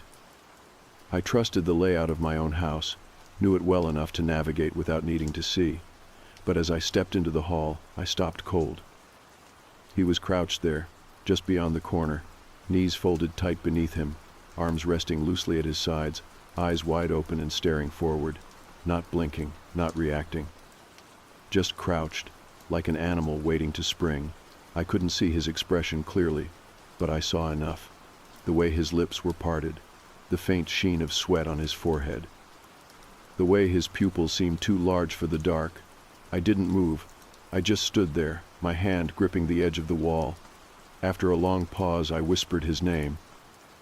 He turned his head, slow and deliberate, and smiled that same practiced smile. Then he stood up, stretched like nothing had happened, and asked if I was okay. I said I was fine. I walked past him and went back to bed without using the bathroom. He followed a few seconds later, got into bed quietly, and wrapped an arm around my waist. I lay there stiff as stone, eyes open, listening to his breathing, wondering if he was pretending to sleep, wondering if he even needed to. The next morning I called my sister. I didn't tell her everything, just said I thought Daniel had changed since coming back, that I was having a hard time adjusting. She told me I needed therapy, said grief does strange things to the mind, even in reverse. I didn't argue, but it made me realize I couldn't go to anyone with this. No one would believe me. If I told them I was afraid of the man who had come back from the dead, they'd look at me with pity, maybe even concern. No one would ask the right questions. No one would wonder what I was sleeping beside. That's when I started keeping a journal. I'd write things down while he was out, small things at first. A shift in tone, a strange comment, a mannerism that didn't match. Then I started writing about the staring, about the crouching, about the way his behavior changed around mirrors. He doesn't look into them. I didn't notice that at first, but once I saw it, I couldn't unsee it. He walks past the hallway mirror every morning but never turns his head. Not once. When he brushes his teeth, he faces the wall beside the mirror instead of his reflection. I even caught him adjusting his tie in the microwave door instead of the bathroom glass. One evening, I moved a decorative mirror from the hallway to the kitchen. I angled it toward his usual seat at the table and waited. That night, when he sat down for dinner, he paused, looked toward the mirror, then stood up and offered to eat outside. It was barely noticeable, a suggestion, not a reaction. But I felt the fear prickle under my skin. I started testing him after that, small things, leaving his favorite foods out to see if he'd remember, playing music he used to hate, mentioning people I made up to see if he'd pretend to know them. He passed most of those tests, but not all, and the ones he failed strangely, not like someone with memory loss, but like someone who didn't realize they'd gotten it wrong until I reacted, like he was waiting to see if I'd notice. Then came the night he watched me from the ceiling vent. I still don't know how he got up there. I had fallen asleep on the couch, the TV on low, something unmemorable flickering in the background. I woke up to silence, and when I sat up, I caught movement in the corner of the room. Just a flash, a shadow. I looked up, and through the slats of the vent near the ceiling I saw eyes. Just for a moment, wide and gray and fixed on me, then they were gone. I checked the vent the next morning. There's no way he could have fit inside, but I know what I saw. I haven't confronted him, not directly. I don't know what would happen if I did. I keep thinking about the possibility that this is a man who believes he is my husband, or something wearing a perfect copy of his skin. Something that is learning me from the inside out, watching my habits, waiting for me to stop asking questions, and the more I act like nothing is wrong, the more convincing he becomes. But I can't shake the feeling that he's trying to get something from me, that I'm part of the reason he came back, or that I'm not meant to leave. There is something living in my house, and it wears my husband's face. Last Thursday, I watched him eat an entire meal without chewing. That's not even the strangest part. I had made roasted chicken, the kind Daniel used to request on special occasions. It was still early evening, the sky just starting to bruise at the edges, and I was testing him again silently by making something I knew he claimed to love. I plated both servings, set them on the table, and watched from behind the kitchen island as he sat down. He smiled at me the way he always does now, rehearsed, skin stretched just tight enough to seem human, and then dug in. That was when I noticed the way his jaw never moved. He took bite after bite, swallowing without effort, never once breaking the food down. I don't even think he blinked. It was like he was just going through the motions because he thought it mattered. When I asked if he liked it, he gave me this slow nod, his smile holding a second too long before he spoke. "It's perfect, just like you used to make it," not how he used to say it. That was the phrasing he used. The words were right, but the rhythm was off. Daniel always spoke fast, without thinking, especially when he was hungry. This man speaks like he's choosing words from a list, making sure each one fits. I excused myself to the bathroom after that, locked the door, and tried to breathe through the panic. My reflection in the mirror didn't even look like mine anymore. I was pale, eyes sunken, lips dry and pressed tight. I hadn't slept in 2 nights, not really. Every time I drifted off, I'd wake up to silence that felt heavier than it should have. Once, I found the bedroom window wide open with the curtain moving in the wind and him standing in the hallway like he'd just closed a door I didn't hear open. He never offered an explanation. Just stared at me until I looked away. I had started locking my phone in a drawer after catching him in the study scrolling through my messages. He said he was looking for photos of us. The way he smiled when he said it made my skin crawl. I didn't go back to the table after I left the bathroom. I stood there listening through the wall and could hear the scrape of his fork, regular and precise, until it stopped suddenly. Then nothing. Just the hush of the house around me. When I finally stepped out, he was already cleaning the dishes. His plate looked untouched. He said he wasn't that hungry after all. I nodded, tried to pretend I hadn't seen him swallow 4 bites whole. That night I lay awake with my eyes closed, pretending to be asleep. I felt him climb into bed beside me. I felt the shift of the mattress, the warmth of him next to me, the way his weight seemed uneven, like he didn't quite settle in. I kept my breathing slow and deep. After a while, I heard him whisper my name, once, then again, soft, almost like he was testing how deeply I was asleep. I didn't answer. I kept still. Then I felt the sheets pull back slowly, and the pressure of his eyes on my face. I could feel him leaning over me, not breathing, not touching, just watching.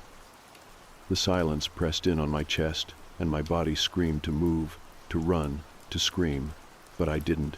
I waited.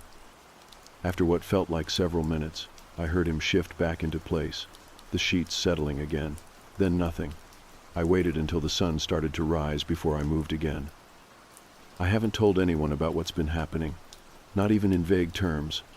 I keep imagining how it would sound if I tried to explain it out loud. My husband disappeared, and then came back, and now he eats like a mannequin and crouches in dark corners and mimics my old life, with the precision of a stranger wearing someone else's memories. It doesn't sound real. It sounds like grief. It sounds like madness. And that is exactly why I needed proof. Something objective. Something I couldn't twist in my head later. Last weekend, while he was out running an errand, he never says where he goes, only that it's important. I searched the attic for the small box I had kept after my sister sent me one of those ancestry kits a couple years ago. I had never sent it in. The box was still sealed, shoved in the back corner behind an old space heater and a bag of tangled Christmas lights. My fingers shook as I opened it. It felt like crossing a line I wasn't sure I could come back from, like saying the thought out loud for the first time. But I had to know. If he was Daniel, there'd be nothing strange about the results. If he wasn't, well, I didn't let myself finish that thought. I waited 2 more days before collecting the sample. That night, I pretended to be asleep again. I waited until his breathing slowed, though I wasn't convinced he actually slept, and then I reached out gently and pulled a few strands of hair from the nape of his neck. He didn't stir. I backed away slowly, kept the hair hidden in a small jewelry box until the morning, and mailed it before he returned from wherever he'd gone. I ordered a second kit from a different company a day later. I needed more than one answer. If both came back strange, I'd know I wasn't imagining things. It's been 5 days since I mailed the tests.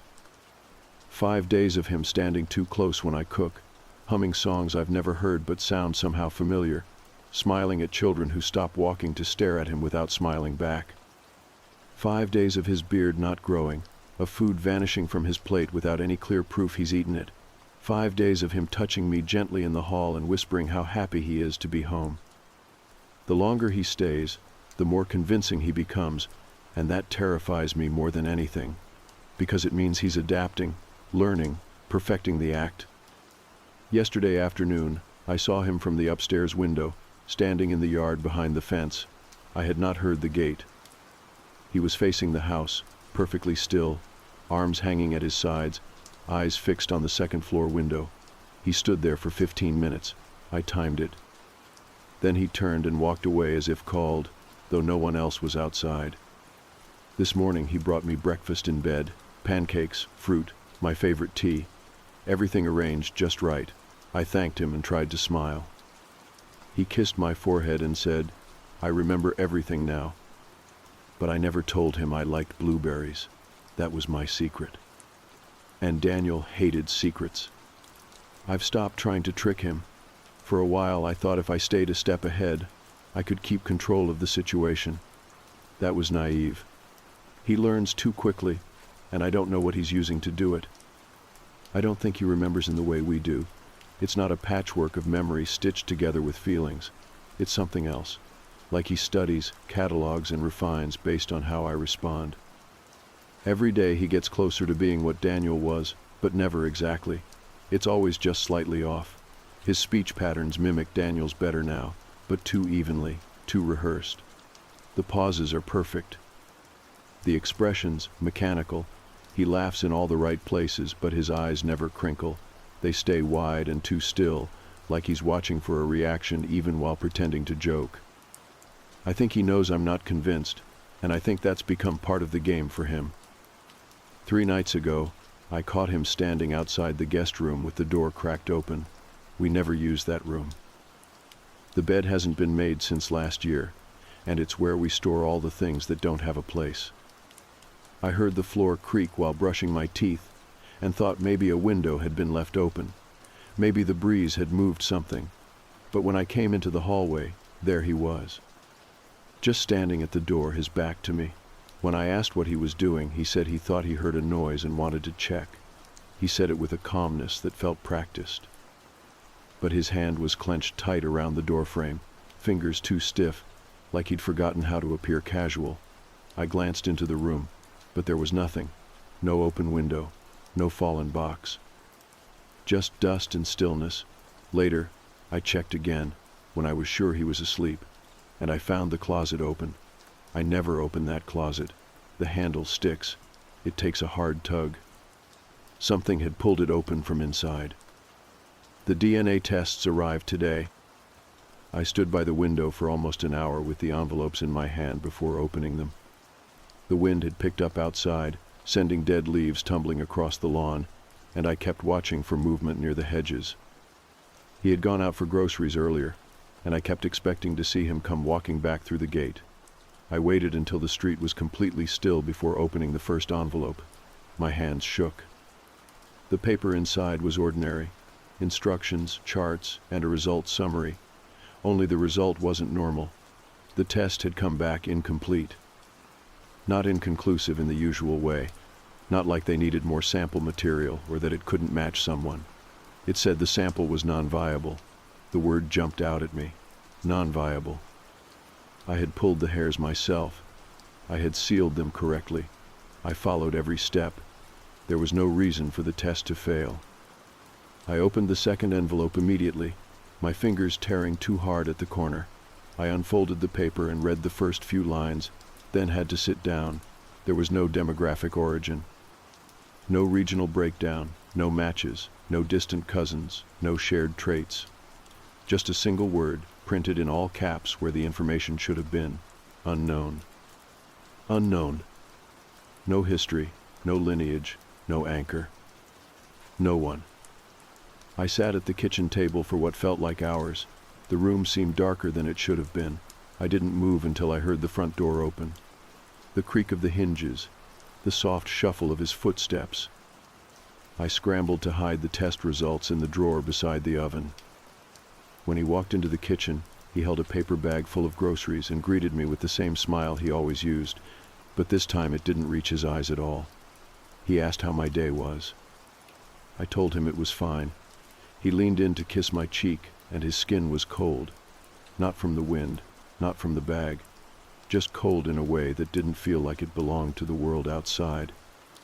That night, I locked the study door and began searching. I couldn't sit on that word, unknown, and do nothing. I needed to understand what kind of result I had received. I opened tabs, searched through genetic forums, compared sample reports from people with rare conditions or limited ancestral data. Nothing matched. Even the rarest cases still showed connections.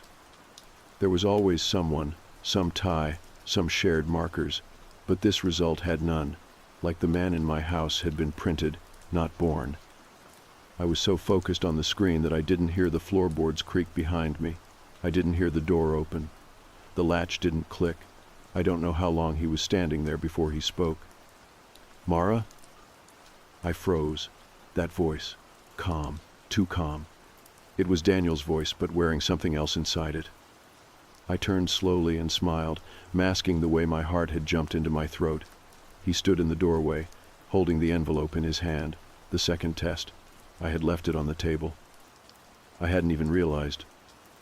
"What is this?" His tone was soft, but there was something behind it, a sound under the sound, like a vibration coming from a room too far away to hear clearly. I told him I was just curious, that I thought it might be interesting to learn more about our background. I spoke slowly, carefully, like I was on a frozen lake and listening for cracks. He nodded, looked down at the paper again, and folded it neatly in half. "You shouldn't be looking into things that don't want to be found," he said. Then he turned and left the room. He didn't raise his voice. He didn't threaten me, but I haven't stopped shaking since. That night, I tried to pretend nothing had happened. I crawled into bed, closed my eyes, and kept my back to him. I didn't speak. I didn't move. I listened to the way he breathed. Long, deep breaths that sounded too even, like a metronome or a machine pretending to mimic rest. I lay there for what felt like hours, until the silence shifted, and I felt the mattress shift beside me. He sat up, slowly. I didn't move. Then he leaned over me, not touching, just close enough that I could feel the cold on the back of my neck. Then I heard him whisper it. "I'm getting better at this." I didn't sleep after that. I waited until morning. Now I sit here writing everything down because I need it to exist somewhere outside of me. I need the words to hold weight in the world. He is not Daniel. He was never Daniel. And whatever he is, he doesn't plan to leave. I have stopped opening the curtains in the morning. I used to like waking up to the sun spilling across the floorboards, filtering through the lace trim of the bedroom windows, and lighting the walls with that soft gold that makes everything look gentler than it really is. Now I wake in a kind of manufactured twilight. The curtains stay drawn, and I move through the rooms quietly, like I am a guest in someone else's house.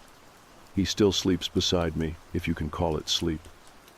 Most nights he lies so still, I have to watch his chest for movement. When I place my hand near his shoulder, I feel no warmth, just stillness. Sometimes I wonder if he powers down, if that's what passes for rest. I wonder if, while I dream, he is watching me with eyes that never close. Yesterday morning I caught him in the basement. I didn't even hear him go down there. I had been brushing my teeth. The door opened just slightly, when I heard something, maybe a quiet dragging sound or the soft clink of metal, and I froze. We never used the basement. It's half finished, damp in the corners, full of boxes we never unpacked from our move 5 years ago. Daniel used to joke that it smelled like old bones and forgotten projects. But when I got downstairs, I found him crouched by the water heater, hands folded neatly on his knees, staring at the wall. He did not move when I stepped onto the concrete floor. He didn't even acknowledge me at first. I cleared my throat. He turned slowly, smiling like I'd caught him daydreaming, and said he was just checking on something. No explanation, no tools. Just crouched there in the dark like a child playing hide and seek, only no one was looking for him. I told him breakfast was ready. He followed me back upstairs without saying another word. That afternoon, I went down there myself and found a long scratch running down the wall beside the heater. Not fresh, not old, like something had been slowly scraped away. I've started writing these notes by hand now, instead of typing. The computer's login screen was different this morning. Subtle, but not something I changed. The wallpaper I had set, a photo of the lake from our anniversary trip 2 years ago, was gone.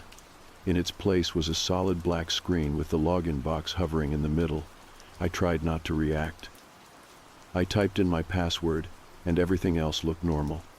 But when I opened my documents, the folder where I'd been storing my journal entries was gone. Not just hidden, completely vanished. Every file, every word, deleted. But I didn't delete them. I never would have. That night, I locked the bedroom door. It's the first time I've done it since he returned.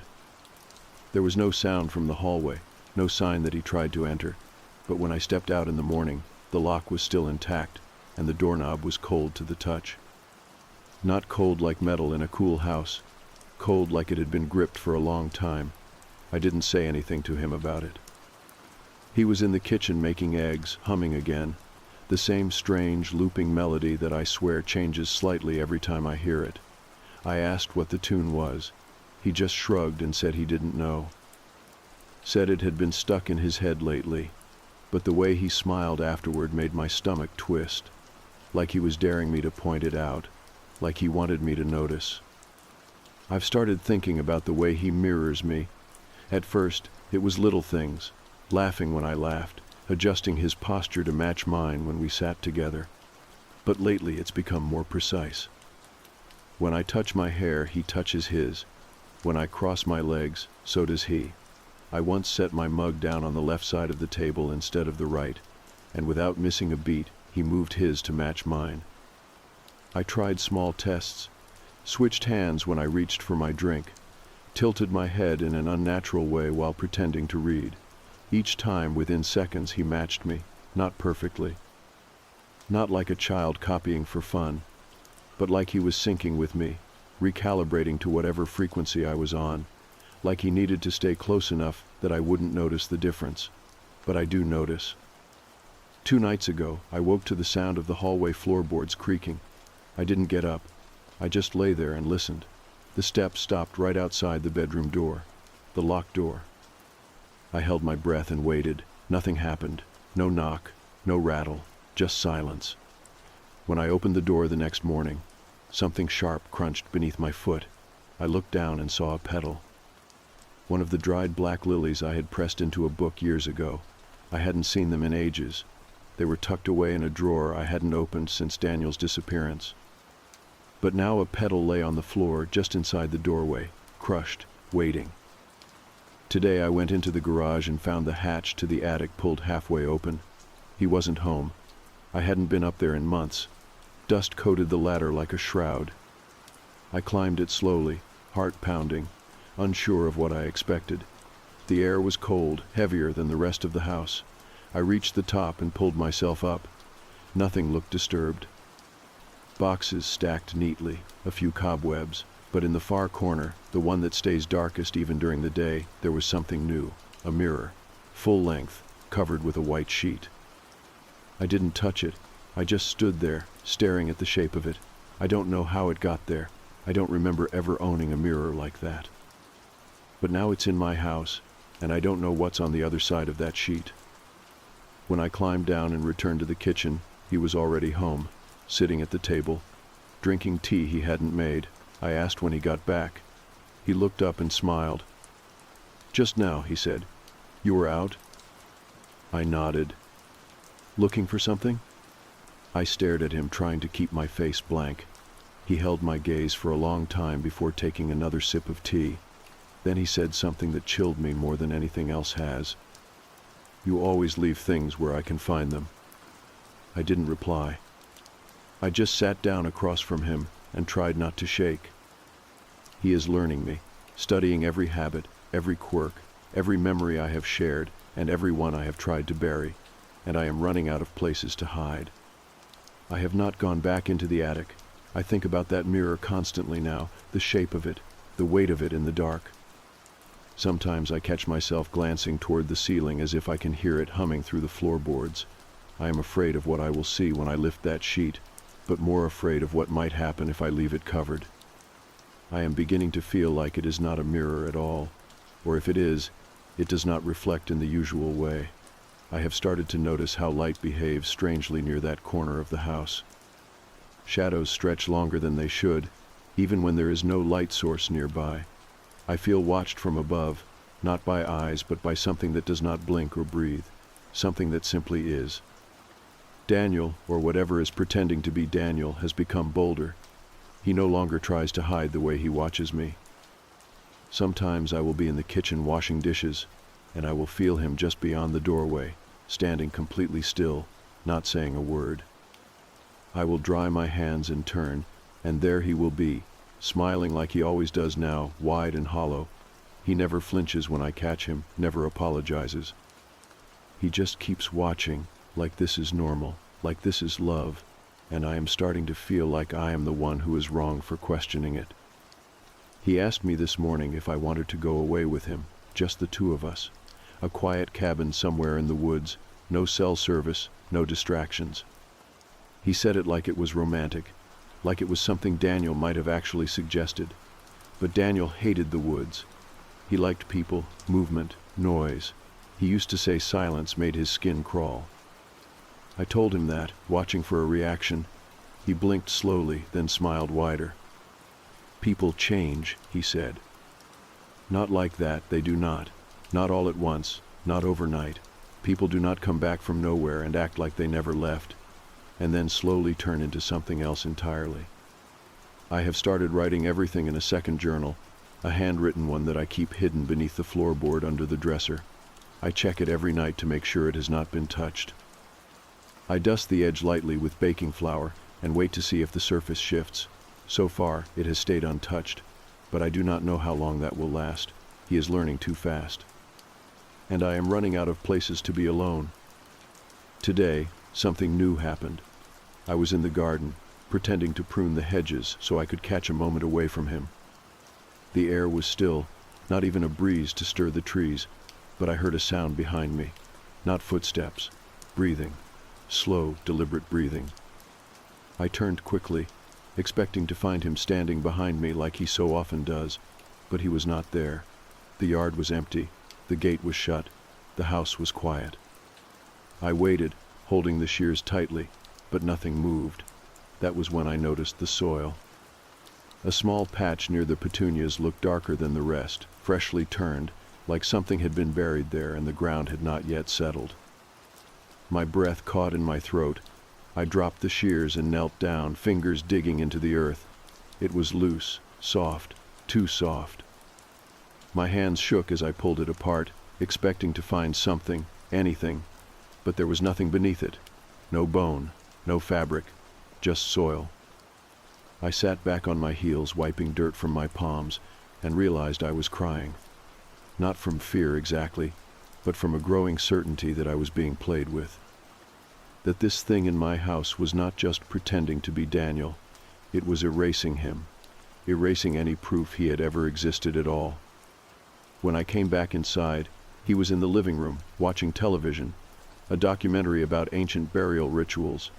He muted it when I entered the room and asked if I had gotten any good sunlight. His words. Not the kind of thing Daniel would have said, not the phrasing or even the tone. I told him I needed a shower. He nodded and turned the volume back up. Later, as I dried my hair, I noticed something in the mirror that made my stomach drop. For just a moment, as the steam cleared, I saw something behind me. Not him, at least not clearly. A shape, a figure that was standing in the doorway one second and gone the next. But I had not heard the door open. I had not heard it close. I turned, slowly, the hairdryer humming in my hand, but there was nothing there. The hallway was empty. I waited until nightfall, and then went back into the attic. I could not take it anymore, not knowing what was beneath that sheet. I needed to see it, even if it broke something inside me. I climbed the ladder slowly, flashlight clutched tightly in my fist, every step groaning under my weight. When I reached the top, the air was colder than it had been before, not just attic cold. Wrong cold, like something lived there now, like something was waiting. The mirror stood exactly where it had been, the sheet still draped over it, swaying gently as though it had been touched only moments before. I did not want to touch it. Every nerve in my body screamed not to. But I had come this far. I reached out and pulled the sheet away. There was no reflection. Not mine. Not the room's. Nothing. Just a vast, endless black surface that shimmered faintly as though it was alive. I moved my hand in front of it. No shadow, no echo. It was not a mirror. It was a window. And something moved on the other side. I stumbled back, nearly fell, catching myself on a stack of boxes. The sound echoed louder than it should have. I turned to leave and saw him at the base of the ladder, looking up, smiling. "I was wondering when you'd look," he said. I climbed down slowly, my feet unsteady on the rungs. He did not move. He just watched me descend, that smile never leaving his face. "I didn't mean for you to find it yet," he said softly. I stepped onto the floor. He moved aside and let me pass. I did not ask what it was. I did not want to know. But I think I already do. I no longer question how he moves without sound. I no longer flinch when he appears behind me in places he was not a moment ago. The fear has calcified into something quieter, something colder. I still feel it, but I do not react. He watches me constantly now, not with suspicion but with curiosity, like a child fascinated by a bug in a jar. I wake and find him staring. I cook and find him perched silently at the edge of the room, hands folded, eyes wide. He never blinks. He never blinks unless I do first. I have tested it. Once, I stared at him without blinking for as long as I could stand, and his eyes remained open the entire time, no flicker, no twitch. When I finally looked away, I caught the faintest smile on his lips. He knows I see it all. He is not pretending anymore. Last night, I went outside. I waited until the house was quiet, until his footsteps faded and the lights dimmed. I left through the side door and crept into the yard, careful not to let the gate creak. I needed to think in a place that did not breathe his presence. I walked to the farthest corner behind the shed, where the bushes grew thick and untrimmed. I pressed my back against the wooden slats and looked up at the sky. The stars looked different. I do not know how to explain it, only that they seemed closer, sharper. As if the air between me and them had thinned, as if the whole sky were just a painted dome, and I had finally noticed the brush strokes. I stayed there for almost an hour. I listened to the wind. I watched the trees. I tried to remember how it felt to live in a world that made sense. When I returned to the house, the side door was locked. I had not locked it. I had not even closed it fully, but now it stood sealed, the handle unmoving. I walked around to the front, keeping my footsteps light. The porch light was on. It had not been earlier. I stepped up to the front door and reached for the knob. It opened before I touched it. He stood there in the doorway, barefoot, eyes glowing faintly in the porch light. His expression was unreadable. "Out for a walk?" he asked, voice low and pleasant. I nodded, not trusting my voice. He stepped aside to let me pass, and I brushed past him without looking directly at his face. His skin smelled like dust and something faintly metallic, like old coins left in water. As I moved toward the stairs, he spoke again. "I used to be afraid of being alone," he said.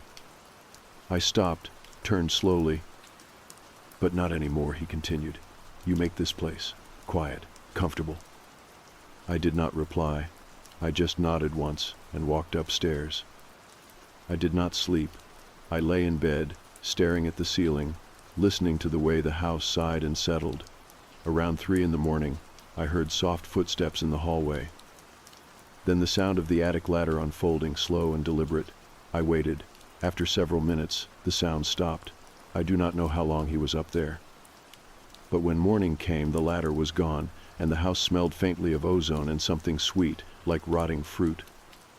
I spent the day going through Daniel's old things, not the version of him walking around now, but the real Daniel. His scent still clung to some of the clothes in the back of the closet.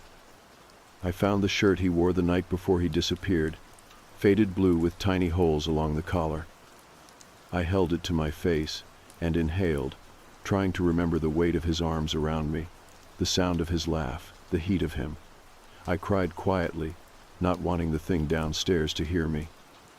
There was one box I had forgotten about, tucked deep beneath the bed. It held all the small pieces of him, movie stubs, love notes, receipts from places we used to visit, and a journal. I did not remember the journal. I opened it slowly, the pages yellowed at the edges. His handwriting was sharp, rushed in places. The entries were ordinary at first, grocery lists. Thoughts about work, complaints about the neighbors, but as I flipped deeper, the tone changed. One entry, dated 3 days before he vanished, stopped me cold. She keeps asking if I'm okay. I don't know how to answer her. I've been having the same dream over and over. There's something in the attic. I hear it whispering. I see things in the mirror at night. Things that don't belong in this world. Sometimes I think I'm not waking up anymore. The entry ended abruptly. The next page was torn out. The pages after that were blank. I stared at those words for a long time, heart thudding in my chest. So he had seen it too. He had heard it. Whatever it is, it was here before. Maybe it never left. Maybe it was waiting for me to notice. That evening, I confronted him. We sat in the living room, the glow of the television flickering across his two perfect features. I turned off the TV and sat across from him, the journal in my lap. He looked at me with that same mild curiosity, as if I were a specimen in a glass case. "Do you remember writing this?" I asked, holding up the journal. He tilted his head, I don't remember much from before, but I remember you. That's not an answer. He smiled. It's the only one I have. I leaned forward, hands clenched tight in my lap. What are you? His smile widened, but his eyes remained flat. I am what was left behind when he stopped being afraid. The room felt colder then, as if the walls had exhaled. He stood and walked over to me, kneeling beside the chair, placing his hand over mine. His skin was too smooth, too cold. You don't have to be afraid anymore either, he said. We can let it go, all the pain, all the memories. We can start over. I jerked my hand away. He did not react. He just stood and walked upstairs, his footsteps soundless.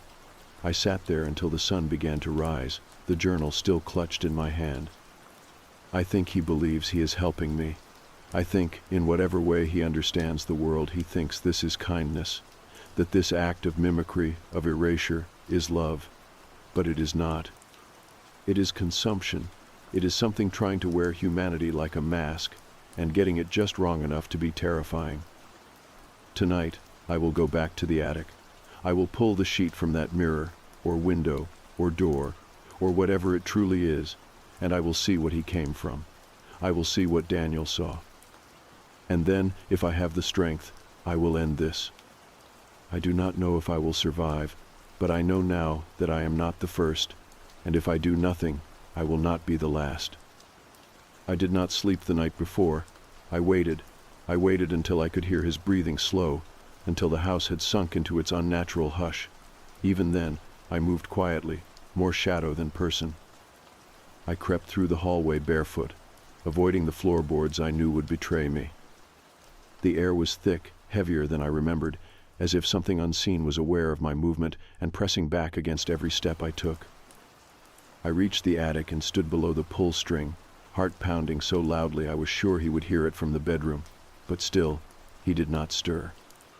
I pulled the cord slowly. The ladder extended with a creak that cut through the silence like a warning. I climbed one rung at a time, holding my breath. The air up there had grown even colder since my last visit. The kind of cold that does not just sit on the skin but sinks in, filling your chest and curling into your bones. I stepped into the attic and closed the hatch behind me. The mirror stood waiting.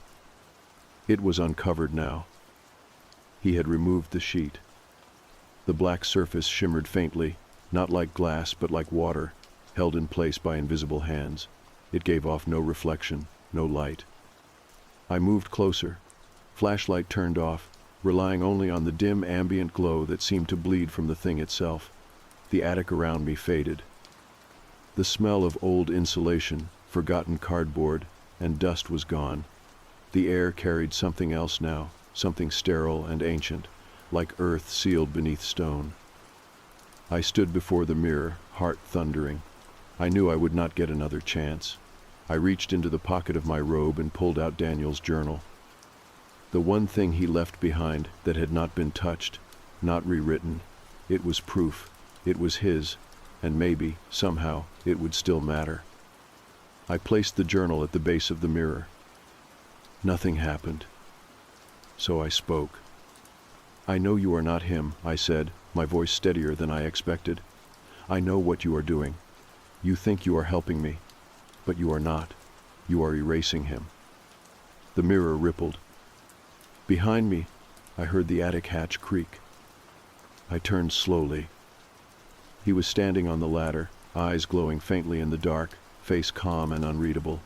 He climbed the rest of the way up and stepped into the attic with a grace that no human has.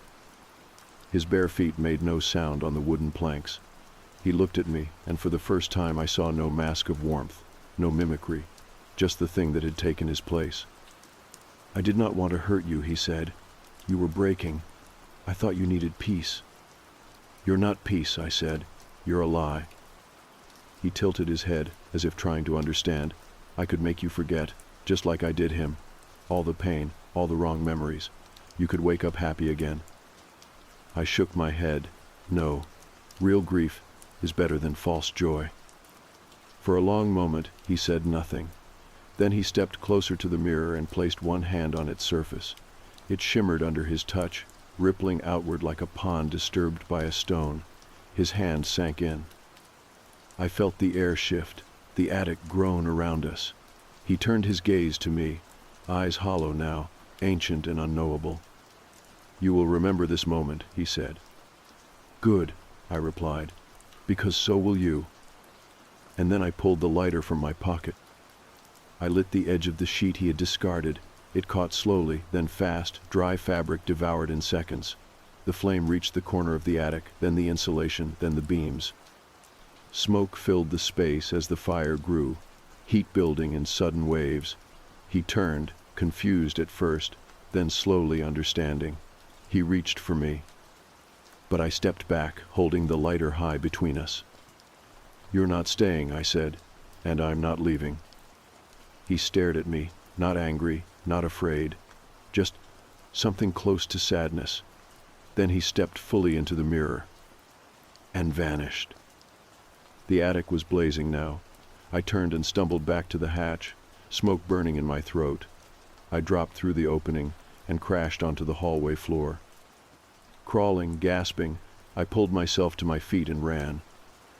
I do not remember leaving the house. I do not remember the run into the street or the cold that bit into my skin.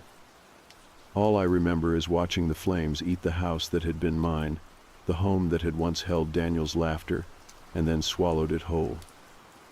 The fire crews arrived just after dawn.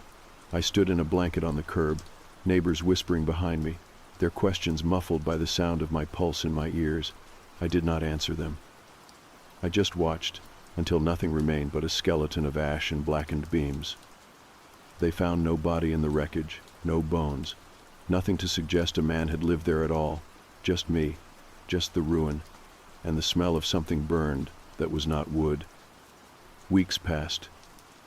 I stayed with my sister in another town, a new place, a quiet street. I took walks, I breathed, I grieved. I opened Daniel's journal again, reading his last words like a prayer. "There's something in the attic. I see things in the mirror." I still see things in mirrors, but not him, not anymore. Just once, in a shop downtown, I caught a flicker of movement behind my reflection, a shape that didn't belong, but when I looked again, it was gone.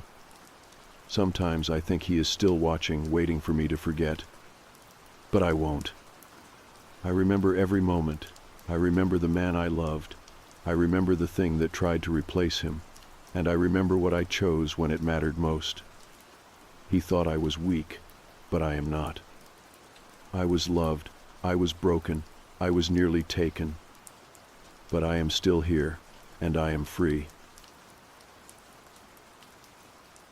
The afternoon light streamed through the kitchen window, casting a warm glow on the wooden floor. I was standing at the counter, stirring pasta water while my wife, Rachel, chopped vegetables nearby. Our son, Eli, 6 years old and full of energy, had just finished t-ball practice and was outside playing with his toy bat. Everything in our home felt ordinary and peaceful. That is, until Eli came inside clutching a folded piece of paper in his small hand. His expression was tight, different, like he was holding something heavy and unsure how to explain it. I called out to Rachel, and she turned as he stepped into the room. The afternoon quiet held steady until he approached us. His face shifted between curiosity and fear. "Mom, Dad," he whispered, "I found this in our backyard." He handed me the folded paper without making eye contact. My heart tightened. It was not a drawing, as I had expected, but a neatly written note in uneven childish handwriting. I glanced at Rachel, who looked equally puzzled. We asked in unison where he had found it. Eli paused, swallowed, and said, "It was near the sycamore tree, under the porch swing. That tree stood on the edge of our backyard, just beyond the fenced area." Today's practice had ended early, and I had dropped him off at the front yard after coming home from work. With the note in hand, he had walked down the side path into the backyard. His steps had taken him to this unexpected discovery. I opened the note gently, as though I might damage its fragile edge. Rachel stood close behind me, her arms crossed as she watched anxiously. The note was written in rhyming couplets. It began innocently enough, but quickly gave off a strange, unsettling tone. Dear Eli, I know this may sound funny, but grown-ups do not see how friendships bloom in sunny days when kids are free. My pulse began to throb, and I swallowed hard. The words reminded me too much of something I had heard in a horror story. I read on, my throat tightening. You stroked that ball so strong and true. Last night your swing was just a few better than the rest. You popped that ball into the sky. Your team cheered with gleeful cries. 2 runs ahead, you were the best. The note continued with more playful rhymes, but it was not playful. It had precision. It recalled details of Eli's t-ball practice, the sudden improvement in his swing, the enthusiastic cheering from the small group of parents watching. That day we had been there, and someone must have been watching too. I paused and looked at Eli. Do you remember who was near you at the field? He shook his head. I was too busy hitting. His innocence felt like a shield I could barely keep intact. I finished reading the note aloud to Rachel. When I reached the line that invited Eli to come to an address, my voice caught. I think we'd get along just fine. If we could be together, you and I. Tomorrow at 3, by the Magnolia Lane sign, where souls unite beneath the sky. My hands shook enough that I nearly dropped the paper. It said Tumblr and Park Street as well, but I had crossed out those names quickly. Beneath that, the address, 5 Magnolia Lane, was scribbled in a little box. I looked at Rachel. Her eyes were wide, her face pale. Magnolia Lane? That's just down the street. That's the old Carter house, she said softly. It's been empty for years, right after Jenna Marks disappeared. I closed my eyes. Jenna Marks had gone missing nearly 30 years ago.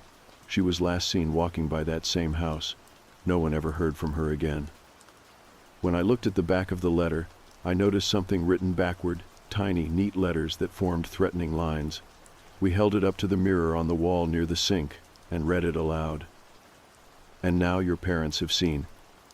Please keep quiet, know what I mean. If you say a single word, my actions here will be heard. On the 10th of June, 1996, a woman named Jenna met her final affliction. I buried her neat and deep, so that she could rest in sleep, but lately I feel a stirring, a hunger that needs a curing. The words were carefully chosen, but the threat was clear. This writer had killed before, buried her body in that house, and now set sights on our son. The rhyme tone twisted into horror. Beside us, Eli drew his shoulders in. His lower lip trembled. I'm sorry, he whispered. The world felt like it crumbled around me. The calm afternoon imploded into something ugly and dangerous. Rachel dropped the knife she had been holding. I put an arm around her before she could fall. My son's note shattered more than just Sunday afternoon. It destroyed our sense of safety. Every parent's instinct kicked in. I felt wildfire rage in my chest. I scolded myself for not being there to guard him better, for trusting that our backyard was safe. I hovered around Eli, asking questions quietly, softly stroking his hair, making sure he knew we were there to protect him. But the irony, the helplessness, it overwhelmed me. We called the police. Within minutes, 2 officers arrived. We explained everything, showed them the note, the address, the location of the field, even Elliot's exact words. The lead officer nodded gravely and told us they would send a patrol tonight to stake out the house. They asked us to remain inside and keep our doors locked, especially through the night. The fear struck me like ice water. Eli sat on the couch, hugging his favorite stuffed bear tight. Rachel sat next to him, stroking his hair. I held the note in my hands and stared at the front window. The afternoon sun had shifted into late evening, but the world outside looked different now, tainted, dark. For the first time, I realized how fragile our little world could be. The backyard, the kitchen, the t-ball field, they were not safe anymore. The note had pierced our armor. A predator had inserted himself into our lives, weaving words around a child and exposing our vulnerability. I did not sleep that night. I lay on the floor beside Eli's bed, listening to his steady breath and taking shifts to watch the hallway. Every creaking floorboard made my heart seize. Doors were double-checked, curtains drawn, our guns were under lock and key, the code memorized. Rachel and I spoke in hushed tones when we walked past each other, a nod here, a nod there, but our silence was loud. By morning, I knew things had changed forever. The police had completed their patrol, but they found no one at the Carter house. Rachel and I walked Eli to his kindergarten school afterward, keeping our eyes on every parked car, every person watching, listening for threats. Life went on, but nothing was ever the same. My heart pounded beneath every patter of tiny footsteps, and I felt the threat everywhere, even in broad daylight. This was the end of innocence. The note had arrived, and now our world had unraveled. Morning light entered through the living room window as I made coffee and watched Eli eat breakfast in silence. Rachel hovered beside him, loading his plate with pancakes and strawberries, her eyes distant and anxious. The police had assured us they would monitor the old Carter house, but that meant little in the face of someone determined enough to write threatening letters and hide in plain sight. I cleared my throat and tried to smile at Eli, who seemed half rolled into school mode. He asked in a small voice if he could have a blue backpack today instead of his red one. I agreed, and his shoulders relaxed a bit. Any routine I could give him felt like a win. I walked him to the schoolyard, glancing over at the playground that lay near the sidewalk.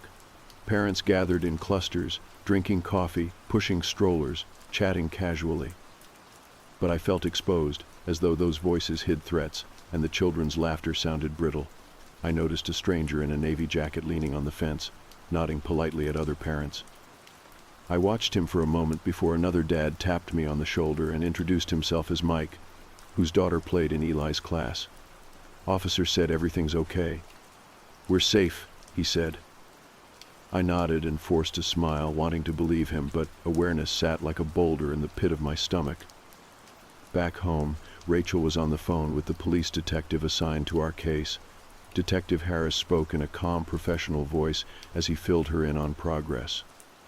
They had checked the foundation of the Carter house for footprints or pry marks and installed a wireless camera in the backyard the night before. The camera had recorded a drifting shadow at 2 a.m., but no face, no movement discernible.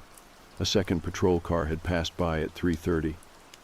He told her to be vigilant, avoid unknown people, and keep all curtains closed at night. He also asked if she had noticed anything from her side of the church. After the call, Rachel closed her eyes and took a deep breath. She looked more pulled together than I felt. The church was where she worked part-time, teaching preschool classes. She told Detective Harris that she noticed a new volunteer who had started helping out a few weeks ago. He was polite and quiet, never asked for personal details, and showed up just on busy days. Knowing nothing else, Harris said they would look into it. I watched Rachel's jaw tighten. That volunteer's introduction coincided with the letter's timing, a coincidence that felt too sharp to ignore. The rest of the day felt like suspended animation. I spent hours going through footage from the small motion camera I had set up outside Eli's room and the backyard sliding door. It had picked up the rain at 3 a.m., rustling leaves, but no one's shape. A disembodied sock rolled across the bedroom floor, but no feet. The video camera in the living room caught our dog Lily, pacing from room to room. Lily was hypervigilant, ears twitched at shadows. By 3:30, she lay still at the window, eyes fixed on the darkness. I thought maybe I saw someone walk past, but it was just a truck backing down the cul-de-sac. Lily jerked her head but relaxed again. The footage was useless. Detective Harris called again mid-afternoon to say he reviewed the church volunteer list. No one named Carter, Millstone, or Fields showing up recently. He would check the Magnolia Lane address for recent property records, phone registrations, security footage with the city's help. Meanwhile, he encouraged us to reach out to neighbors, form a watch group, and not to go alone anywhere. Rachel nodded and scribbled notes. Later, I suggested we keep the curtains closed in Eli's room even in daytime, so our son could pretend we were going somewhere fun like camping.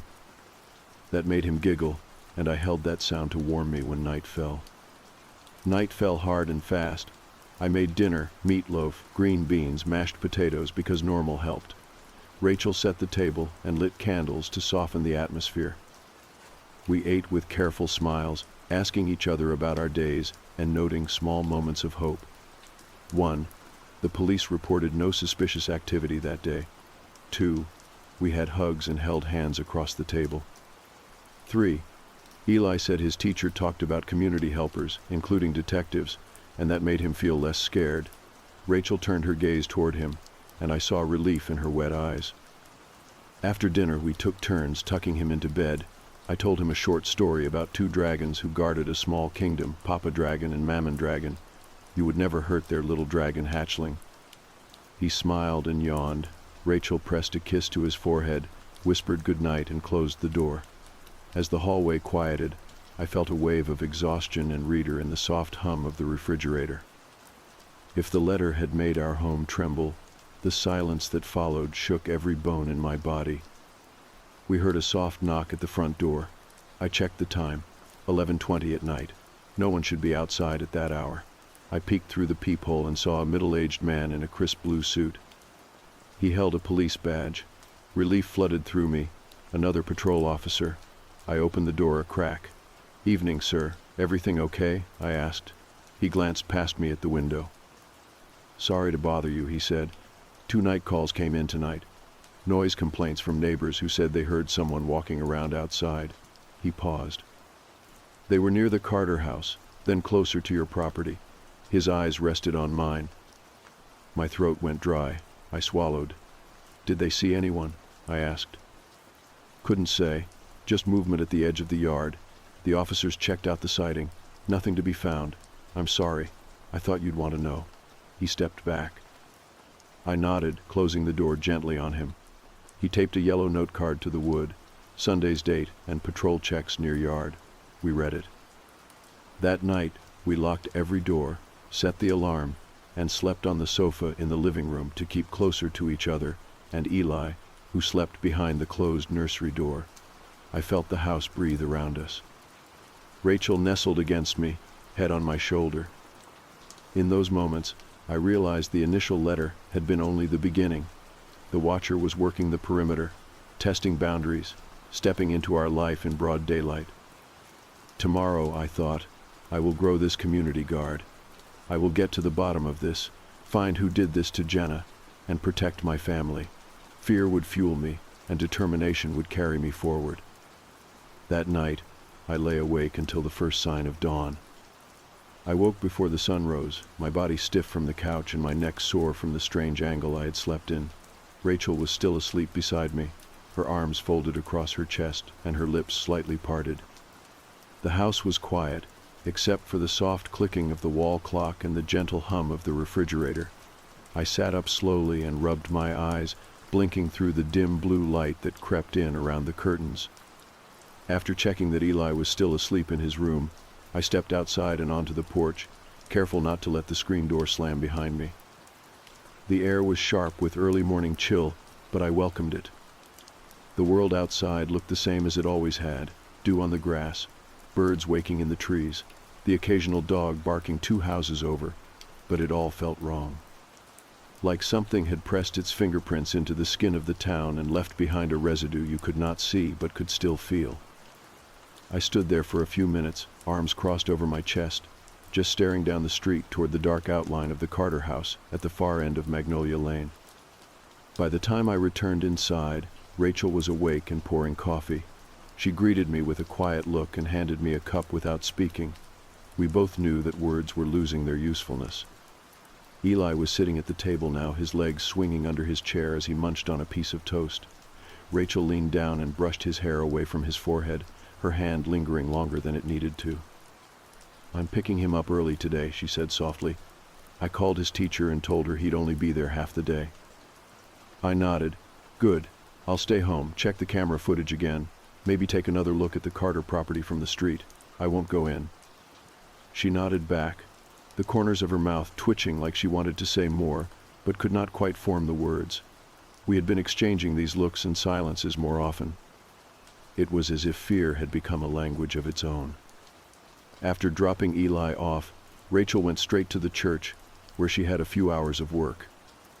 I watched her drive away from the front porch, then turned back into the house and pulled up the security footage on my laptop. The motion sensor camera caught the usual flickers of wind and shadows, a few squirrels darting across the lawn, and the neighbor's cat slinking around near our flower bed. Nothing unusual. But then, just after 2:20 in the morning, something changed. The camera aimed at the back fence caught a flicker of movement, slow, almost too slow to detect. I leaned in closer and scrubbed the footage frame by frame. There it was. A silhouette near the edge of the fence, barely visible, but definitely human. The figure stood there for several minutes, unmoving, and then simply vanished out of the frame. No motion toward the house. No flash of a face, just presence. I stared at it until the image was burned into the back of my eyelids. I saved the footage and emailed it to Detective Harris with a short message. A few minutes later, my phone rang. Harris sounded calm, but there was an edge in his voice. "We've seen this guy before. That same posture, same distance, always watching but never stepping forward. We believe he's testing his limits. Stay alert. We're going to increase drive-bys on your street and install a motion-triggered alarm at the back fence. Don't confront him. Don't go near the Carter property. Let us handle it." I agreed. I thanked him and ended the call. Later that morning, Rachel came home with Eli, who was excited to be leaving school early but sensed something was off. Rachel kept him busy in the living room while I sat at the kitchen table with her and explained what I had found on the footage. Her hand trembled as she reached for her water glass. "Do you think it's him?" she asked. "I do." She looked down at her lap and took a long breath. "I didn't want to bring this up," she said, "but when I was at the church today, I remembered something. Back when I first started working there, almost a year ago, we had a man come in during the afternoon service. He said he wanted to volunteer with the preschool program. Said he used to be a teacher in another town, but had moved here to be closer to his brother." "What was his name?" I asked. "I don't remember exactly. Something with a J. Jack or Jared or maybe Jason. Jason Fields. That sounds right." The name sat heavy in the air. "Did you get a look at him?" I asked. She nodded slowly. He was tall, very pale, smiled all the time, but it never reached his eyes. I only saw him twice. He stopped showing up after that. I didn't think anything of it until now. I stood up and began pacing the room. "If that's our guy, then he's been watching you for longer than we thought." Rachel looked sick. She turned her face toward the window and whispered, "I'm afraid this has something to do with me, with my past." I stopped pacing. "What do you mean?" She hesitated. "Back in college, before I met you, I had this experience. I met someone, a man. He was charming at first, then obsessive. He followed me around campus, left notes in my dorm, started showing up at places I never told him I would be. I filed a report, but nothing ever came of it. Then he just vanished. I changed my phone number, moved, started over. I never told anyone because I thought it was over." My stomach turned. "And you think this is the same man?" "I don't know, but it feels too close." The pieces were starting to fit together in ways that made my skin crawl. The letter to Eli, the backward message, the old Carter house and its missing tenant, the man from Rachel's past. I sat back down across from her. "We need to tell Harris all of this, every detail. If he's targeting you, then he's targeting Eli too." Rachel nodded, her face pale but resolute. We both looked toward the living room, where our son was sitting on the floor, building a tower out of blocks and humming to himself. For a moment I let myself believe he was safe, but the fear returned just as quickly. We were being hunted, watched, and now we knew why. We told Detective Harris everything that afternoon. Rachel sat across from him in our living room, her hands folded tightly in her lap as she recounted her experience from years ago. She told him about the man from college, how he had followed her across campus, the notes he left, the way he always knew where she would be. The room felt colder the longer she spoke, like the air itself recoiled from the memories. When she mentioned the name Jason Fields, Harris wrote it down carefully in his notebook, his expression unreadable. When she finished, there was a long silence. Harris tapped his pen against the pad, then looked up. "I want you both to understand something," he said slowly. "This man, if he is the same one from back then, he's had a long time to plan. This isn't impulsive. He's been patient, watching. He's trying to insert himself into your lives in the most personal way possible. That makes him more dangerous than someone who acts on a whim." Rachel nodded, her face pale. I felt the weight of his words settle into my chest, heavy and choking. I had been focused on the immediate threat, the notes, the house at the end of the street. But now I saw it more clearly. This wasn't just about Eli. It wasn't just about fear. It was about obsession, and it had begun long before we ever found that first letter. Harris told us he would run a background check on Jason Fields, look into old college reports and missing persons in other towns. He asked for the name of Rachel's college and the year she graduated. Rachel gave him everything. Before he left, he said they would be posting an unmarked car on our street 24 hours a day. If anything unusual happened, we were to call him directly. He handed us his personal number and told us not to hesitate. That night, I could not sleep. I sat in the hallway between Eli's room and ours, my back against the wall and my eyes fixed on the darkened corridor. Every sound seemed amplified. The creak of the floor, the groan of the house settling, even the soft ticking of the clock made me flinch. I kept thinking about the letter, the rhyme, the address on Magnolia Lane. I imagined Jason standing in the shadows, smiling as he watched us through the windows. I imagined him writing those words by candlelight, whispering them aloud to himself in the dark. Rachel lay in bed behind me, pretending to sleep. I knew she was awake. Her breaths were too controlled, too steady. She was trying to be strong for Eli, for me. But I could feel her fear like it was my own. The next morning, we found a new letter. It was slipped through the mail slot sometime before dawn, folded neatly, and sealed with a piece of red thread. Rachel found it first and held it in her hands like it was something poisonous. She didn't speak, just handed it to me with a look that said everything. I opened it carefully. The paper was heavier this time, cream-colored with faint lines, like stationery from another era. The writing was the same, rhymed verses in looping, childlike print. But this one was worse, more direct. It mentioned Rachel by name. It talked about how beautiful she looked that morning at the church, how her hair had caught the light when she bent to help a child tie his shoe. It described the exact outfit she had worn, the necklace I had given her for our anniversary, even the shoes she only wore on Sundays. Then it shifted. It spoke of Eli, how he smiled when he kicked the leaves, how he clutched Rachel's hand when crossing the parking lot. It ended with a short phrase written in bold block letters. "Soon, I will be family too." I read it twice, then folded it and placed it on the table. My hands shook. Rachel sat down slowly and put her face in her hands. Neither of us spoke for several minutes. I called Harris immediately. He was already on his way to our house. When he arrived, he took the letter and sealed it in a plastic evidence bag. He examined the red thread carefully. He said it was symbolic. Obsessive personalities often use tokens to signify connection or commitment. The thread could represent fate, desire, or some imagined bond. It was disturbing, he said, but not unexpected. After he left, I walked around the entire perimeter of our property. I checked the locks, the gates, the windows. I climbed up on the back fence and looked out into the empty field behind it. Nothing. Just dry grass and a few scattered trees. But I felt eyes on me the whole time, watching, waiting. We decided to keep Eli home from school the next day. Rachel stayed with him while I went to work for a few hours, just to keep appearances normal. But I left early and came home before lunch. When I walked in, Rachel was sitting at the kitchen table with a stack of photo albums. Eli was in the living room, watching cartoons.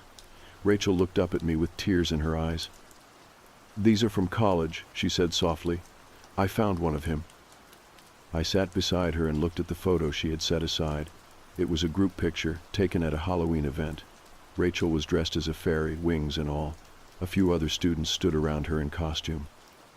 And there, at the edge of the frame, was a man in a simple white mask, the kind you find at costume shops. He was not looking at the camera. He was looking at Rachel. "Do you recognize him?" she asked. I stared at the photo. The man's face was mostly obscured by the mask, but something about his posture, the angle of his head, felt familiar. I could not place it, but I knew I had seen him before. Not in real life, but somewhere in the shadows of our lives. It was like trying to remember a nightmare you had forgotten, but that still haunted you in the morning. "I think so," I said, "but I don't know how." Rachel stared at the photo, then closed the album. "He's not going to stop," she whispered. "He's going to keep pushing until we break." I took her hand. "Then we don't break, we fight." She nodded, but I could see the doubt in her eyes, and truthfully, I felt it too. We were up against something we did not understand, someone who had been planning this for years. But he had made a mistake. He thought we were weak. He thought we would fold. He was wrong. Detective Harris arranged a meeting at the precinct 2 days later. He said he had something important to show us, and from the tone of his voice over the phone, I knew it was not good news. Rachel and I sat side by side in a small windowless room at the station, a pale yellow folder on the table in front of us. Harris entered with 2 other officers and set down a laptop. "I want to walk you through this carefully," he said. We cross-checked the name Jason Fields through multiple state records. There was no direct match. No driver's license, no social security registration under that name in the last 20 years. But when we dug deeper, we found something else. He turned the laptop around and clicked through a few files. On screen appeared a scanned police report from a town 3 states away. The photo was old, grainy, but the name at the top jumped out. Mark Jensen. He had been arrested in 1998 for trespassing near a school playground.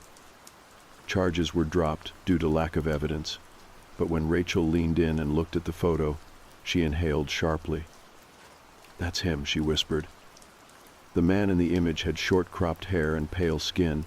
His smile was small but chilling, too wide for the rest of his face. Even blurred, it felt familiar. Rachel's hands tightened in her lap. "We ran facial recognition on this photo and got 4 other hits," Harris said. "Different names, different states, but the same man. No convictions, always slipping away before anyone could catch him doing anything. One of those aliases was used to rent the Carter house 6 months ago." I stared at the screen. "So this guy has been traveling under different names for years." Harris nodded. "He's a drifter, probably uses cash, fake papers, stays under the radar. He gets close to families, schools, churches, watches, waits, then moves on." "Except this time," Rachel said, her voice tight. "He did not move on." "No," Harris agreed. "This time he stayed, which means this is personal." I looked over at Rachel. Her face was pale, but her eyes were filled with steel. She had stopped shaking. She was angry now. So was I. Back home, we kept the information mostly to ourselves. Harris warned us that spreading panic could put Eli at greater risk. The surveillance around our property was doubled. Unmarked cars now passed by every hour. Still, there was no sign of the man calling himself Jason or Mark or whatever name he was using now. But something else happened. Something worse. That night, after putting Eli to bed, Rachel went to take a shower while I cleaned up the kitchen. I remember wiping the counters, humming some old tune under my breath. I heard the water running upstairs and thought nothing of it. I checked the locks on every door, made sure the curtains were drawn. Then I went to the living room to sit on the couch and wait for her. A few minutes passed, then I heard a sound. It came from the hallway, near the stairs, a soft tapping. I stood slowly, my heart starting to race. The tapping continued, rhythmic and faint. I moved toward the hallway, each step careful. The air felt colder, heavier. As I reached the base of the stairs, I looked up. Eli stood at the top, holding his stuffed bear, his eyes wide. "What's wrong, buddy?" I asked, trying to keep my voice calm. He pointed toward our bedroom. "There's someone in your closet," he whispered. The words knocked the breath out of me. I ran up the stairs, grabbed Eli, and carried him to the guest room, locking the door behind us. I told him to stay put, not to move, no matter what. He nodded, clutching his bear tighter. Then I went back into the hallway. The bathroom door was still closed. The water was still running. Rachel hadn't heard anything. I pushed open our bedroom door and stepped inside. Everything looked normal. The lamp on the nightstand was on, casting a soft glow across the room, but the closet door was open, just a crack. I walked toward it, every muscle in my body tense. I reached for the handle and pulled it wide. Nothing. Just clothes, shoes, a stack of boxes. I exhaled slowly, then turned to leave. That's when I saw it. In the corner of the room, just past the edge of the bed, a smear of mud on the carpet. Faint, but visible, a boot print. I did not wear boots. Rachel came out of the bathroom moments later, wrapped in a towel, her face confused and frightened as I told her what happened. We called Harris immediately. Within 10 minutes, officers were combing the house, checking every corner, every vent, every window latch. One window in the basement had been left slightly ajar. We never used the basement. He had been in the house. We didn't know for how long. We didn't know what he had touched, but we knew one thing for certain. He had stood in our bedroom while Rachel showered, while I cleaned the kitchen, while our son slept down the hall. He had walked past all of us. The next day, we moved into a motel on the other side of town under police advice. The house was declared a crime scene, and forensics teams swept it top to bottom. They found several more boot prints near Eli's room, on the windowsill, on the hallway floor, a faint one behind the living room couch. I lay awake in the motel bed that night, unable to sleep. Eli was curled up between us, his little arms wrapped around his stuffed bear. Rachel stared at the ceiling, blinking away tears. We had been violated in the most personal way possible. Our home, our sanctuary, had become a hunting ground. The next morning, we received another letter. It had been taped to the rear window of Rachel's car. Same handwriting. Same childlike rhyme. But this one ended with a new line. I can still see you when you sleep. The motel room was small, the kind of place meant for overnight travelers and quick getaways, not for a family of 3 trying to stay sane. We had pushed 2 queen beds together to make room for all of us, and Rachel tried to pretend like it was an adventure. She brought Eli's favorite books, his blanket, even a small nightlight shaped like a fox. But no matter what we did, the room still smelled faintly of stale air and worry. Detective Harris visited the next morning. He brought a folder filled with case updates, including images of the footprints found in our house. Rachel and I looked at them in silence. The prints were faint but unmistakable. He had stepped softly, moved with purpose, never lingering in one place too long. One print had been found inside the kitchen pantry. Another behind the curtain in Eli's room. The kind of places you could stand completely hidden, listening, watching. I need to ask you something difficult, Harris said, keeping his voice low so Eli wouldn't hear from across the room. Have either of you received any messages from unknown sources? Emails, texts, anything unusual online? Rachel shook her head slowly. No, just the letters. I did, I said, suddenly remembering. Last week, before all this escalated, I got an email from someone named Michael Hart. No message, just a link. I deleted it. Harris frowned. Do you still have the email? No. I emptied my trash folder a day later. I thought it was spam.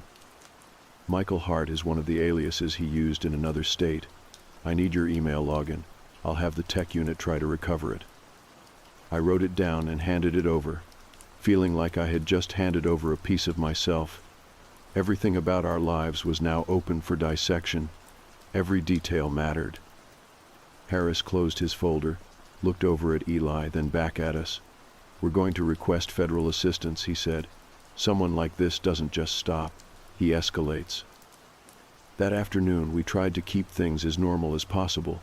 We took Eli to a nearby park, let him climb the jungle gym and play in the sand. Rachel sat beside me on a splintered wooden bench, her hands tucked into the sleeves of her jacket. She watched Eli with a soft, protective expression, but I could see the tension in her jaw. Her eyes kept scanning the tree line, the parked cars, the sidewalk. Mine did too.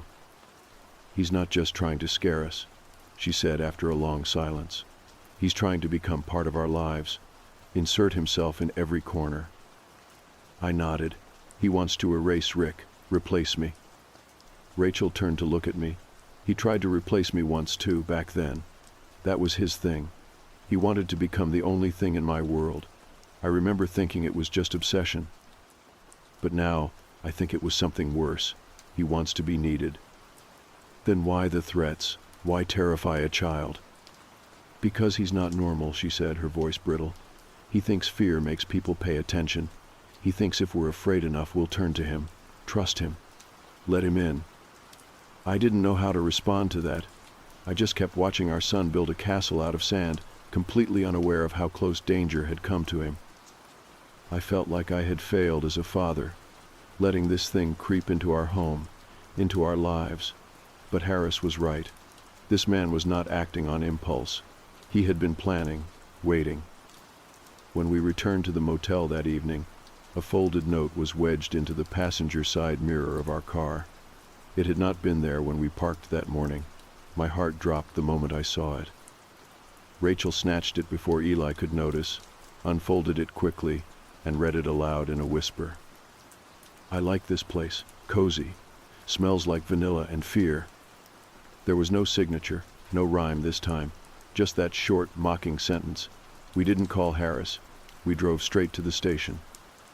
Within the hour, we were relocated again, this time to a safer facility, a private rental arranged by the department, location undisclosed. A retired officer owned the property and lived 2 doors down. Cameras were already installed, monitored remotely. No one but Harris and one federal contact knew where we were. The house was simple but warm, a single story with a small fenced yard and blinds that covered every window. It was quiet, almost unnervingly so, but it felt like the safest place we had been in days. Rachel took Eli to the spare room and helped him set up his toys. I sat in the kitchen, lights dimmed, just listening. I had never been more aware of sound, the soft hum of the heater, the drip from the sink, my own heartbeat. Later that night, after Eli had fallen asleep, Rachel sat across from me at the kitchen table. She placed something on the wood between us, a silver locket. "I used to wear this in college," she said. "He gave it to me. I didn't want it, but he insisted. I thought I threw it away." "Where did you find it?" "In my coat pocket," she whispered. The blood drained from my face. "That coat's been at the motel." She nodded. "It was not there yesterday." We stared at it for a long time, neither of us touching it. The locket was plain, no engravings, but heavy, like it knew something we didn't. Rachel picked it up gently, opened it. Inside was a photograph, small, grainy, torn at the edges. It was a picture of us, taken from across the street. We were standing in front of our old house, Eli in my arms, Rachel smiling at him. "He was there," I said, my voice barely a breath. "He took this." "I think he's been taking photos for years," Rachel replied, "maybe even longer." I reached for my phone and dialed Harris. When he answered, I told him about the locket, the photograph, the pocket. His voice was quiet. "Do not destroy it. We'll have it examined for prints. But be careful. This means he's already breached your perimeter. He's trying to send a message." Rachel and I locked every door, double-checked every window. Eli slept soundly in his room, oblivious. We took turns staying awake that night, trading off every few hours. I sat on the couch, locket on the coffee table, watching the camera feeds from my phone, watching the corners, the shadows, the dark. He was still out there. But now we knew how close he had already come. Rachel and I had barely slept in 2 days. Even when our eyes closed, the tension in our bodies stayed tight, stretched like wires, straining to hold everything together. The safe house was supposed to feel like protection, but each shadow in the hallway, each creak in the floor, felt like a signal. Something had shifted. The locket changed everything. It was no longer just letters or messages. He had been near us, near Rachel, near Eli. He had touched her coat, planted a piece of the past like a seed. Harris came early that morning with 2 agents from a federal task force. They took the locket, the photograph, even the coat. They spoke in hushed tones and moved with a sense of urgency I had not seen before. One of them, a woman named Agent Rhodes, pulled me aside while the others worked. "He's escalating," she said. The notes were psychological, but this is contact, physical. It means he's getting bolder. We need to consider the very real possibility that he's going to attempt to take your son. I stared at her, trying to process the words. How would he even get past the security? "He already has," she said. "He's smart, patient. This isn't someone who bursts through windows. He'll wait. He'll look for weakness, distraction, anything." I nodded slowly, anger burning behind my eyes. "So what do we do?" "We get ahead of him," she said. "We bait him." The idea made my stomach tighten, but by the end of the day, we had a plan. We were going to let him think we were going home. They coordinated it carefully. At noon, a decoy car matching our vehicle left the safe house, occupied by 2 agents in wigs and glasses. They drove to our old neighborhood and pulled into the driveway of our house. Curtains were drawn, lights turned on. They moved around inside the house at intervals, creating the illusion of a family returned to normal life. Meanwhile, we were relocated again. This time we stayed inside a secure facility run by federal agents. We slept on cots, ate food from vending machines, and watched our lives from a distance on security monitors. Eli didn't understand why he couldn't go outside. Rachel tried to explain it as a game, something like hide and seek, but even he was beginning to sense the cracks in the story. He stayed closer to us now, his laughter more cautious. That night, around 3 a.m, one of the agents monitoring the house saw movement on the back camera. He appeared like a shadow peeling itself away from the dark, no sound, no hesitation. He moved with the smoothness of someone who had done this many times before. He climbed the fence, crouched low in the backyard, waited behind the hedges. Then he stood up and stared straight into the lens of the camera. Not at it, into it, as if he knew exactly where the operators sat watching. He smiled, and then he raised a hand. There was something in it, a paper crane. He walked forward and placed it carefully on the porch, then turned and vanished into the trees behind the house. They searched the area for hours. Dogs, drones, helicopters, no trace. It was like he had melted into the ground. They retrieved the crane. Inside it, written in the same looping handwriting, were 3 words. "Do you miss me?" I watched the footage again and again, the way he moved, the way he paused before placing the crane. There was something deliberate about it, ritualistic. Rachel refused to watch it more than once. She said it made her feel dirty, like he had touched her through the screen. Eli started asking questions the next day. Why were we moving again? Why couldn't he see his friends? Why did Mommy always cry in the bathroom? We gave him soft answers, the kind that stretch the truth but keep the walls from crumbling. But I saw it in his eyes. He was afraid.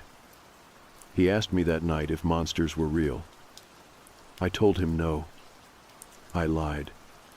By the 3rd day in the facility, Rachel began to unravel. She was strong for so long, but everyone has a limit. She snapped at me for dropping a cup. She cried quietly when Eli was asleep. She stopped eating as much.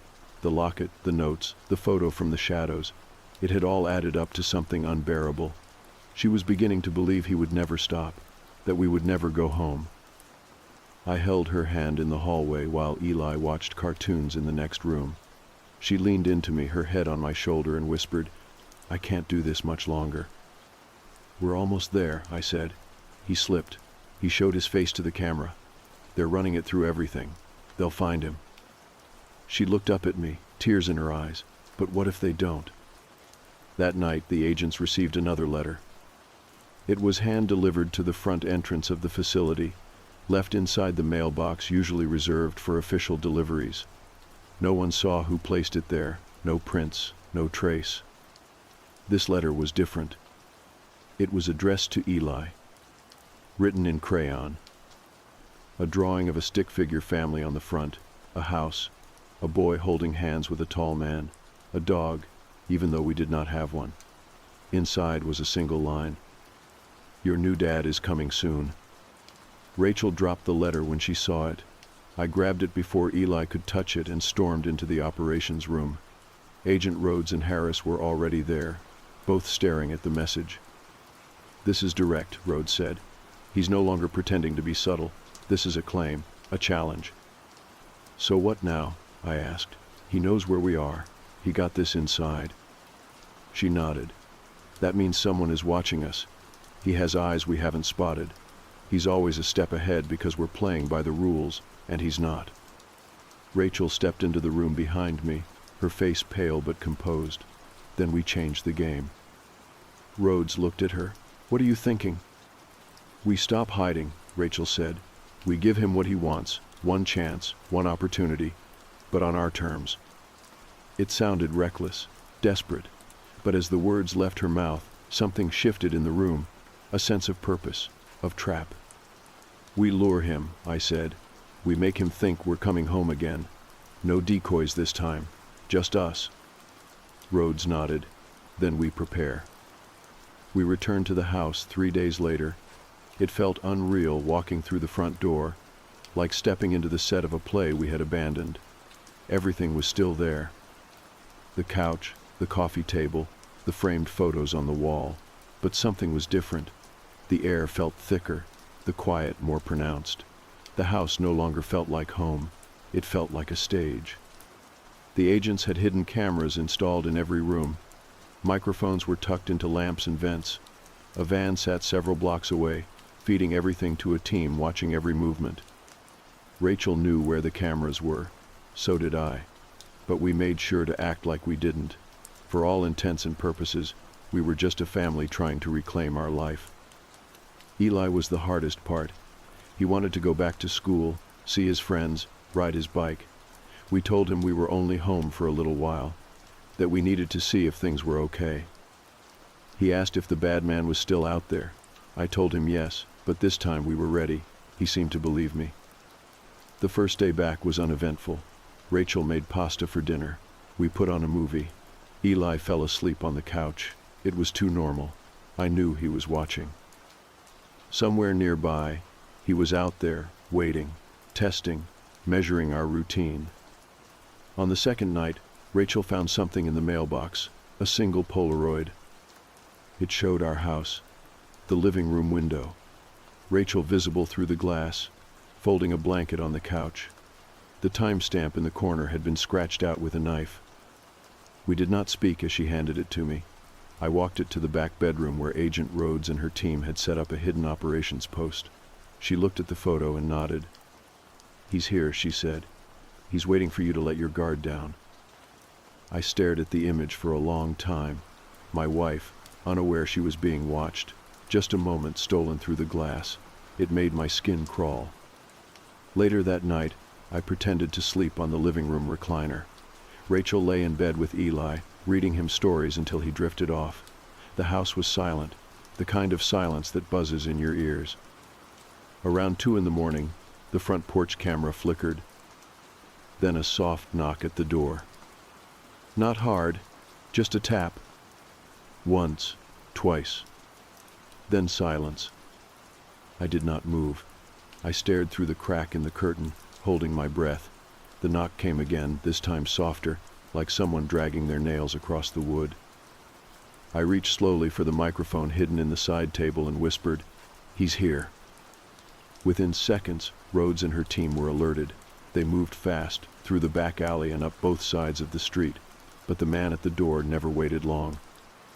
When the team reached the front yard, they found nothing but a folded paper crane resting on the welcome mat. Inside it, another note. "You aren't playing fair." Harris arrived shortly after. We all stood in the kitchen, going over the footage. The cameras had caught his silhouette near the porch, but again, no clear face. He had worn something with a hood, moved quickly, stayed in the blind spots. It was deliberate. This man knew how to avoid being seen. "We need to tighten the perimeter," Harris said. "He's not testing anymore. He's getting agitated." That night, Rachel could not sleep. She paced the bedroom, whispering prayers she thought I could not hear. Eli somehow remained blissfully unaware. We kept everything from him, let him sleep in our bed, nestled between us. Then came the dream. Or maybe it wasn't a dream. I woke just before dawn, the sky still black through the curtains. Rachel was beside me, Eli curled into her side. The room was quiet. Then I saw it, a shape in the doorway. Still, watching. I blinked, sat up fast, my breath caught in my throat. The shape stepped back. Gone. I stumbled out of bed, heart pounding. The hallway was empty. Every door closed, every lock still latched. I checked every camera feed. Nothing. I sat in the hallway for the next hour, eyes wide, ears straining for the smallest sound. Morning came slowly. Eli asked for pancakes. Rachel made coffee with shaking hands. We waited, we watched, but nothing happened. Until the letter. This time it was inside the house. Rachel found it in Eli's backpack. She screamed. I ran to her and pulled the note from her hands. It was smaller than the others, just one line written in red ink. "I can be better than him." Rachel collapsed into a chair, her face pale. She looked at me and whispered, "He's going to try to become you." That was when we knew the end was near. He had crossed the last line. He had entered the space we guarded most. This was no longer a slow game. It was a countdown. We moved Eli out that night, quietly. No one knew where, not even Rachel. Only Harris and Rhodes. We told Eli it was a surprise sleepover. He kissed us both, laughed, and disappeared into the night with a gentle wave. And then we waited. The final trap was set. The house was empty except for Rachel and me. Lights dimmed, cameras rolling, Rhodes and her team ready. We left the back door unlocked. It happened around midnight. A soft creak. Then footsteps. Slow, deliberate. Rachel sat on the couch, her hands in her lap. I stood in the hallway, just out of sight. He stepped into the living room, wearing my shirt, my watch, smiling. "Rachel," he said softly, "I'm home." Her face was calm, frozen in shock. She did not move. He walked closer. "I told you I could be better. You were right. He was never good enough." That was when I stepped forward. He turned, startled. I saw his eyes then, empty, hollow, hungry. "Who are you?" I asked. He smiled wider. "I'm who you should have been." He reached toward his belt.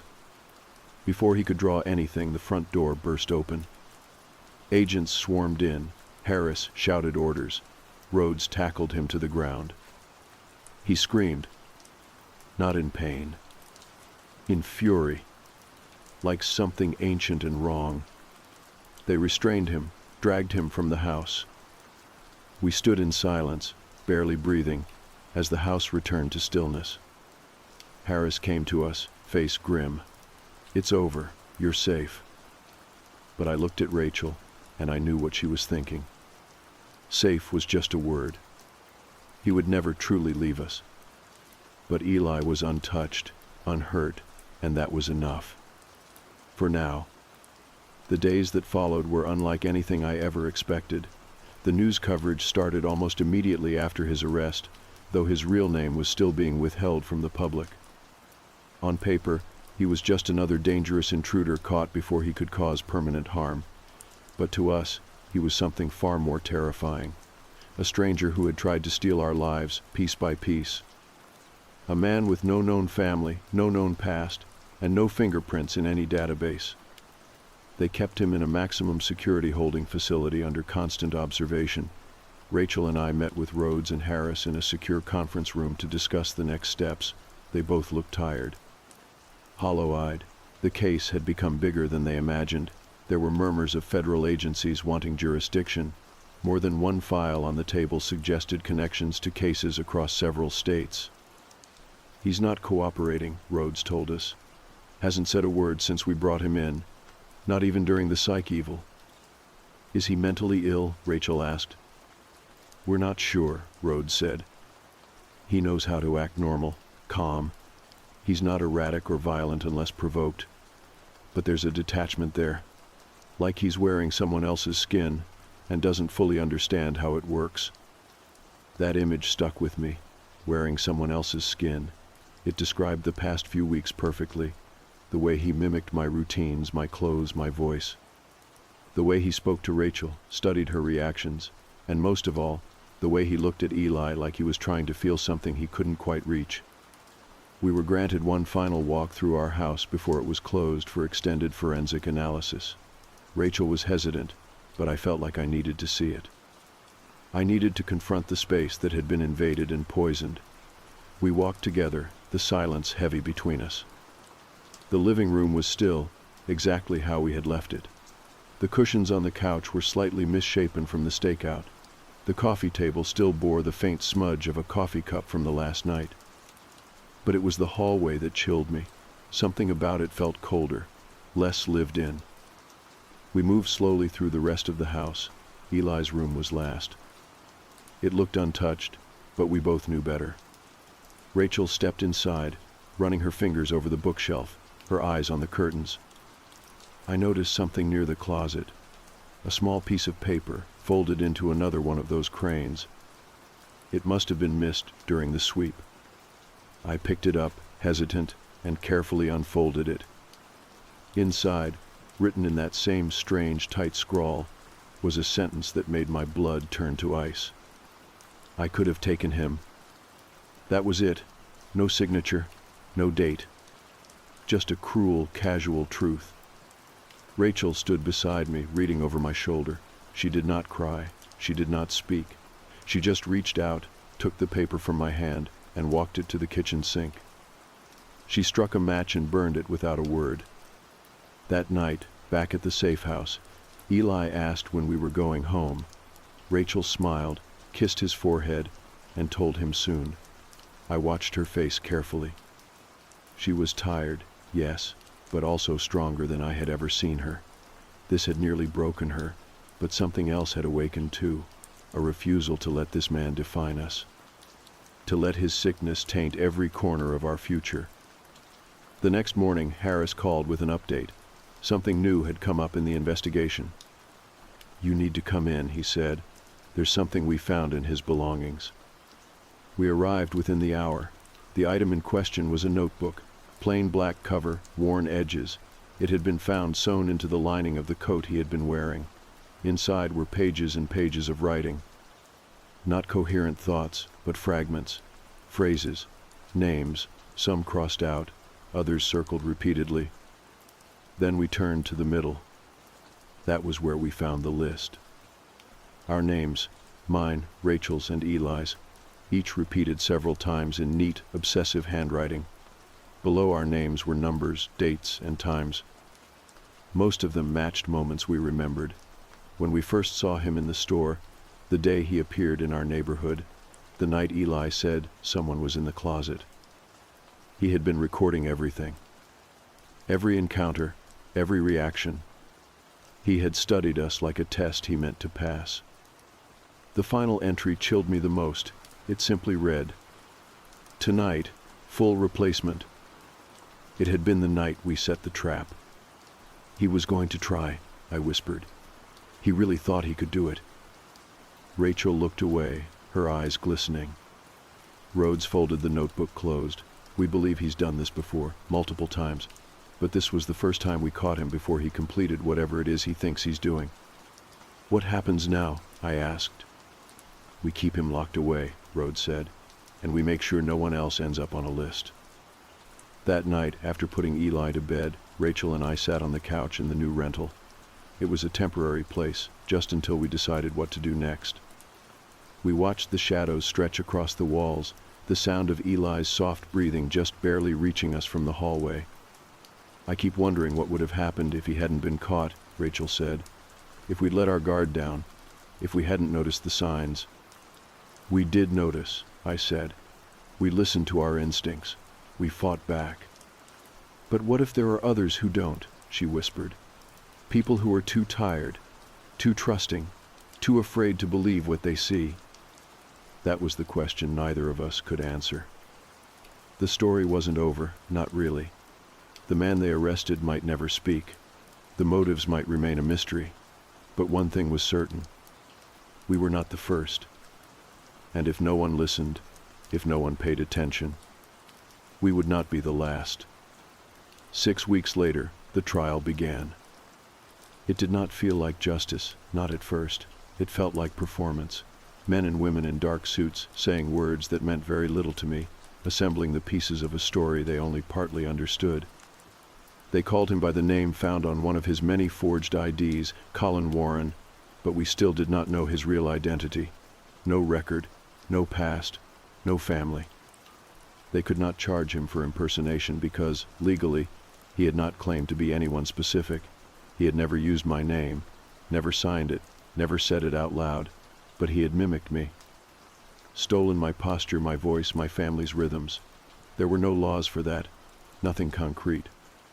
Instead, they charged him with attempted abduction, trespassing, and stalking, and though I knew they would convict him, it all felt strangely hollow. The man who had dismantled our lives would not disappear with the bang of a gavel. He had already embedded himself too deeply into our memories, our routines, into us. Rachel testified first. Her voice was steady, strong. She described how he had infiltrated our life, how the letters began, how he watched our son. The jury looked disturbed, especially during the parts where she described the Polaroids, the paper cranes, the message written in crayon and tucked into a child's backpack. I went next. I told them everything. The first strange moment in the hardware store, the smile that felt too familiar. I explained the sound in the hallway, the feeling of being watched, the way he studied us. I looked at him once while I spoke. He sat silently at the defendant's table, staring straight ahead with that same expressionless face, empty eyes, a face he wore like a mask. When I finished, they called the forensic psychologist. She said he exhibited traits of delusional attachment and identity disturbance, though she avoided using the word psychopath. Still, her testimony painted a clear picture. He did not want to kill us. He wanted to replace us. It took the jury less than 4 hours to deliberate. Guilty on all counts. The judge sentenced him to an indefinite psychiatric hold, the maximum allowed. And yet, when they took him away, I did not feel relief.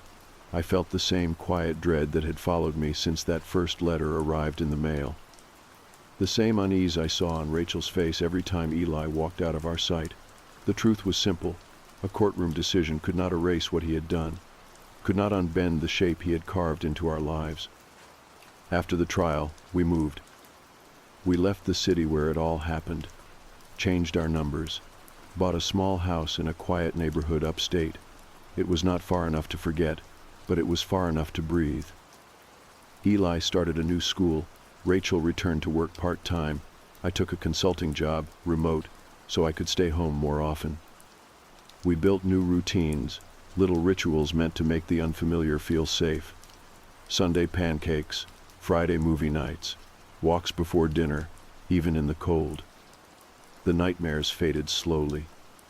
Some nights, I still woke up expecting to see a figure in the hallway, still checked the locks twice, but gradually, the weight on my chest began to ease. Rachel smiled more. Eli laughed the same way he always had, free and loud and full of light. It reminded me of what we had almost lost, what we were still protecting. One rainy afternoon, months later, I found Rachel sitting on the porch with an envelope in her lap. No return address. My heart jumped, but she shook her head before I could speak. "It's not him," she said.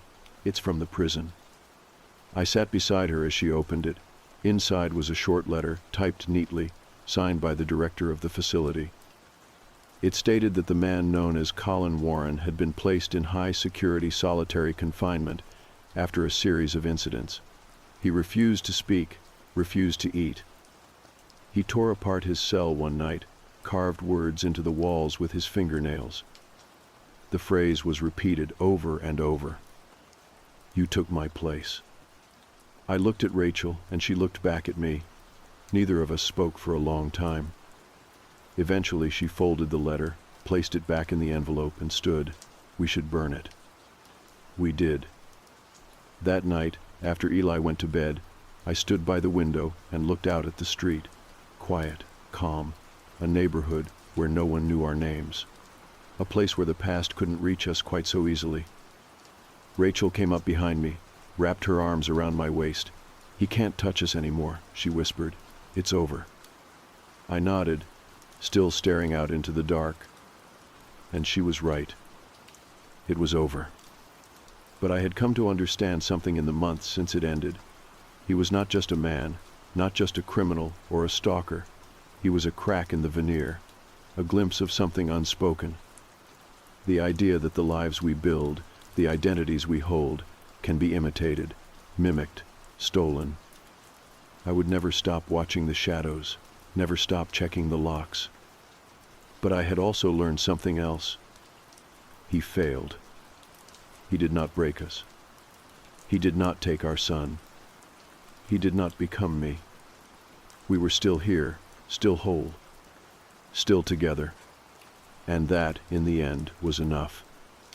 The past could linger, sure, but it could not win.